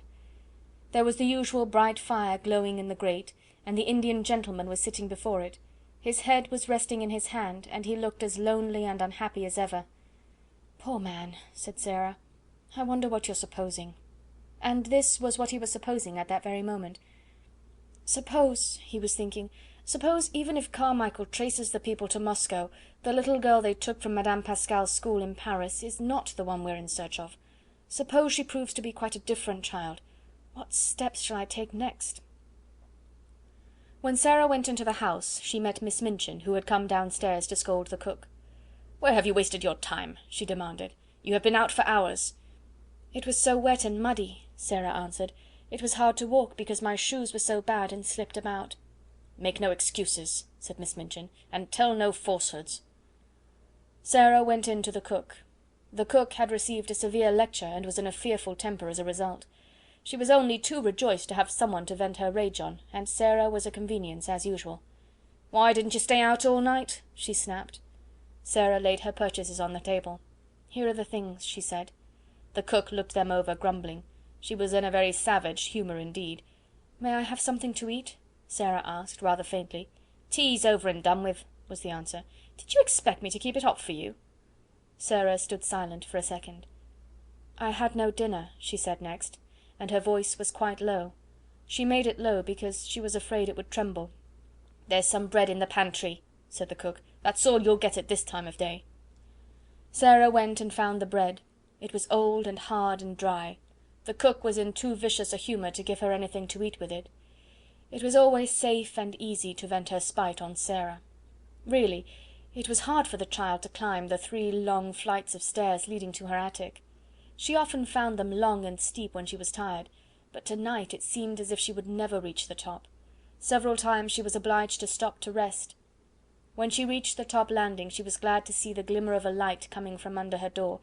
That meant that Ermengarde had managed to creep up to pay her a visit. There was some comfort in that. It was better than to go into the room alone and find it empty and desolate. The mere presence of plump, comfortable Ermengarde, wrapped in her red shawl, would warm it up a little. Yes, there Ermengarde was when she opened the door. She was sitting in the middle of the bed, with her feet tucked safely under her. She had never become intimate with Melchisedec and his family, though they rather fascinated her. When she found herself alone in the attic, she always preferred to sit on the bed until Sara arrived. She had, in fact, on this occasion, had time to become rather nervous, because Melchisedec had appeared and sniffed about a good deal, and once had made her utter a repressed squeal by sitting up on his hind legs, and, while he looked at her, sniffing pointedly in her direction. "Oh, Sara," she cried out, "I am glad you've come. Melky would sniff about so. I tried to coax him to go back, but he wouldn't for such a long time. I like him, you know, but it does frighten me when he sniffs right at me. Do you think he ever would jump?" "No," answered Sara. Ermengarde crawled forward on the bed to look at her. "You do look tired, Sara," she said. "You're quite pale." "I am tired," said Sara, dropping onto the lopsided footstool. "Oh, there's Melchisedec, poor thing. He's come to ask for his supper." Melchisedec had come out of his hole as if he had been listening for her footstep. Sara was quite sure he knew it. He came forward with an affectionate, expectant expression, as Sara put her hand in her pocket and turned it inside out, shaking her head. "I'm very sorry," she said. "I haven't one crumb left. Go home, Melchisedec, and tell your wife there was nothing in my pocket. I'm afraid I forgot because the cook and Miss Minchin were so cross." Melchisedec seemed to understand. He shuffled resignedly, if not contentedly, back to his home. "I did not expect to see you tonight, Ermy," Sara said. Ermengarde hugged herself in the red shawl. "Miss Amelia has gone out to spend the night with her old aunt," she explained. "No one else ever comes and looks into the bedrooms after we're in bed. I could stay here until morning if I wanted to." She pointed toward the table under the skylight. Sara had not looked toward it as she came in. A number of books were piled upon it. Ermengarde's gesture was a dejected one. "Papa has sent me some more books, Sara," she said. "There they are." Sara looked round and got up at once. She ran to the table and, picking up the top volume, turned over its leaves quickly. For the moment she forgot her discomforts. "Ah!" she cried out, "how beautiful! Carlyle's French Revolution. I have so wanted to read that." "I haven't," said Ermengarde, "and Papa will be so cross if I don't. He'll expect me to know all about it when I go home for the holidays. What shall I do?" Sara stopped turning over the leaves and looked at her with an excited flush on her cheeks. "Look here," she cried, "if you'll lend me these books, I'll read them, and tell you everything that's in them afterward, and I'll tell it so that you will remember it too."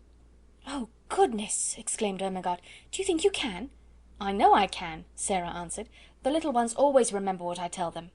"Sara," said Ermengarde, hope gleaming in her round face, "if you'll do that, and make me remember, I'll give you anything." "I don't want you to give me anything," said Sara. "I want your books. I want them." And her eyes grew big and her chest heaved. "Take them then," said Ermengarde. "I wish I wanted them, but I don't. I'm not clever, and my father is, and he thinks I ought to be." Sara was opening one book after the other. "What are you going to tell your father?" she asked, a slight doubt dawning in her mind. "Oh, he needn't know," answered Ermengarde. "He'll think I've read them." Sara put down her book and shook her head slowly. "That's almost like telling lies," she said, "and lies, well, you see, they're not only wicked, they're vulgar. Sometimes," reflectively, "I've thought perhaps I might do something wicked. I might suddenly fly into a rage and kill Miss Minchin, you know, when she was ill-treating me, but I couldn't be vulgar. Why can't you tell your father I read them?" "He wants me to read them," said Ermengarde, a little discouraged by this unexpected turn of affairs. "He wants you to know what is in them," said Sara, "and if I can tell it to you in an easy way and make you remember it, I should think he would like that." "He'll like it if I learn anything in any way," said rueful Ermengarde. "You would if you were my father." "It's not your fault that—" began Sara. She pulled herself up and stopped rather suddenly. She had been going to say, "It's not your fault that you are stupid." "That what?" Ermengarde asked. "That you can't learn things quickly," amended Sara. "If you can't, you can't. If I can, why, I can, that's all." She always felt very tender of Ermengarde, and tried not to let her feel too strongly the difference between being able to learn anything at once, and not being able to learn anything at all. As she looked at her plump face, one of her wise, old-fashioned thoughts came to her. "Perhaps," she said, "to be able to learn things quickly isn't everything. To be kind is worth a great deal to other people. If Miss Minchin knew everything on earth and was like what she is now, she'd still be a detestable thing, and everybody would hate her. Lots of clever people have done harm and have been wicked. Look at Robespierre." She stopped and examined Ermengarde's countenance, which was beginning to look bewildered. "Don't you remember?" she demanded. "I told you about him not long ago. I believe you've forgotten." "Well, I don't remember all of it," admitted Ermengarde. "Well, you wait a minute," said Sara, "and I'll take off my wet things and wrap myself in the coverlet, and I'll tell you over again." She took off her hat and coat and hung them on a nail against the wall, and she changed her wet shoes for an old pair of slippers.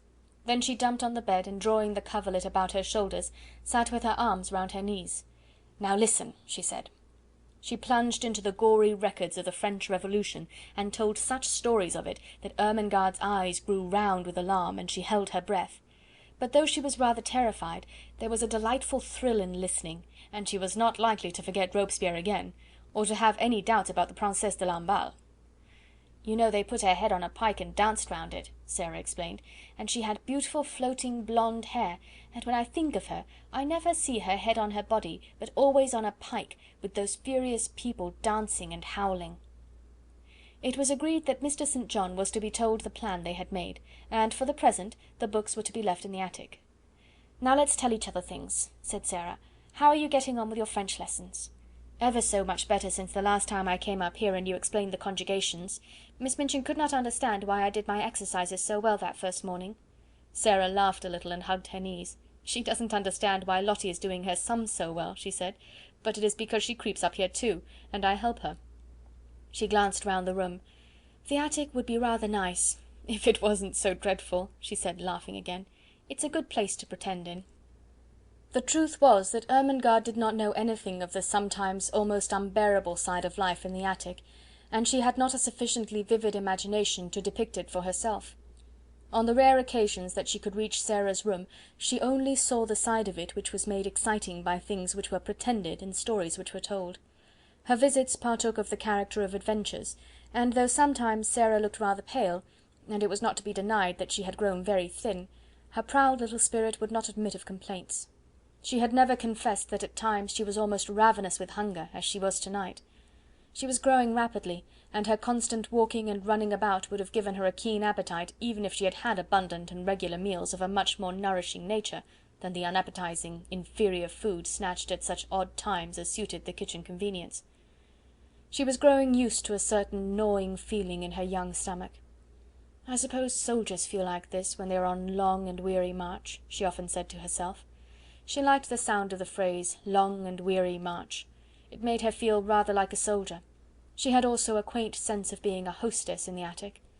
"If I lived in a castle," she argued, "and Ermengarde was the lady of another castle and came to see me, with knights and squires and vassals riding with her, and pennons flying, when I heard the clarions sounding outside the drawbridge, I should go down to receive her, and I should spread feasts in the banquet hall, and call in minstrels to sing and play and relate romances.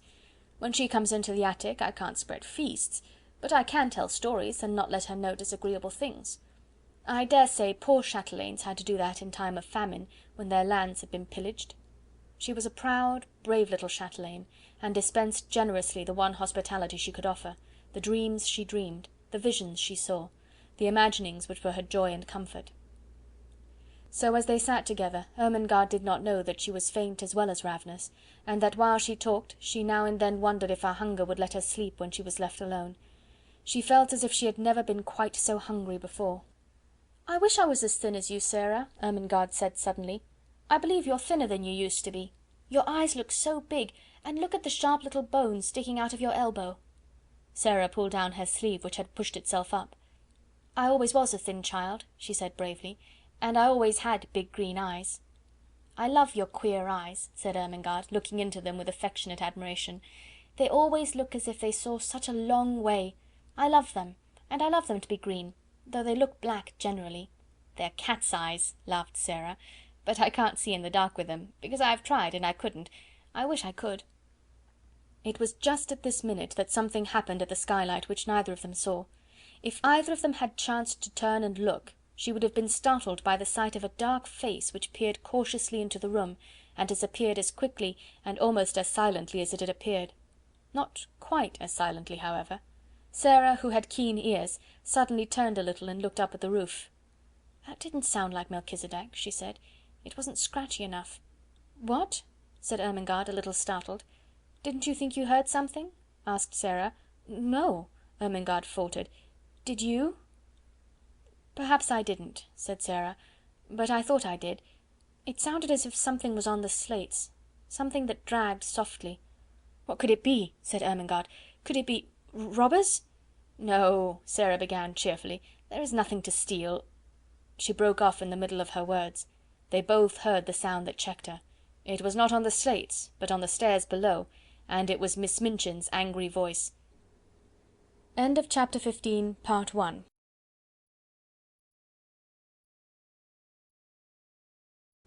Chapter 15. Continued. Sara sprang off the bed and put out the candle. "She's scolding Becky," she whispered as she stood in the darkness. "She's making her cry." "Will she come in here?"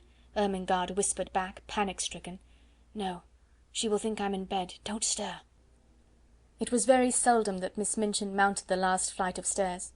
Sara could only remember that she had done it once before, but now she was angry enough to be coming at least part of the way up, and it sounded as if she was driving Becky before her. "You impudent, dishonest child!" they heard her say.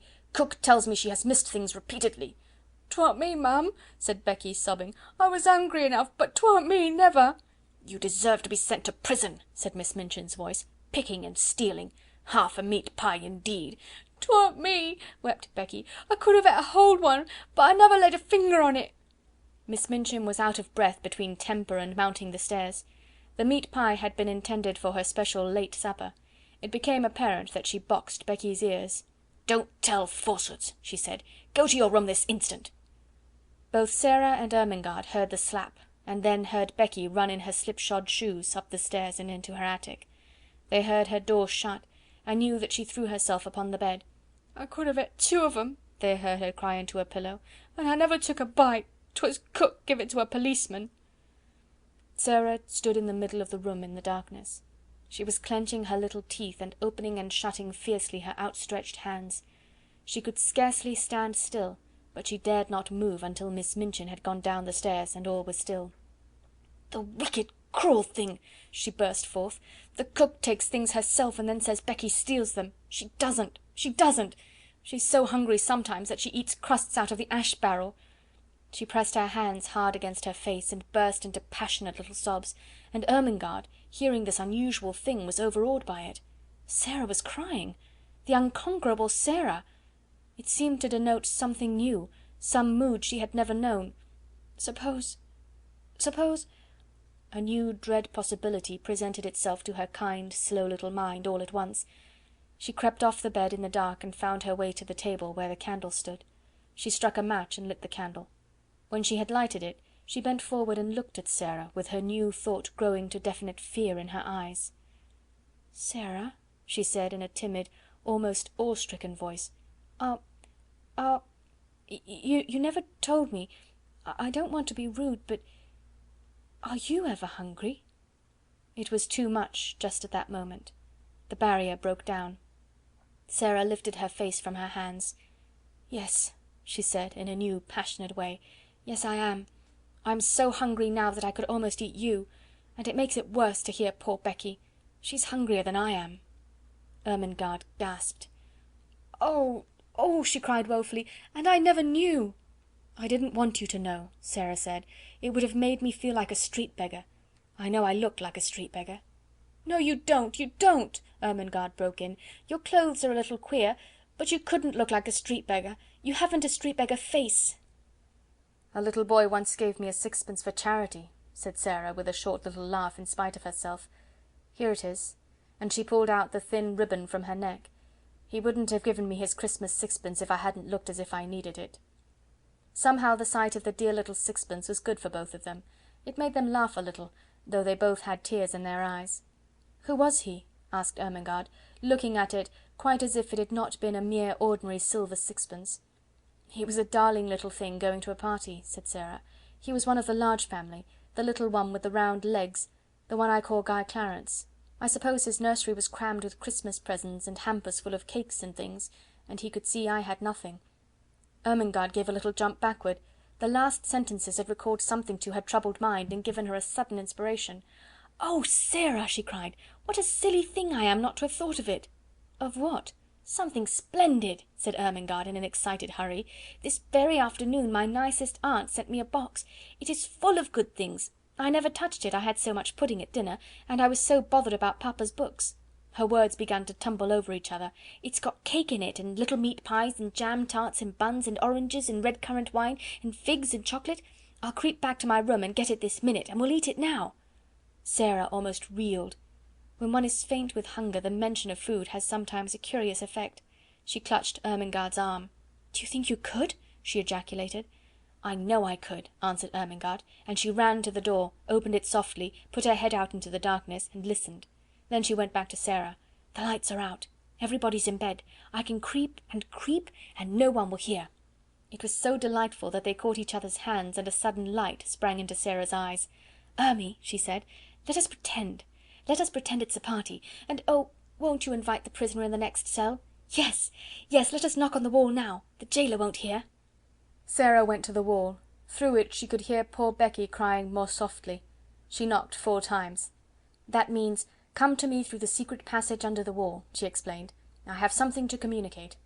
5 quick knocks answered her. "She's coming," she said. Almost immediately the door of the attic opened, and Becky appeared. Her eyes were red, and her cap was sliding off, and when she caught sight of Ermengarde she began to rub her face nervously with her apron. "Don't mind me a bit, Becky," cried Ermengarde. "Miss Ermengarde has asked you to come in," said Sarah, "because she is going to bring a box of good things up here to us." Becky's cap almost fell off entirely, she broke in with such excitement. "To eat, miss?" she said. "Things that's good to eat?" "Yes," answered Sarah, "and we are going to pretend a party." "And you shall have as much as you want to eat," put in Ermengarde. "I'll go this minute."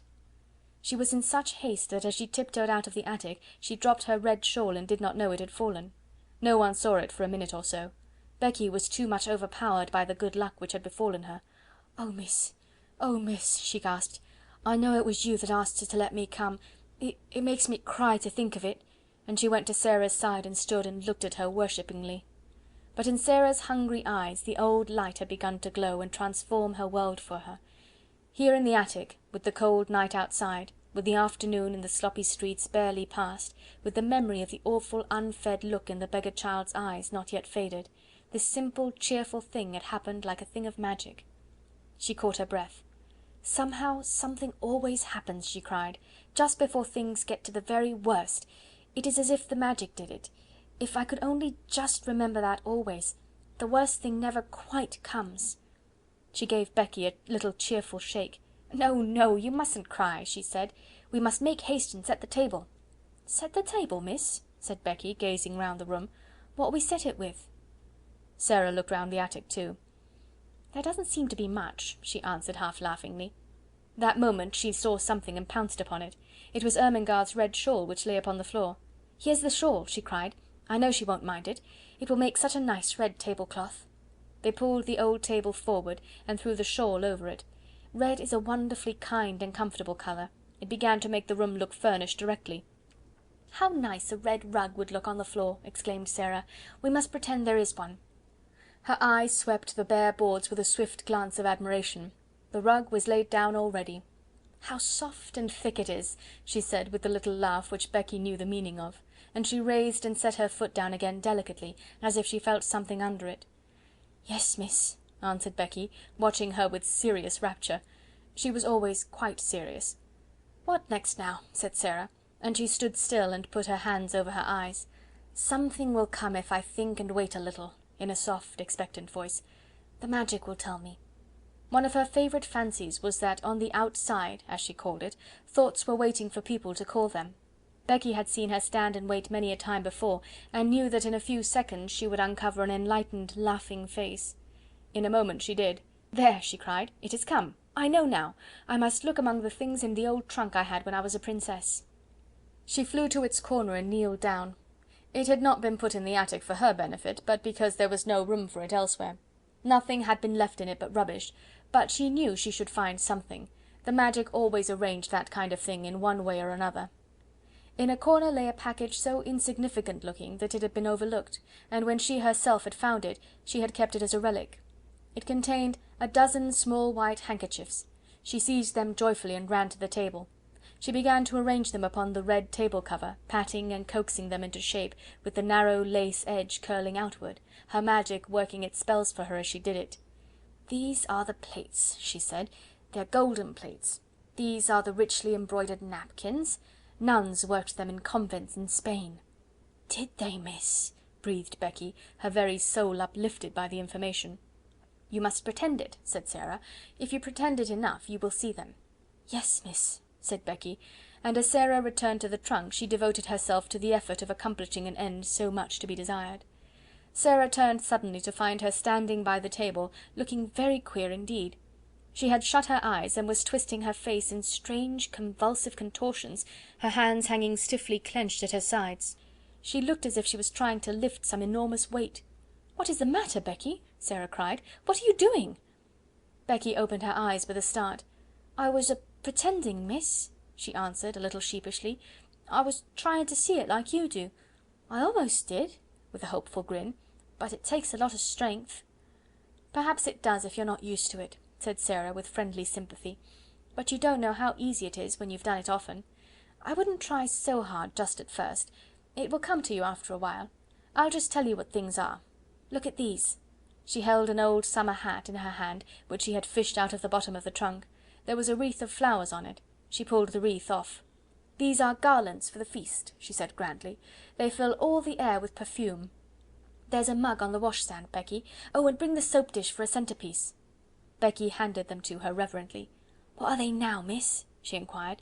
"You'd think they was made of crockery, but I know they ain't." "This is a carven flagon," said Sara, arranging tendrils of the wreath about the mug. "And this," bending tenderly over the soap dish, and heaping it with roses, "is purest alabaster encrusted with gems." She touched the things gently, a happy smile hovering about her lips, which made her look as if she were a creature in a dream. "My, ain't it lovely?" whispered Becky. "If we just had something for bonbon dishes," Sara murmured. "There!" darting to the trunk again, "I remember I saw something this minute." It was only a bundle of wool wrapped in red and white tissue paper, but the tissue paper was soon twisted into the form of little dishes, and was combined with the remaining flowers to ornament the candlestick which was to light the feast. Only the magic could have made it more than an old table covered with a red shawl and set with rubbish from a long unopened trunk. But Sara drew back and gazed at it, seeing wonders, and Becky, after staring in delight, spoke with bated breath.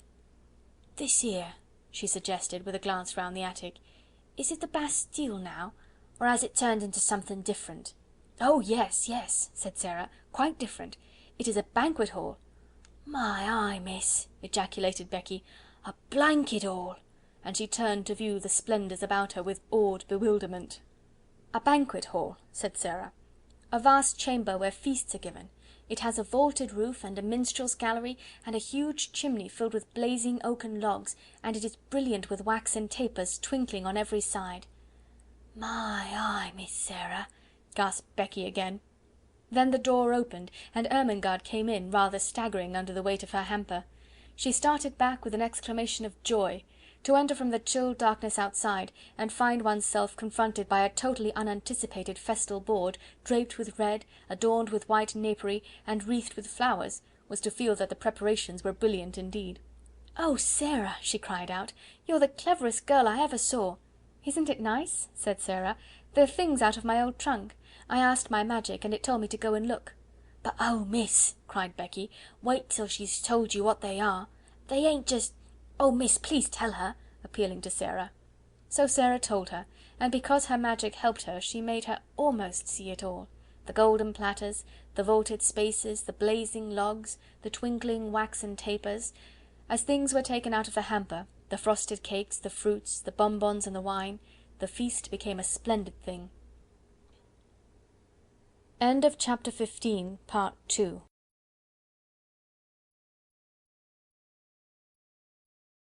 Chapter 15. Continued. "It's like a real party," cried Ermengarde. "It's like a queen's table," sighed Becky. Then Ermengarde had a sudden brilliant thought. "I'll tell you what, Sarah," she said, "pretend you're a princess now, and this is a royal feast." "But it's your feast," said Sarah. "You must be the princess, and we will be your maids of honour."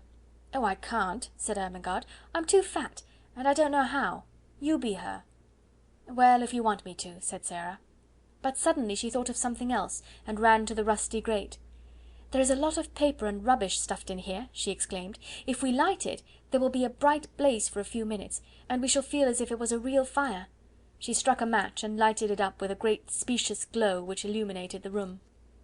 "By the time it stops blazing," Sarah said, "we shall forget about its not being real." She stood in the dancing glow and smiled. "Doesn't it look real?" she said. "Now we will begin the party."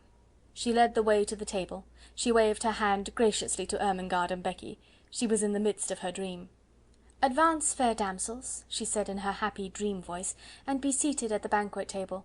My noble father the King, who is absent on a long journey, has commanded me to feast you." She turned her head slightly toward the corner of the room. "What ho there, minstrels! Strike up with your viols and bassoons." Princesses, she explained rapidly to Ermengarde and Becky, always had minstrels to play at their feasts. "Pretend there's a minstrel gallery up there in the corner. Now we will begin." They had barely had time to take their pieces of cake into their hands, not one of them had time to do more, when they all three sprang to their feet and turned pale faces toward the door, listening, listening. Someone was coming up the stairs. There was no mistake about it. Each of them recognized the angry mounting tread, and knew that the end of all things had come. "It's the missus," choked Becky, and dropped her piece of cake upon the floor. "Yes," said Sarah, her eyes growing shocked and large in her small white face. "Miss Minchin has found us out." Miss Minchin struck the door open with a blow of her hand. She was pale herself, but it was with rage. She looked from the frightened faces to the banquet table, and from the banquet table to the last flicker of the burnt paper in the grate. "I have been suspecting something of this sort," she exclaimed, "but I did not dream of such audacity. Lavinia was telling the truth." So they knew that it was Lavinia who had somehow guessed their secret and had betrayed them. Miss Minchin strode over to Becky and boxed her ears for a second time. "You impudent creature," she said, "you leave the house in the morning." Sarah stood quite still, her eyes growing larger, her face paler. Ermengarde burst into tears. "Oh, don't send her away," she sobbed. "My aunt sent me the hamper. We're only having a party." "So I see," said Miss Minchin witheringly, "with the Princess Sarah at the head of the table." She turned fiercely on Sarah. "It is your doing, I know," she cried. "Ermengarde would never have thought of such a thing. You decorated the table, I suppose, with this rubbish." She stamped her foot at Becky. "Go to your attic," she commanded, and Becky stole away, her face hidden in her apron, her shoulders shaking. Then it was Sarah's turn again. "I will attend to you to-morrow.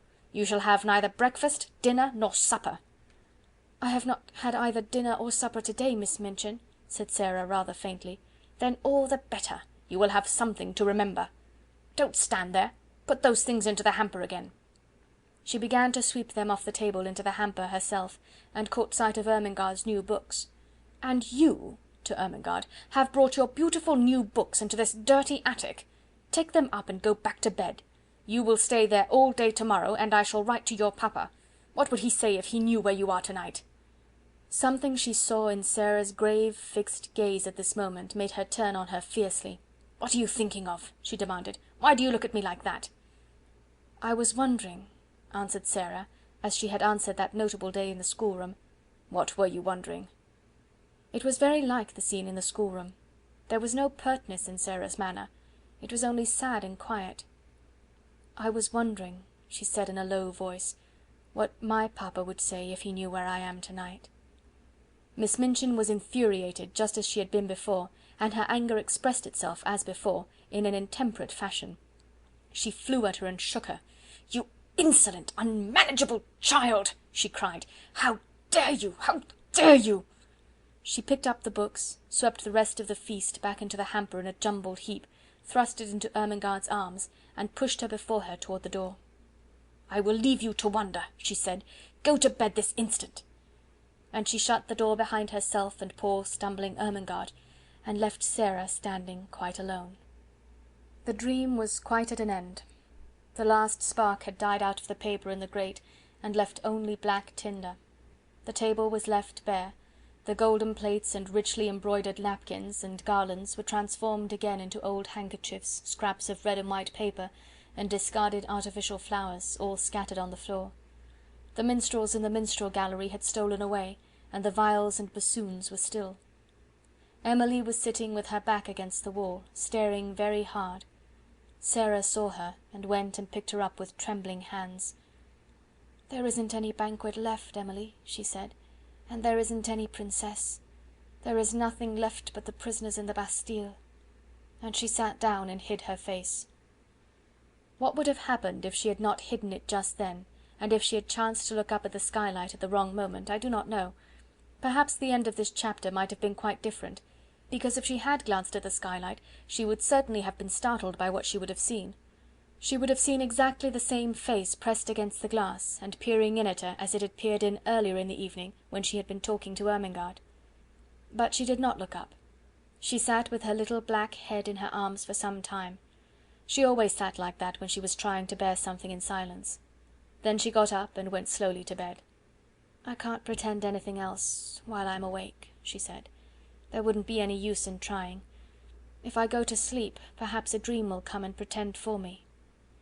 She suddenly felt so tired, perhaps through want of food, that she sat down on the edge of the bed quite weakly. "Suppose there was a bright fire in the grate, with lots of little dancing flames," she murmured. "Suppose there was a comfortable chair before it, and suppose there was a small table near, with a little hot, hot supper on it.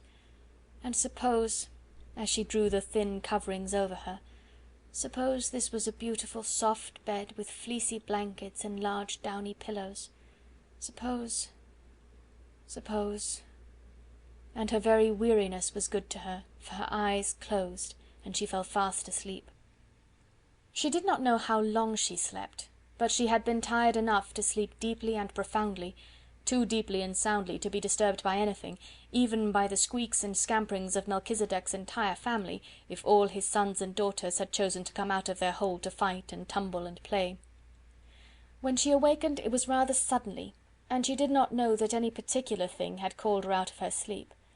The truth was, however, that it was a sound which had called her back, a real sound, the click of the skylight as it fell in closing after a lithe white figure which slipped through it and crouched down close by upon the slates of the roof, just near enough to see what happened in the attic, but not near enough to be seen. At first she did not open her eyes. She felt too sleepy and, curiously enough, too warm and comfortable. She was so warm and comfortable indeed, that she did not believe she was really awake. She never was as warm and cosy as this, except in some lovely vision. "What a nice dream," she murmured. "I feel quite warm. I don't want to wake up." Of course it was a dream. She felt as if warm, delightful bedclothes were heaped upon her. She could actually feel blankets, and when she put out her hand it touched something exactly like a satin-covered eiderdown quilt. She must not awaken from this delight. She must be quite still and make it last. But she could not. Even though she kept her eyes closed tightly, she could not. Something was forcing her to awaken, something in the room. It was a sense of light, and a sound, the sound of a crackling, roaring little fire. "Oh, I'm awakening," she said mournfully. "I can't help it, I can't." Her eyes opened in spite of herself, and then she actually smiled, for what she saw she had never seen in the attic before, and she knew she never should see. "Oh, I haven't awakened," she whispered, daring to rise on her elbow and look all about her. "I'm dreaming yet." She knew it must be a dream, for if she were awake such things could not be. Do you wonder that she felt sure that she had not come back to earth? This is what she saw. In the grate there was a glowing, blazing fire. On the hob was a little brass kettle hissing and boiling. Spread upon the floor was a thick, warm, crimson rug. Before the fire a folding chair, unfolded, and with cushions on it. By the chair a small folding table, unfolded, covered with a white cloth, and upon it spread small covered dishes, a cup, a saucer, a teapot. On the bed were new warm coverings and a satin-covered down quilt. At the foot a curious wadded silk robe, a pair of quilted slippers, and some books. The room of her dream seemed changed into fairyland. It was flooded with warm light, for a bright lamp stood on the table covered with a rosy shade. She sat up, resting on her elbow, and her breathing came short and fast. "It does not melt away," she panted. "Oh, I never had such a dream before." She scarcely dared to stir, but at last she pushed the bedclothes aside, and put her feet on the floor with a rapturous smile. "I am dreaming I am getting out of bed," she heard her own voice say, and then, as she stood up in the midst of it all, turning slowly from side to side, "I am dreaming it stays real. I am dreaming it feels real. It's bewitched, or I'm bewitched. I only think I see it all." Her words began to hurry themselves. "If I can only keep on thinking it," she cried. "I don't care, I don't care." She stood panting a moment longer, and then cried out again. "Oh, it isn't true," she said. "It can't be true. But oh, how true it seems!" The blazing fire drew her to it, and she knelt down and held out her hands close to it, so close that the heat made her start back. "A fire I only dreamed wouldn't be hot," she cried. She sprang up, touched the table, the dishes, the rug.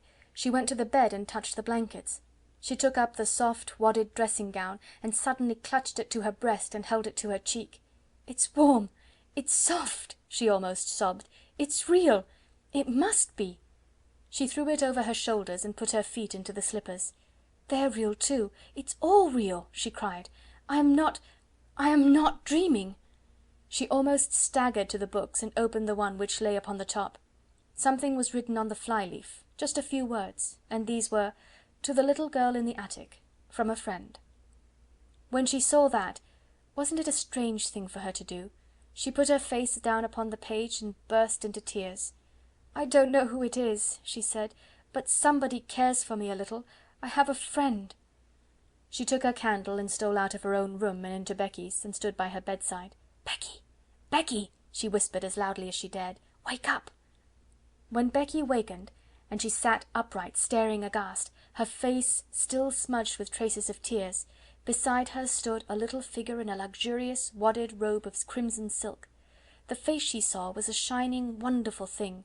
The Princess Sara, as she remembered her, stood at her very bedside, holding a candle in her hand. "Come," she said. "Oh, Becky, come!" Becky was too frightened to speak. She simply got up and followed her with her mouth and eyes open and without a word. And when they crossed the threshold, Sara shut the door gently and drew her into the warm, glowing midst of things which made her brain reel and her hungry senses faint. It's true," she cried. "I've touched them all. They're as real as we are. The magic has come and done it, Becky, while we were asleep. The magic that won't let those worst things ever quite happen."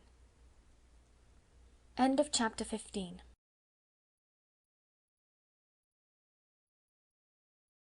Chapter 16. The Visitor. Imagine, if you can, what the rest of the evening was like. How they crouched by the fire which blazed and leaped and made so much of itself in the little grate. How they removed the covers of the dishes and found rich, hot, savoury soup, which was a meal in itself, and sandwiches and toast and muffins enough for both of them. The mug from the washstand was used as Becky's teacup, and the tea was so delicious that it was not necessary to pretend that it was anything but tea. They were warm and full-fed and happy, and it was just like Sara that, having found her strange good fortune real, she should give herself up to the enjoyment of it to the utmost. She had lived such a life of imaginings that she was quite equal to accepting any wonderful thing that happened, and almost to cease in a short time to find it bewildering. "I don't know anyone in the world who could have done it," she said, "but there has been someone, and here we are sitting by their fire, and it's true. And whoever it is, wherever they are, I have a friend, Becky. Someone is my friend." It cannot be denied that as they sat before the blazing fire and ate the nourishing, comfortable food, they felt a kind of rapturous awe, and looked into each other's eyes with something like doubt. "Do you think," Becky faltered once, in a whisper, "do you think it could melt away, miss? Hadn't we better be quick?" And she hastily crammed her sandwich into her mouth. If it was only a dream, kitchen manners would be overlooked. "No, it won't melt away," said Sara. "I am eating this muffin, and I can taste it. You never really eat things in dreams. You only think you are going to eat them. Besides, I keep giving myself pinches, and I touched a hot piece of coal just now on purpose." The sleepy comfort which at length almost overpowered them was a heavenly thing.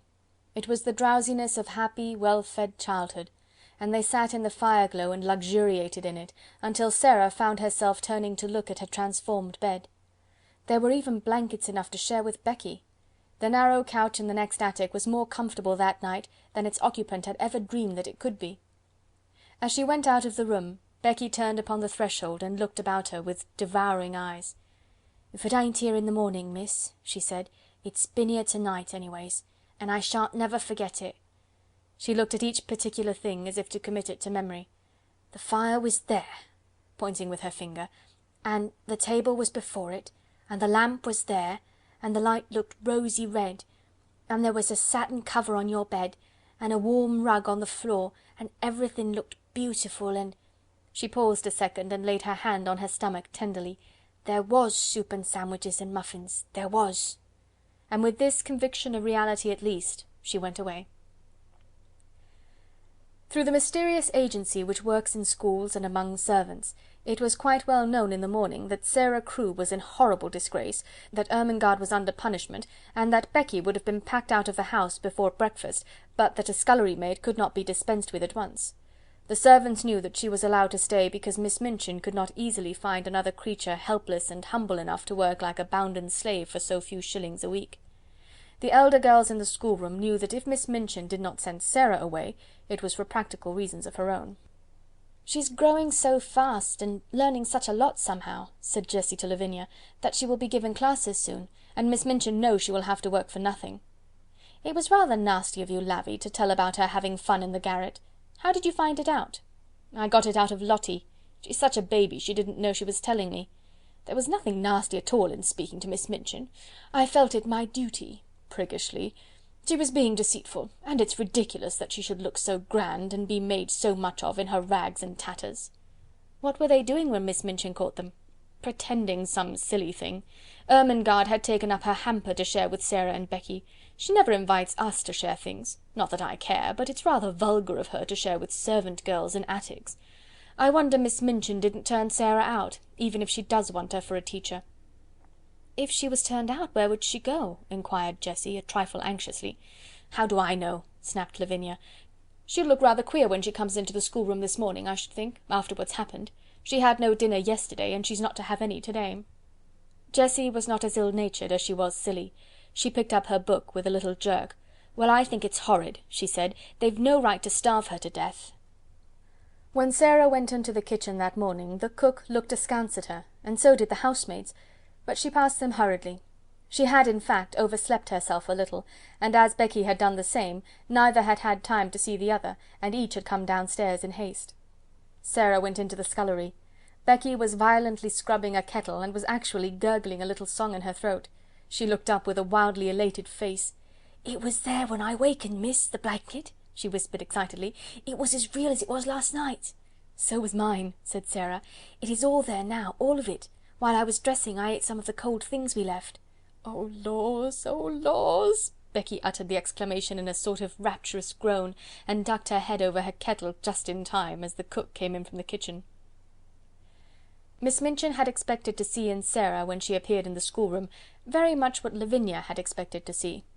Sara had always been an annoying puzzle to her, because severity never made her cry or looked frightened. When she was scolded, she stood still and listened politely, with a grave face. When she was punished, she performed her extra tasks or went without her meals, making no complaint or outward sign of rebellion.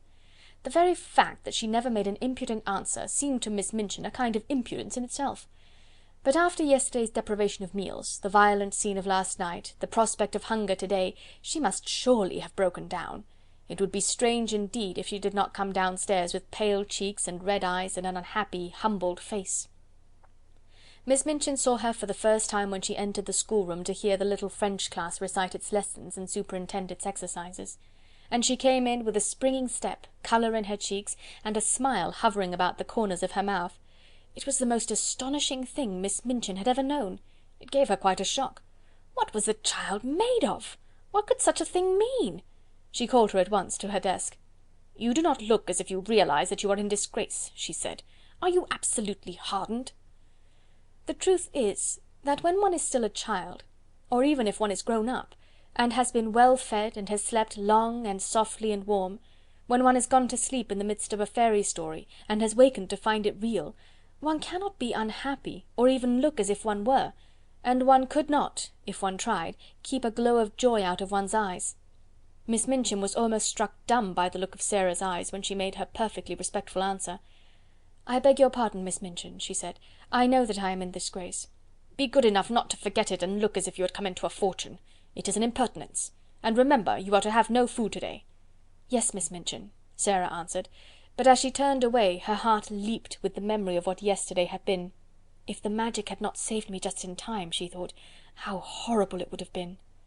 "She can't be very hungry," whispered Lavinia. "Just look at her. Perhaps she is pretending she has had a good breakfast," with a spiteful laugh.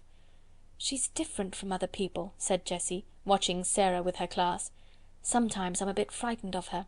"Ridiculous thing!" ejaculated Lavinia. All through the day the light was in Sarah's face, and the colour in her cheek. The servants cast puzzled glances at her, and whispered to each other, and Miss Amelia's small blue eyes wore an expression of bewilderment. What such an audacious look of well-being under august displeasure could mean, she could not understand. It was, however, just like Sarah's singular obstinate way. She was probably determined to brave the matter out. One thing Sarah had resolved upon as she thought things over. The wonders which had happened must be kept a secret, if such a thing were possible. If Miss Minchin should choose to mount to the attic again, of course all would be discovered, but it did not seem likely that she would do so for some time at least, unless she was led by suspicion. Ermengarde and Lottie would be watched with such strictness that they would not dare to steal out of their beds again. Ermengarde could be told the story and trusted to keep it secret. If Lottie made any discoveries, she could be bound to secrecy also. Perhaps the magic itself would help to hide its own marvels.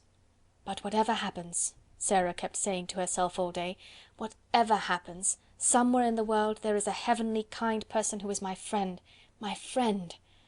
If I never know who it is, if I never can even thank him, I shall never feel quite so lonely. Oh, the magic is good to me." If it was possible for weather to be worse than it had been the day before, it was worse this day. Wetter, muddier, colder. There were more errands to be done, the cook was more irritable, and knowing that Sarah was in disgrace, she was more savage. But what does anything matter when one's magic has just proved itself one's friend? Sarah's supper of the night before had given her strength. She knew that she should sleep well and warmly, and even though she had naturally begun to be hungry again before evening, she felt that she could bear it until breakfast time the following day, when her meals would surely be given to her again. It was quite late when she was at last allowed to go upstairs. She had been told to go into the schoolroom and study until 10 o'clock, and she had become interested in her work and remained over her books later. When she reached the top flight of stairs and stood before the attic door, it must be confessed that her heart beat rather fast. "Of course, it might all have been taken away," she whispered, trying to be brave. "It might only have been lent to me for just that one awful night. But it was lent to me. I had it. It was real." She pushed the door open and went in. Once inside, she gasped slightly, shut the door, and stood with her back against it, looking from side to side. The magic had been there again. It actually had, and it had done even more than before. The fire was blazing in lovely leaping flames more merrily than ever. A number of new things had been brought into the attic, which so altered the look of it, that if she had not been past doubting, she would have rubbed her eyes. Upon the low table another supper stood, this time with cups and plates for Becky as well as herself. A piece of bright, heavy, strange embroidery covered the battered mantel, and on it some ornaments had been placed. All the bare, ugly things which could be covered with draperies had been concealed, and made to look quite pretty. Some odd materials of rich colours had been fastened against the wall with fine, sharp tacks, so sharp that they could be pressed into the wood and plaster without hammering. Some brilliant fans were pinned up, and there were several large cushions, big and substantial enough to use as seats. A wooden box was covered with a rug, and some cushions lay on it, so that it quite wore the air of a sofa. Sarah slowly moved away from the door, and simply sat down and looked again. "It is exactly like something fairy come true," she said. "There isn't the least difference. I feel as if I might wish for anything, diamonds or bags of gold, and they would appear. That wouldn't be any stranger than this. Is this my garret? Am I the same cold, ragged, damp Sarah? And to think I used to pretend and wish there were fairies. The one thing I always wanted was to see a fairy story come true. I am living in a fairy story. I feel as if I might be a fairy myself, and be able to turn things into anything else." She rose and knocked upon the wall for the prisoner in the next cell, and the prisoner came. When she entered, she almost dropped in a heap upon the floor. For a few seconds she quite lost her breath. "Oh, laws!" she gasped. "Oh, laws, miss!" "You see," said Sara.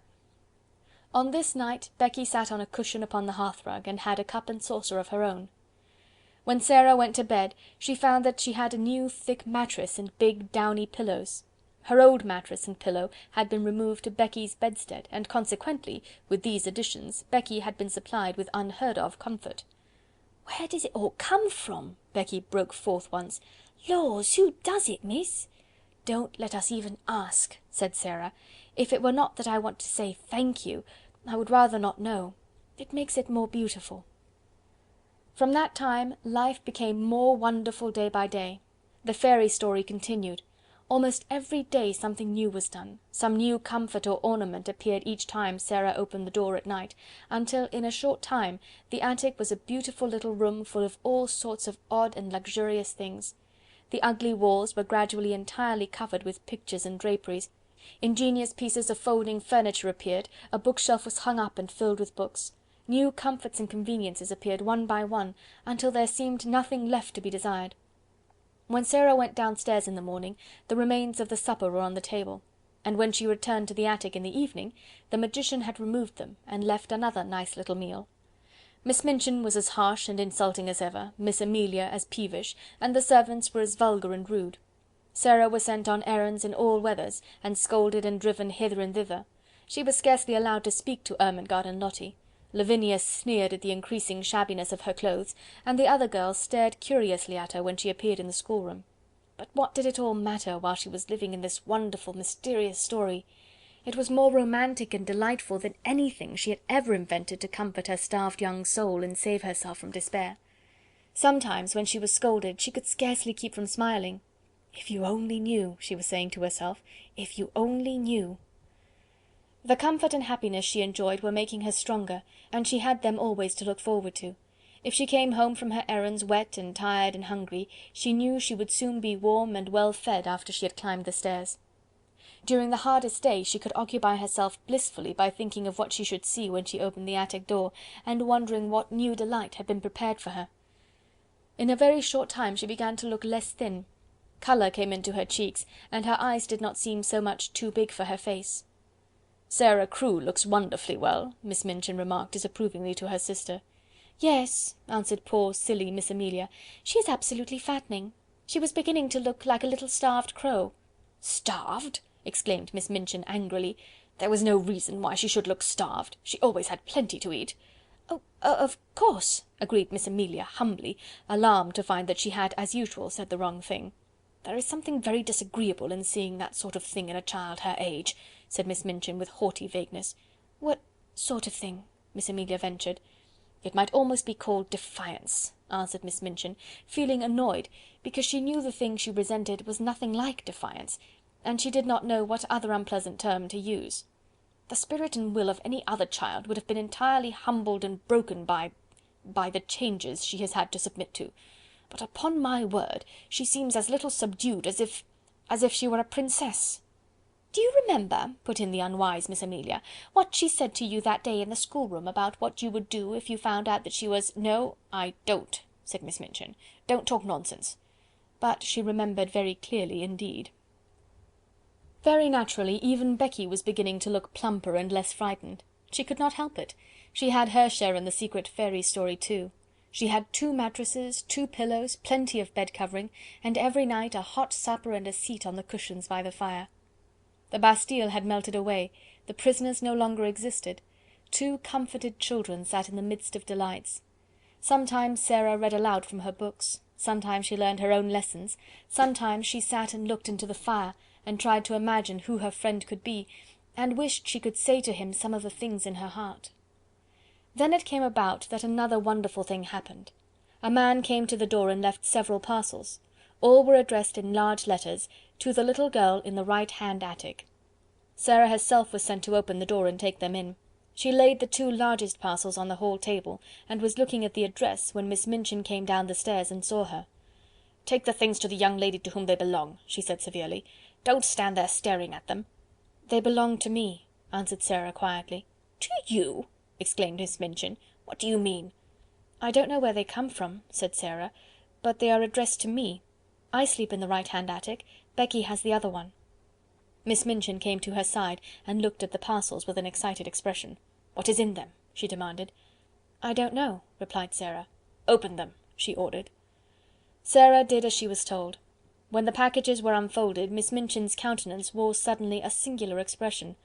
What she saw was pretty and comfortable clothing, clothing of different kinds, shoes, stockings and gloves, and a warm and beautiful coat. There was even a nice hat and an umbrella. They were all good and expensive things, and on the pocket of the coat was pinned a paper on which were written these words: "To be worn every day, will be replaced by others when necessary." Miss Minchin was quite agitated. This was an incident which suggested strange things to her sordid mind.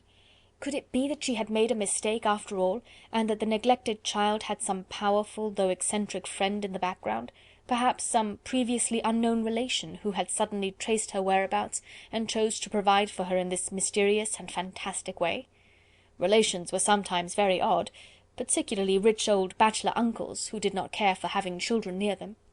A man of that sort might prefer to overlook his young relation's welfare at a distance. Such a person, however, would be sure to be crotchety and hot-tempered enough to be easily offended.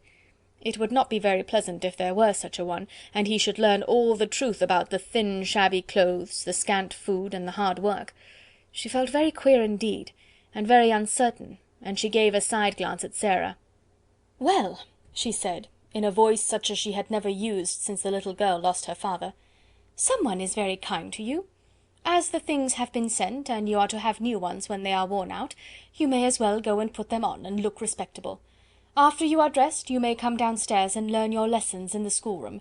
You need not go out on any more errands to-day."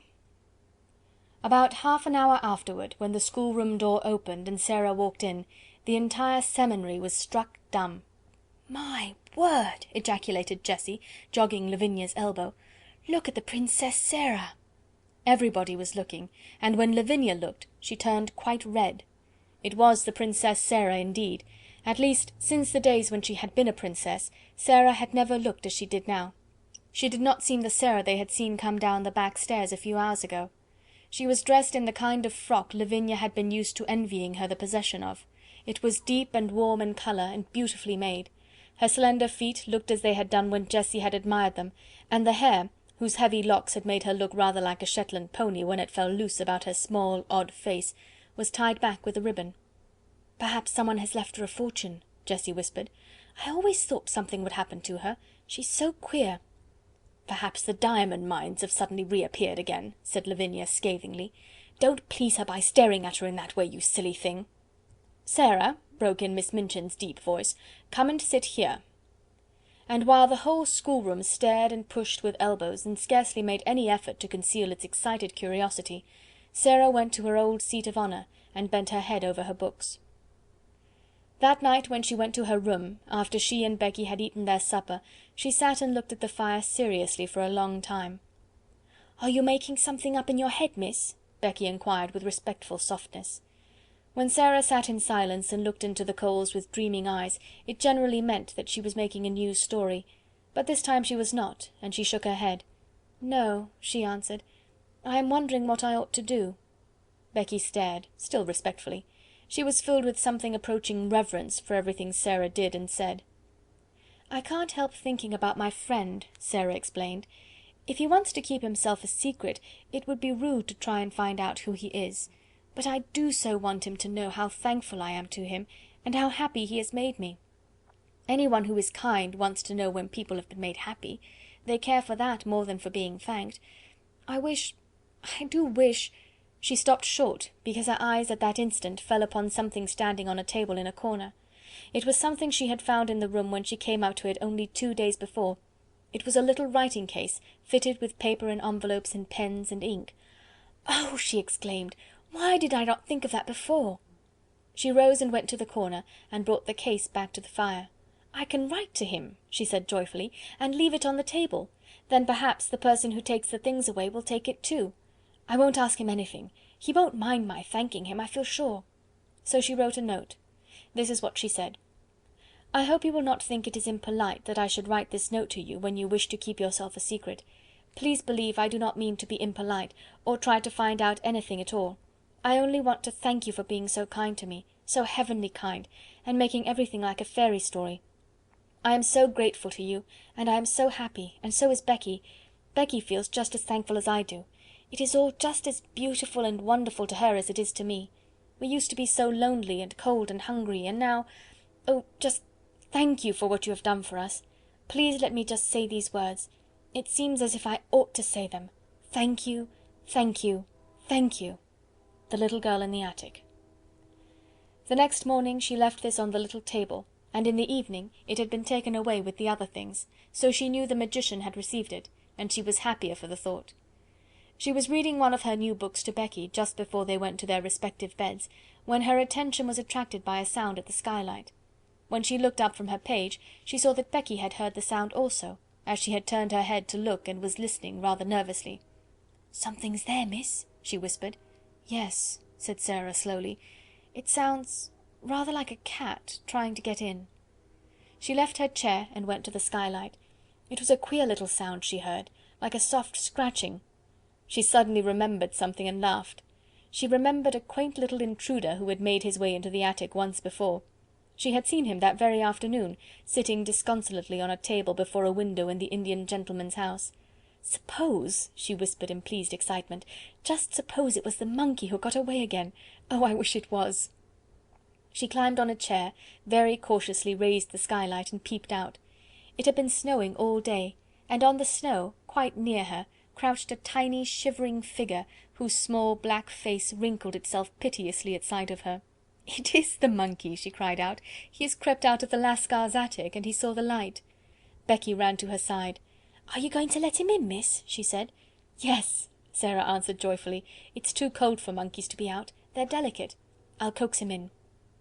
She put a hand out delicately, speaking in a coaxing voice, as she spoke to the sparrows and to Melchisedec, as if she were some friendly little animal herself.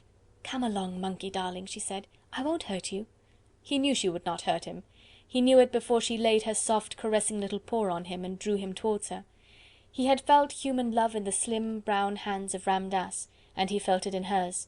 He let her lift him through the skylight, and when he found himself in her arms, he cuddled up to her breast and looked up into her face. Nice monkey, she crooned, kissing his funny head. "Oh, I do love little animal things." He was evidently glad to get to the fire, and when she sat down and held him on her knee, he looked from her to Becky with mingled interest and appreciation. "He is plain looking, miss, ain't he?" said Becky. "He looks like a very ugly baby," laughed Sara. "I beg your pardon, monkey, but I am glad you are not a baby. Your mother couldn't be proud of you, and no one would dare to say you looked like any of your relations. Oh, I do like you." She leaned back in her chair and reflected. "Perhaps he's sorry he's so ugly," she said, "and it's always on his mind. I wonder if he has a mind. Monkey, my love, have you a mind?" But the monkey only put up a tiny paw and scratched his head. "What shall you do with him?" Becky asked. "I shall let him sleep with me tonight, and then take him back to the Indian gentleman tomorrow. I am sorry to take you back, monkey, but you must go. You ought to be fondest of your own family, and I'm not a real relation." And when she went to bed, she made him a nest at her feet, and he curled up and slept there as if he were a baby and much pleased with his quarters. End of chapter 16.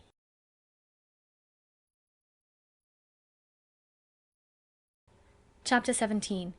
It is the child. The next afternoon 3 members of the large family sat in the Indian gentleman's library, doing their best to cheer him up. They had been allowed to come in to perform this office because he had specially invited them. He had been living in a state of suspense for some time, and today he was waiting for a certain event very anxiously. This event was the return of Mr. Carmichael from Moscow. His stay there had been prolonged from week to week. On his first arrival there, he had not been able to satisfactorily trace the family he had gone in search of. When he felt at last sure that he had found them, and had gone to their house, he had been told that they were absent on a journey. His efforts to reach them had been unavailing, so he had decided to remain in Moscow until their return. Mr. Carrisford sat in his reclining chair, and Janet sat on the floor beside him. He was very fond of Janet. Norah had found a footstool, and Donald was astride the tiger's head, which ornamented the rug made of the animal's skin. It must be owned that he was riding it rather violently. "Don't chirrup so loud, Donald," Janet said. "When you come to cheer an ill person up, you don't cheer him up at the top of your voice. Perhaps the cheering up is too loud, Mr. Carrisford?" turning to the Indian gentleman. But he only patted her shoulder. "No, it isn't," he answered, "and it keeps me from thinking too much." "I'm going to be quiet," Donald shouted. "We'll all be as quiet as mice." "Mice don't make a noise like that," said Janet. Donald made a bridle of his handkerchief and bounced up and down on the tiger's head. "A whole lot of mice might," he said cheerfully. "1,000 mice might." "I don't believe 50,000 mice would," said Janet severely.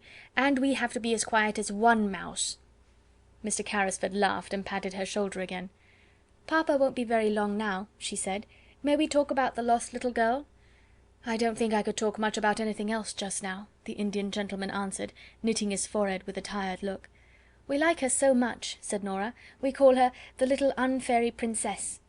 "Why?" the Indian gentleman inquired, because the fancies of the large family always made him forget things a little. It was Janet who answered. "It is because, though she is not exactly a fairy, she will be so rich when she is found, that she will be like a princess in a fairy tale. We called her the fairy princess at first, but it didn't quite suit." "Is it true," said Norah, "that her papa gave all his money to a friend to put in a mine that had diamonds in it, and then the friend thought he had lost it all and ran away because he felt as if he was a robber?" "But he wasn't really, you know," put in Janet hastily. The Indian gentleman took hold of her hand quickly. "No, he wasn't really," he said. "I'm sorry for the friend," Janet said. "I can't help it. He didn't mean to do it, and it would break his heart. I'm sure it would break his heart." "You're an understanding little woman, Janet," the Indian gentleman said, and he held her hand close. "Did you tell Mr. Carrisford," Donald shouted again, "about the little girl who isn't a beggar? Did you tell him she has new nice clothes? Perhaps she's been found by somebody when she was lost." "There's a cab," exclaimed Janet. "It's stopping before the door. It is Papa." They all ran to the windows to look out. "Yes, it is Papa," Donald proclaimed, "but there is no little girl." All three of them incontinently fled the room and tumbled into the hall. It was in this way they always welcomed their father. They were to be heard jumping up and down, clapping their hands, and being caught up and kissed. Mr. Carrisford made an effort to rise and sank back again. "It is no use," he said. "What a wreck I am." Mr. Carmichael's voice approached the door. "No, children," he was saying, "you may come in after I have talked to Mr. Carrisford. Go and play with Ramdass." Then the door opened and he came in. He looked rosier than ever, and brought an atmosphere of freshness and health with him. But his eyes were disappointed and anxious as they met the invalid's look of eager question, even as they grasped each other's hands. "What news?" Mr. Carrisford asked. "The child the Russian people adopted?" "She is not the child we are looking for," was Mr. Carmichael's answer. "She is much younger than Captain Crewe's little girl. Her name is Emily Carew. I have seen and talked to her. The Russians were able to give me every detail." How wearied and miserable the Indian gentleman looked. His hand dropped from Mr. Carmichael's. "Then the search has to be begun all over again," he said. "That is all. Please sit down." Mr. Carmichael took a seat. Somehow he had gradually grown fond of this unhappy man. He was himself so well and happy, and so surrounded by cheerfulness and love, that desolation and broken health seemed pitifully unbearable things. If there had been the sound of just one gay little high-pitched voice in the house, it would have been so much less forlorn.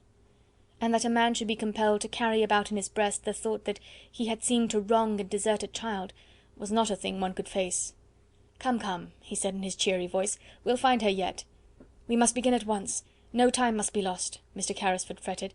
"Have you any new suggestion to make? Any whatsoever?" Mr. Carmichael felt rather restless, and he rose and began to pace the room with a thoughtful though uncertain face. "Well, perhaps," he said. "I don't know what it may be worth.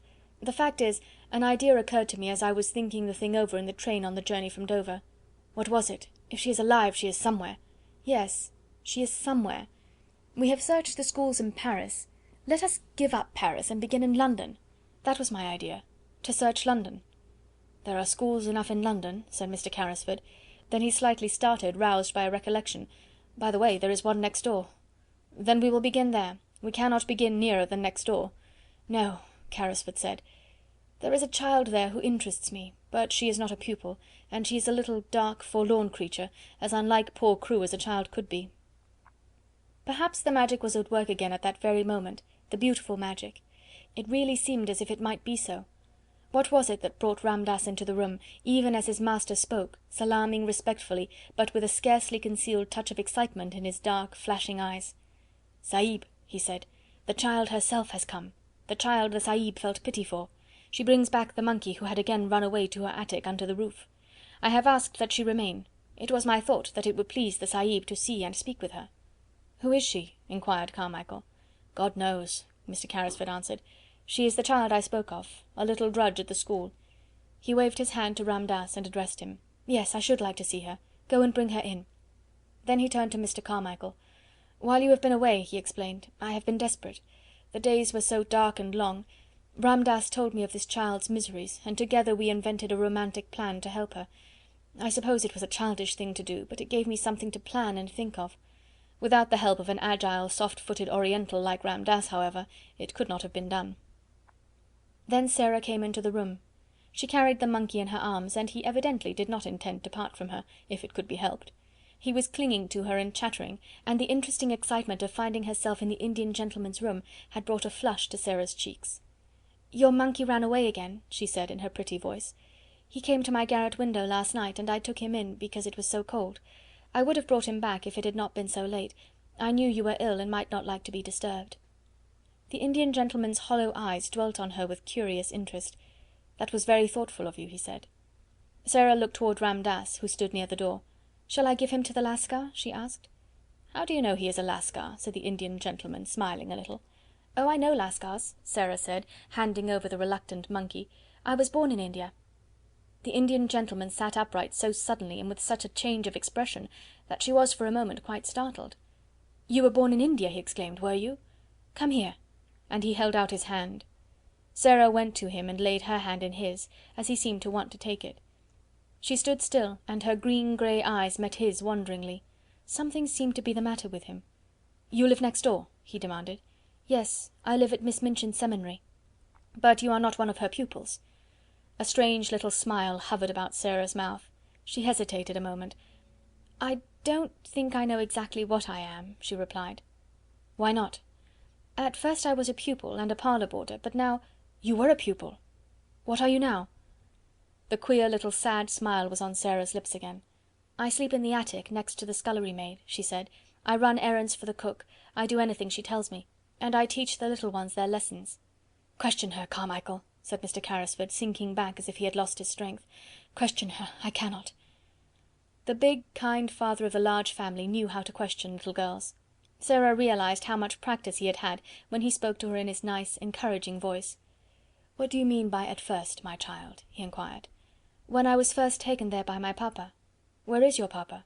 "He died," said Sara very quietly. "He lost all his money, and there was none left for me.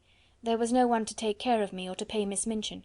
"Carmichael!" the Indian gentleman cried out loudly. "Carmichael!" "We must not frighten her," Mr. Carmichael said aside to him in a quick, low voice. And he added aloud to Sara: "So you were sent up into the attic and made into a little drudge. That was about it, wasn't it?" "There was no one to take care of me," said Sara. "There was no money. I belonged to nobody." "How did your father lose his money?" the Indian gentleman broke in breathlessly. "He did not lose it himself," Sara answered, wondering still more each moment. "He had a friend he was very fond of. He was very fond of him. It was his friend who took his money. He trusted his friend too much." The Indian gentleman's breath came more quickly. "The friend might have meant to do no harm," he said. "It might have happened through a mistake." Sara did not know how unrelenting her quiet young voice sounded as she answered. If she had known, she would surely have tried to soften it for the Indian gentleman's sake. "The suffering was just as bad for my papa," she said. "It killed him." "What was your father's name?" the Indian gentleman said. "Tell me." "His name was Ralph Crewe," Sara answered, feeling startled. "Captain Crewe. He died in India." The haggard face contracted, and Ram Dass sprang to his master's side. "Carmichael," the invalid gasped, "it is the child! The child!" For a moment Sara thought he was going to die. Ram Dass poured out drops from a bottle and held them to his lips. Sara stood near, trembling a little. She looked in a bewildered way at Mr. Carmichael. "What child am I?" she faltered. "He was your father's friend," Mr. Carmichael answered her. "Don't be frightened.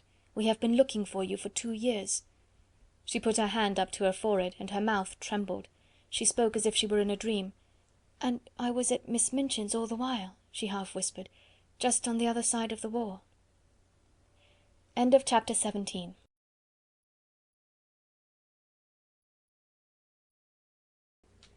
Chapter 18. I tried not to be.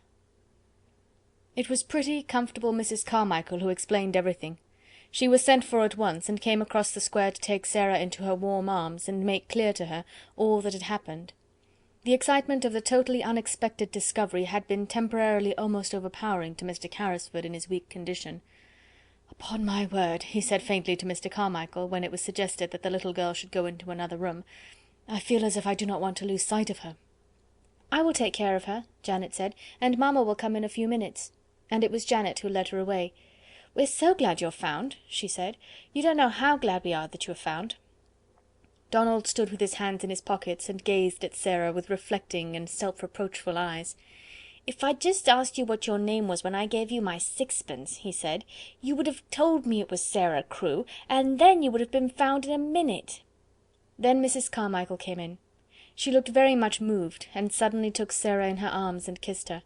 "You look bewildered, poor child," she said, "and it is not to be wondered at." Sara could only think of one thing. "Was he," she said, with a glance towards the closed door of the library, "was he the wicked friend? Oh, do tell me." Mrs. Carmichael was crying as she kissed her again. She felt as if she ought to be kissed very often, because she had not been kissed for so long. "He was not wicked, my dear," she answered. "He did not really lose your papa's money. He only thought he had lost it, and because he loved him so much, his grief made him so ill that, for a time, he was not in his right mind. He almost died of brain fever, and long before he began to recover, your poor papa was dead." "And he did not know where to find me," murmured Sara, "and I was so near." Somehow she could not forget that she had been so near. "He believed you were in school in France," Mrs. Carmichael explained, "and he was continually misled by false clues. He has looked for you everywhere. When he saw you pass by, looking so sad and neglected, he did not dream that you were his friend's poor child, but because you were a little girl too, he was sorry for you, and wanted to make you happier, and he told Ramdass to climb into your attic window and try to make you comfortable." Sara gave a start of joy. Her whole look changed. "Did Ramdass bring the things?" she cried out. "Did he tell Ramdass to do it? Did he make the dream that came true?" "Yes, my dear, yes. He is kind and good, and he was sorry for you, for little lost Sara Crewe's sake." The library door opened, and Mr. Carmichael appeared, calling Sara to him with a gesture. "Mr. Carrisford is better already," he said. "He wants you to come to him." Sara did not wait. When the Indian gentleman looked at her as she entered, he saw that her face was all alight. She went and stood before his chair, with her hands clasped together against her breast. "You sent the things to me," she said, in a joyful, emotional little voice.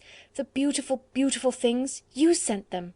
"Yes, poor dear child, I did," he answered. He was weak and broken with long illness and trouble, but he looked at her with the look she remembered in her father's eyes, that look of loving her and wanting to take her in his arms. It made her kneel down by him, just as she used to kneel by her father when they were the dearest friends and lovers in the world. "Then it is you who are my friend," she said. "It is you who are my friend." And she dropped her face on his thin hand, and kissed it again and again. "The man will be himself again in 3 weeks," Mr. Carmichael said aside to his wife. "Look at his face already." In fact, he did look changed. Here was the little missus, and he had new things to think of and plan for already. In the first place, there was Miss Minchin. She must be interviewed and told of the change which had taken place in the fortunes of her pupil. Sara was not to return to the seminary at all. The Indian gentleman was very determined upon that point. She must remain where she was, and Mr. Carmichael should go and see Miss Minchin himself. "I am glad I need not go back," said Sara. "She will be very angry. She does not like me, though perhaps it is my fault, because I do not like her." But oddly enough, Miss Minchin made it unnecessary for Mr. Carmichael to go to her, by actually coming in search of her pupil herself. She had wanted Sara for something, and on inquiry had heard an astonishing thing. One of the housemaids had seen her steal out of the area with something hidden under her cloak, and had also seen her go up the steps of the house next door and enter the house. "What does she mean?" cried Miss Minchin to Miss Amelia. "I don't know, I'm sure, sister," answered Miss Amelia, "unless she has made friends with him because he has lived in India." "It would be just like her to thrust herself upon him, and try to gain his sympathies in some such impertinent fashion," said Miss Minchin. "She must have been in the house for 2 hours. I will not allow such presumption. I shall go and inquire into the matter, and apologise for her intrusion." Sarah was sitting on a footstool close to Mr. Carrisford's knee, and listening to some of the many things he felt it necessary to try to explain to her, when Ram Dass announced the visitor's arrival. Sarah rose involuntarily and became rather pale, but Mr. Carrisford saw that she stood quietly, and showed none of the ordinary signs of child terror. Miss Minchin entered the room with a sternly dignified manner. She was correctly and well dressed, and rigidly polite. "I am sorry to disturb Mr. Carrisford," she said, "but I have explanations to make. I am Miss Minchin, the proprietress of the young ladies' seminary next door." The Indian gentleman looked at her for a moment in silent scrutiny. He was a man who had naturally a rather hot temper, and he did not wish it to get too much the better of him. "So you are Miss Minchin," he said. "I am, sir." "In that case," the Indian gentleman replied, "you have arrived at the right time. My solicitor, Mr. Carmichael, was just on the point of going to see you." Mr. Carmichael bowed slightly, and Miss Minchin looked from him to Mr. Carrisford in amazement. "Your solicitor?" she said. "I do not understand. I have come here as a matter of duty. I have just discovered that you have been intruded upon by the forwardness of one of my pupils, a charity pupil. I came to explain that she intruded without my knowledge." She turned upon Sarah. "Go home at once," she commanded indignantly. "You shall be severely punished. Go home at once." The Indian gentleman drew Sarah to his side and patted her hand. "She is not going." Miss Minchin felt rather as if she must be losing her senses. "Not going?" she repeated. "No," said Mr. Carrisford, "she is not going home, if you give your house that name. Her home for the future will be with me." Miss Minchin fell back in amazed indignation. "With you? With you, sir? What does this mean?" "Kindly explain the matter, Carmichael," said the Indian gentleman, "and get it over as quickly as possible." And he made Sarah sit down again, and held her hands in his, which was another trick of her papa's. Then Mr. Carmichael explained, in the quiet, level-toned, steady manner of a man who knew his subject, and all its legal significance, which was a thing Miss Minchin understood as a business woman, and did not enjoy. "Mr. Carrisford, madam," he said, "was an intimate friend of the late Captain Crewe. He was his partner in certain large investments. The fortune which Captain Crewe supposed he had lost has been recovered, and is now in Mr. Carrisford's hands." "The fortune!" cried Miss Minchin, and she really lost colour as she uttered the exclamation. "Sarah's fortune!" "It will be Sarah's fortune," replied Mr. Carmichael rather coldly. "It is Sarah's fortune now, in fact. Certain events have increased it enormously. The diamond mines have retrieved themselves." "The diamond mines!" Miss Minchin gasped out. If this was true, nothing so horrible, she felt, had ever happened to her since she was born. "The diamond mines," Mr. Carmichael repeated, and he could not help adding, with a rather sly, unlawyer-like smile, "There are not many princesses, Miss Minchin, who are richer than your little charity pupil, Sara Crewe, will be. Mr. Carrisford has been searching for her for nearly 2 years. He has found her at last, and he will keep her." After which he asked Miss Minchin to sit down while he explained matters to her fully, and went into such detail as was necessary to make it quite clear to her that Sarah's future was an assured one, and that what had seemed to be lost was to be restored to her tenfold. Also that she had in Mr. Carrisford a guardian as well as a friend. Miss Minchin was not a clever woman, and in her excitement she was silly enough to make one desperate effort to regain what she could not help seeing she had lost through her worldly folly. "He found her under my care," she protested. "I have done everything for her. But for me she should have starved in the streets." Here the Indian gentleman lost his temper. "As to starving in the streets," he said, "she might have starved more comfortably there than in your attic." "Captain Crewe left her in my charge," Miss Minchin argued. "She must return to it until she is of age. She can be a parlour boarder again. She must finish her education. The law will interfere in my behalf." "Come, come, Miss Minchin," Mr. Carmichael interposed, "the law will do nothing of the sort. If Sarah herself wishes to return to you, I dare say Mr. Carrisford might not refuse to allow it, but that rests with Sarah." "Then," said Miss Minchin, "I appeal to Sarah. I have not spoiled you, perhaps," she said awkwardly to the little girl, "but you know that your papa was pleased with your progress, and I have always been fond of you." Sarah's green-grey eyes fixed themselves on her with the quiet, clear look Miss Minchin particularly disliked. "Have you, Miss Minchin?" she said. "I did not know that." Miss Minchin reddened and drew herself up.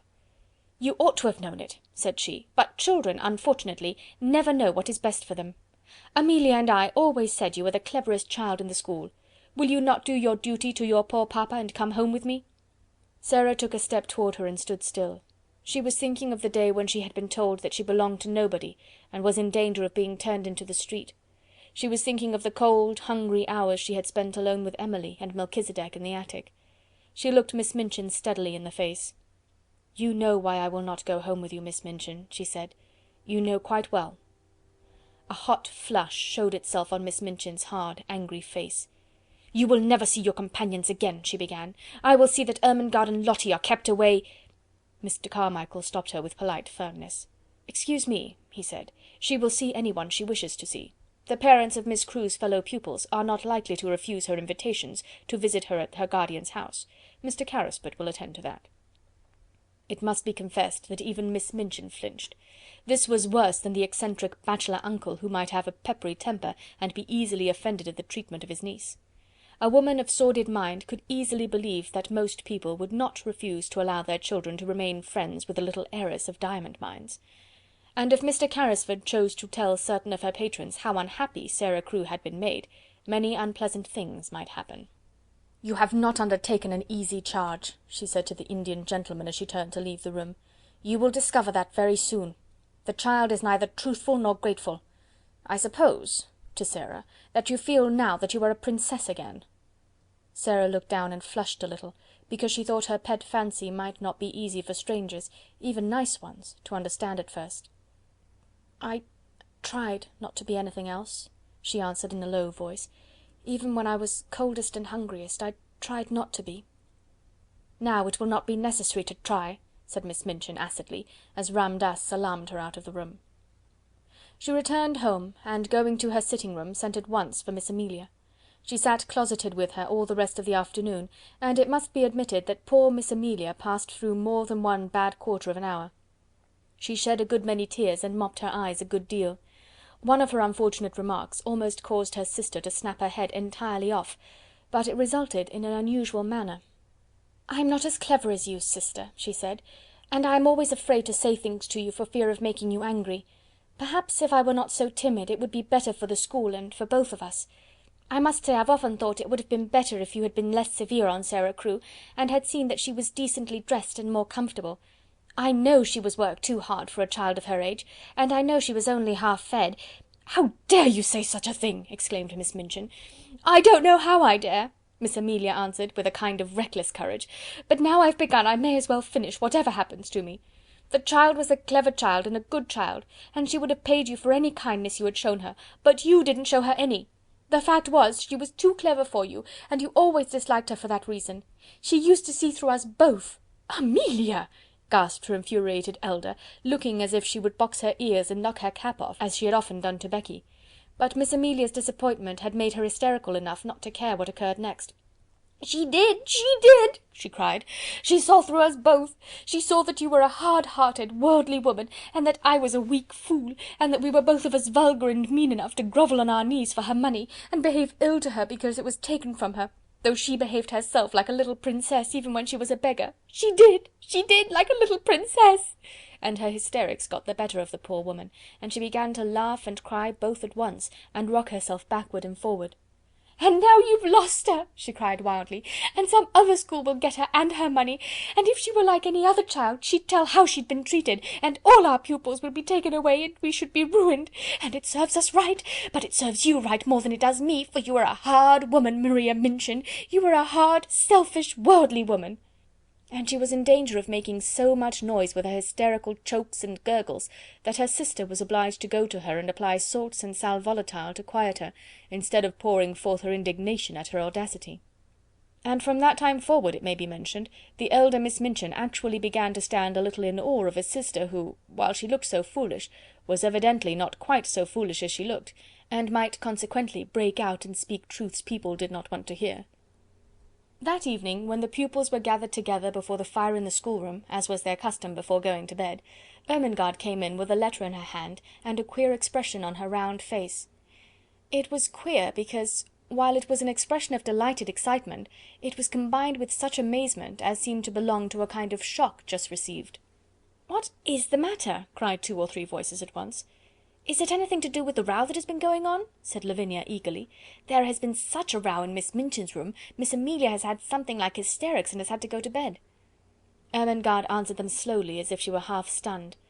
"I've just had this letter from Sara," she said, holding it out to let them see what a long letter it was. "From Sara?" Every voice joined in that exclamation.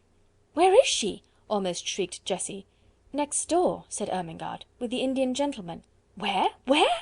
Has she been sent away? Does Miss Minchin know? Was the row about that? Why did she write? Tell us, tell us!" There was a perfect babel, and Lottie began to cry plaintively. Ermengarde answered them slowly, as if she were half plunged out into what, at the moment, seemed the most important and self-explaining thing. "There were diamond mines," she said stoutly, "there were." Open mouths and opened eyes confronted her. "They were real," she hurried on. "It was all a mistake about them. Something happened for a time, and Mr. Carrisford thought they were ruined." "Who is Mr. Carrisford?" shouted Jessie. "The Indian gentleman.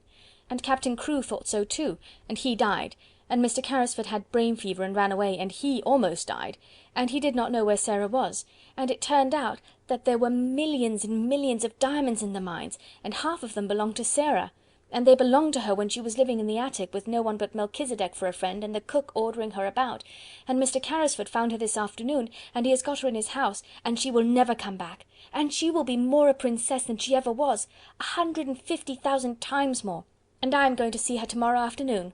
There!" Even Miss Minchin herself could scarcely have controlled the uproar after this, and though she heard the noise, she did not try. She was not in the mood to face anything more than she was facing in her room, while Miss Amelia was weeping in bed. She knew that the news had penetrated the walls in some mysterious manner, and that every servant and every child would go to bed talking about it. So until almost midnight the entire seminary, realizing somehow that all rules were laid aside, crowded round Ermengarde in the schoolroom, and heard, read and re-read, the letter containing a story which was quite as wonderful as any Sara herself had ever invented, and which had the amazing charm of having happened to Sara herself, and the mystic Indian gentleman in the very next house. Becky, who had heard it also, managed to creep upstairs earlier than usual. She wanted to get away from people, and go and look at the little magic room once more. She did not know what would happen to it. It was not likely that it would be left to Miss Minchin. It would be taken away, and the attic would be bare and empty again. Glad as she was for Sara's sake, she went up the last flight of stairs with a lump in her throat and tears blurring her sight. There would be no fire to-night, and no rosy lamp, no supper, and no princess sitting in the glow reading or telling stories. No princess. She choked down a sob as she pushed the attic door open, and then she broke into a low cry. The lamp was flushing the room, the fire was blazing, the supper was waiting, and Ram Das was standing smiling into her startled face. "Missy Sahib remembered," he said. "She told the Sahib all. She wished you to know the good fortune which has befallen her. Behold a letter on the tray. She has written. She did not wish that you should go to sleep unhappy. The Sahib commands you to come to him tomorrow. You are to be the attendant of Missy Sahib. Tonight I take these things back over the roof." And having said this with a beaming face, he made a little salaam and slipped through the skylight with an agile silentness of movement which showed Becky how easily he had done it before. End of chapter 18.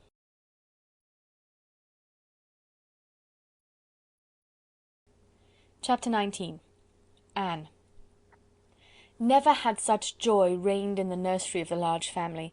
Never had they dreamed of such delights as resulted from an intimate acquaintance with the little girl who was not a beggar.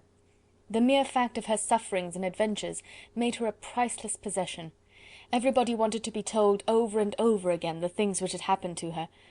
When one was sitting by a warm fire in a big, glowing room, it was quite delightful to hear how cold it could be in an attic. It must be admitted that the attic was rather delighted in, and that its coldness and bareness quite sank into insignificance when Melchisedec was remembered, and one heard about the sparrows and things one could see if one climbed on the table, and stuck one's head and shoulders out of the skylight. Of course, the thing loved best was the story of the banquet and the dream which was true. Sara told it for the first time the day after she had been found. Several members of the large family came to take tea with her, and as they sat or curled up on the hearthrug, she told the story in her own way, and the Indian gentleman listened and watched her. When she had finished, she looked up at him and put her hand on his knee. "That is my part," she said. "Now won't you tell your part of it, Uncle Tom?" He had asked her to call him always Uncle Tom.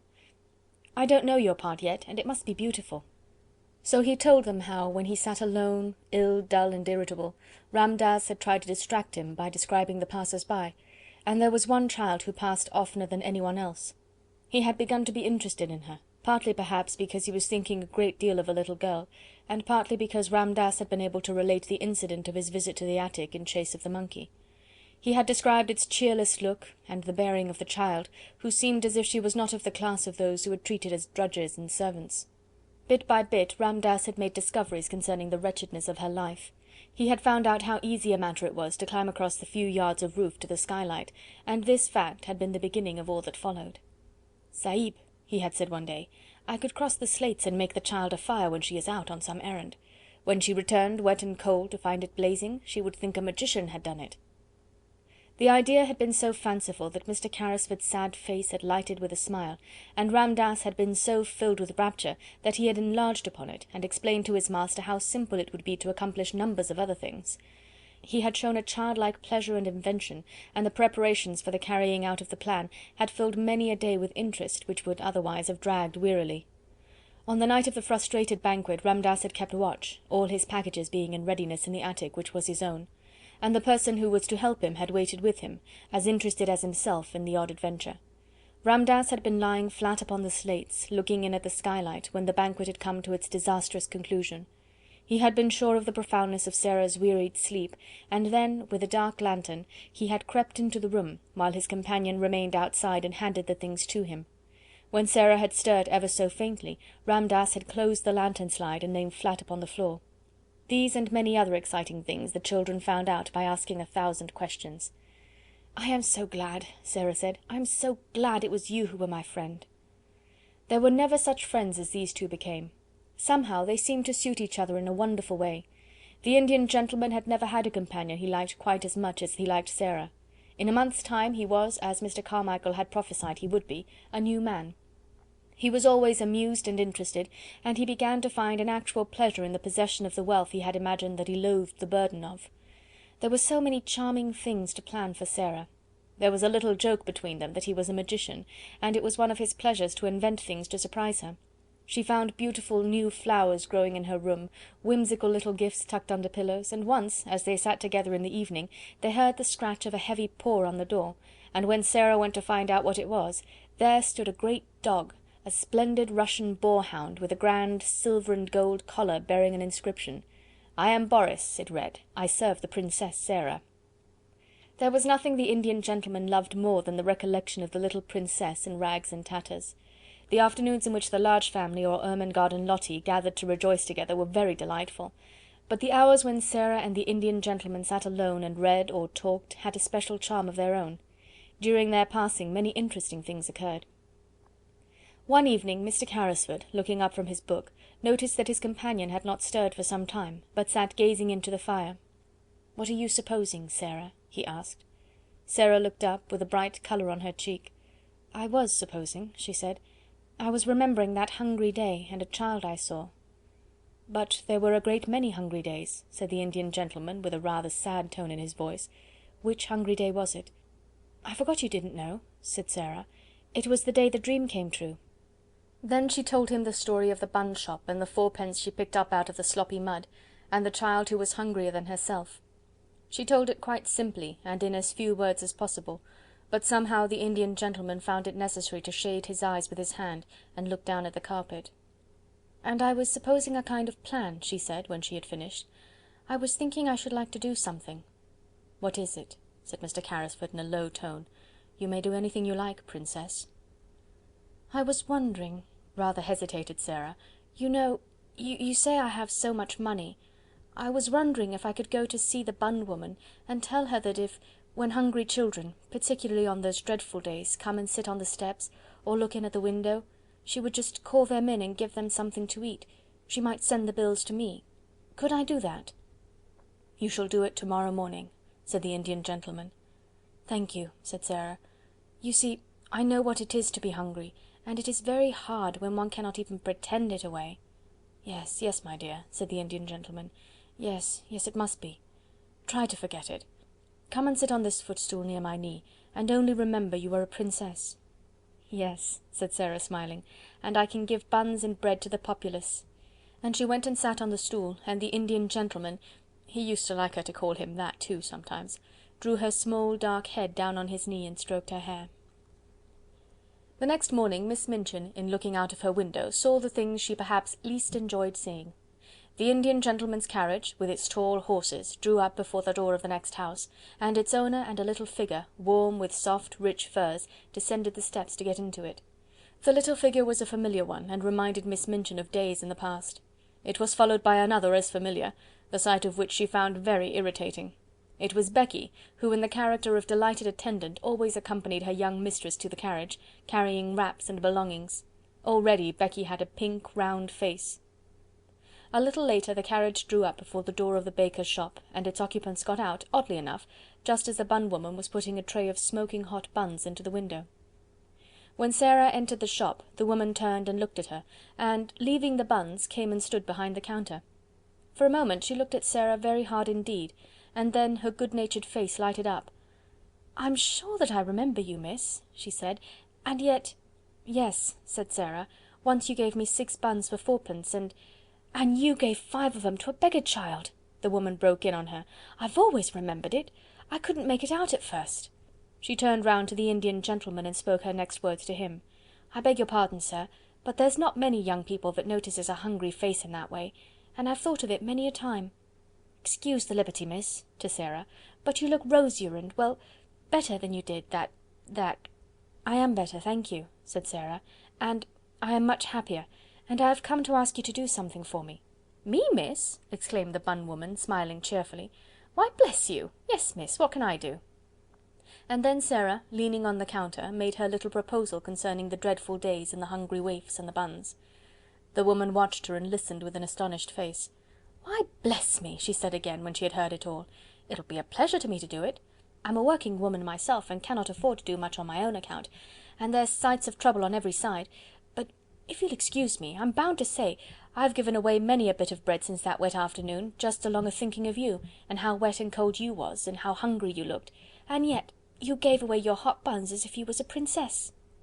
The Indian gentleman smiled involuntarily at this, and Sara smiled a little too, remembering what she had said to herself when she put the buns down on the ravenous child's ragged lap. "She looked so hungry," she said. "She was even hungrier than I was." "She was starving," said the woman. "Many's the time she's told me of it since, how she sat there in the wet, and felt as if a wolf was a-tearing at her poor young insides." "Oh, have you seen her since then?" exclaimed Sara. "Do you know where she is?" "Yes, I do," answered the woman, smiling more good-naturedly than ever. "Why, she's in that there back room, miss, and has been for a month.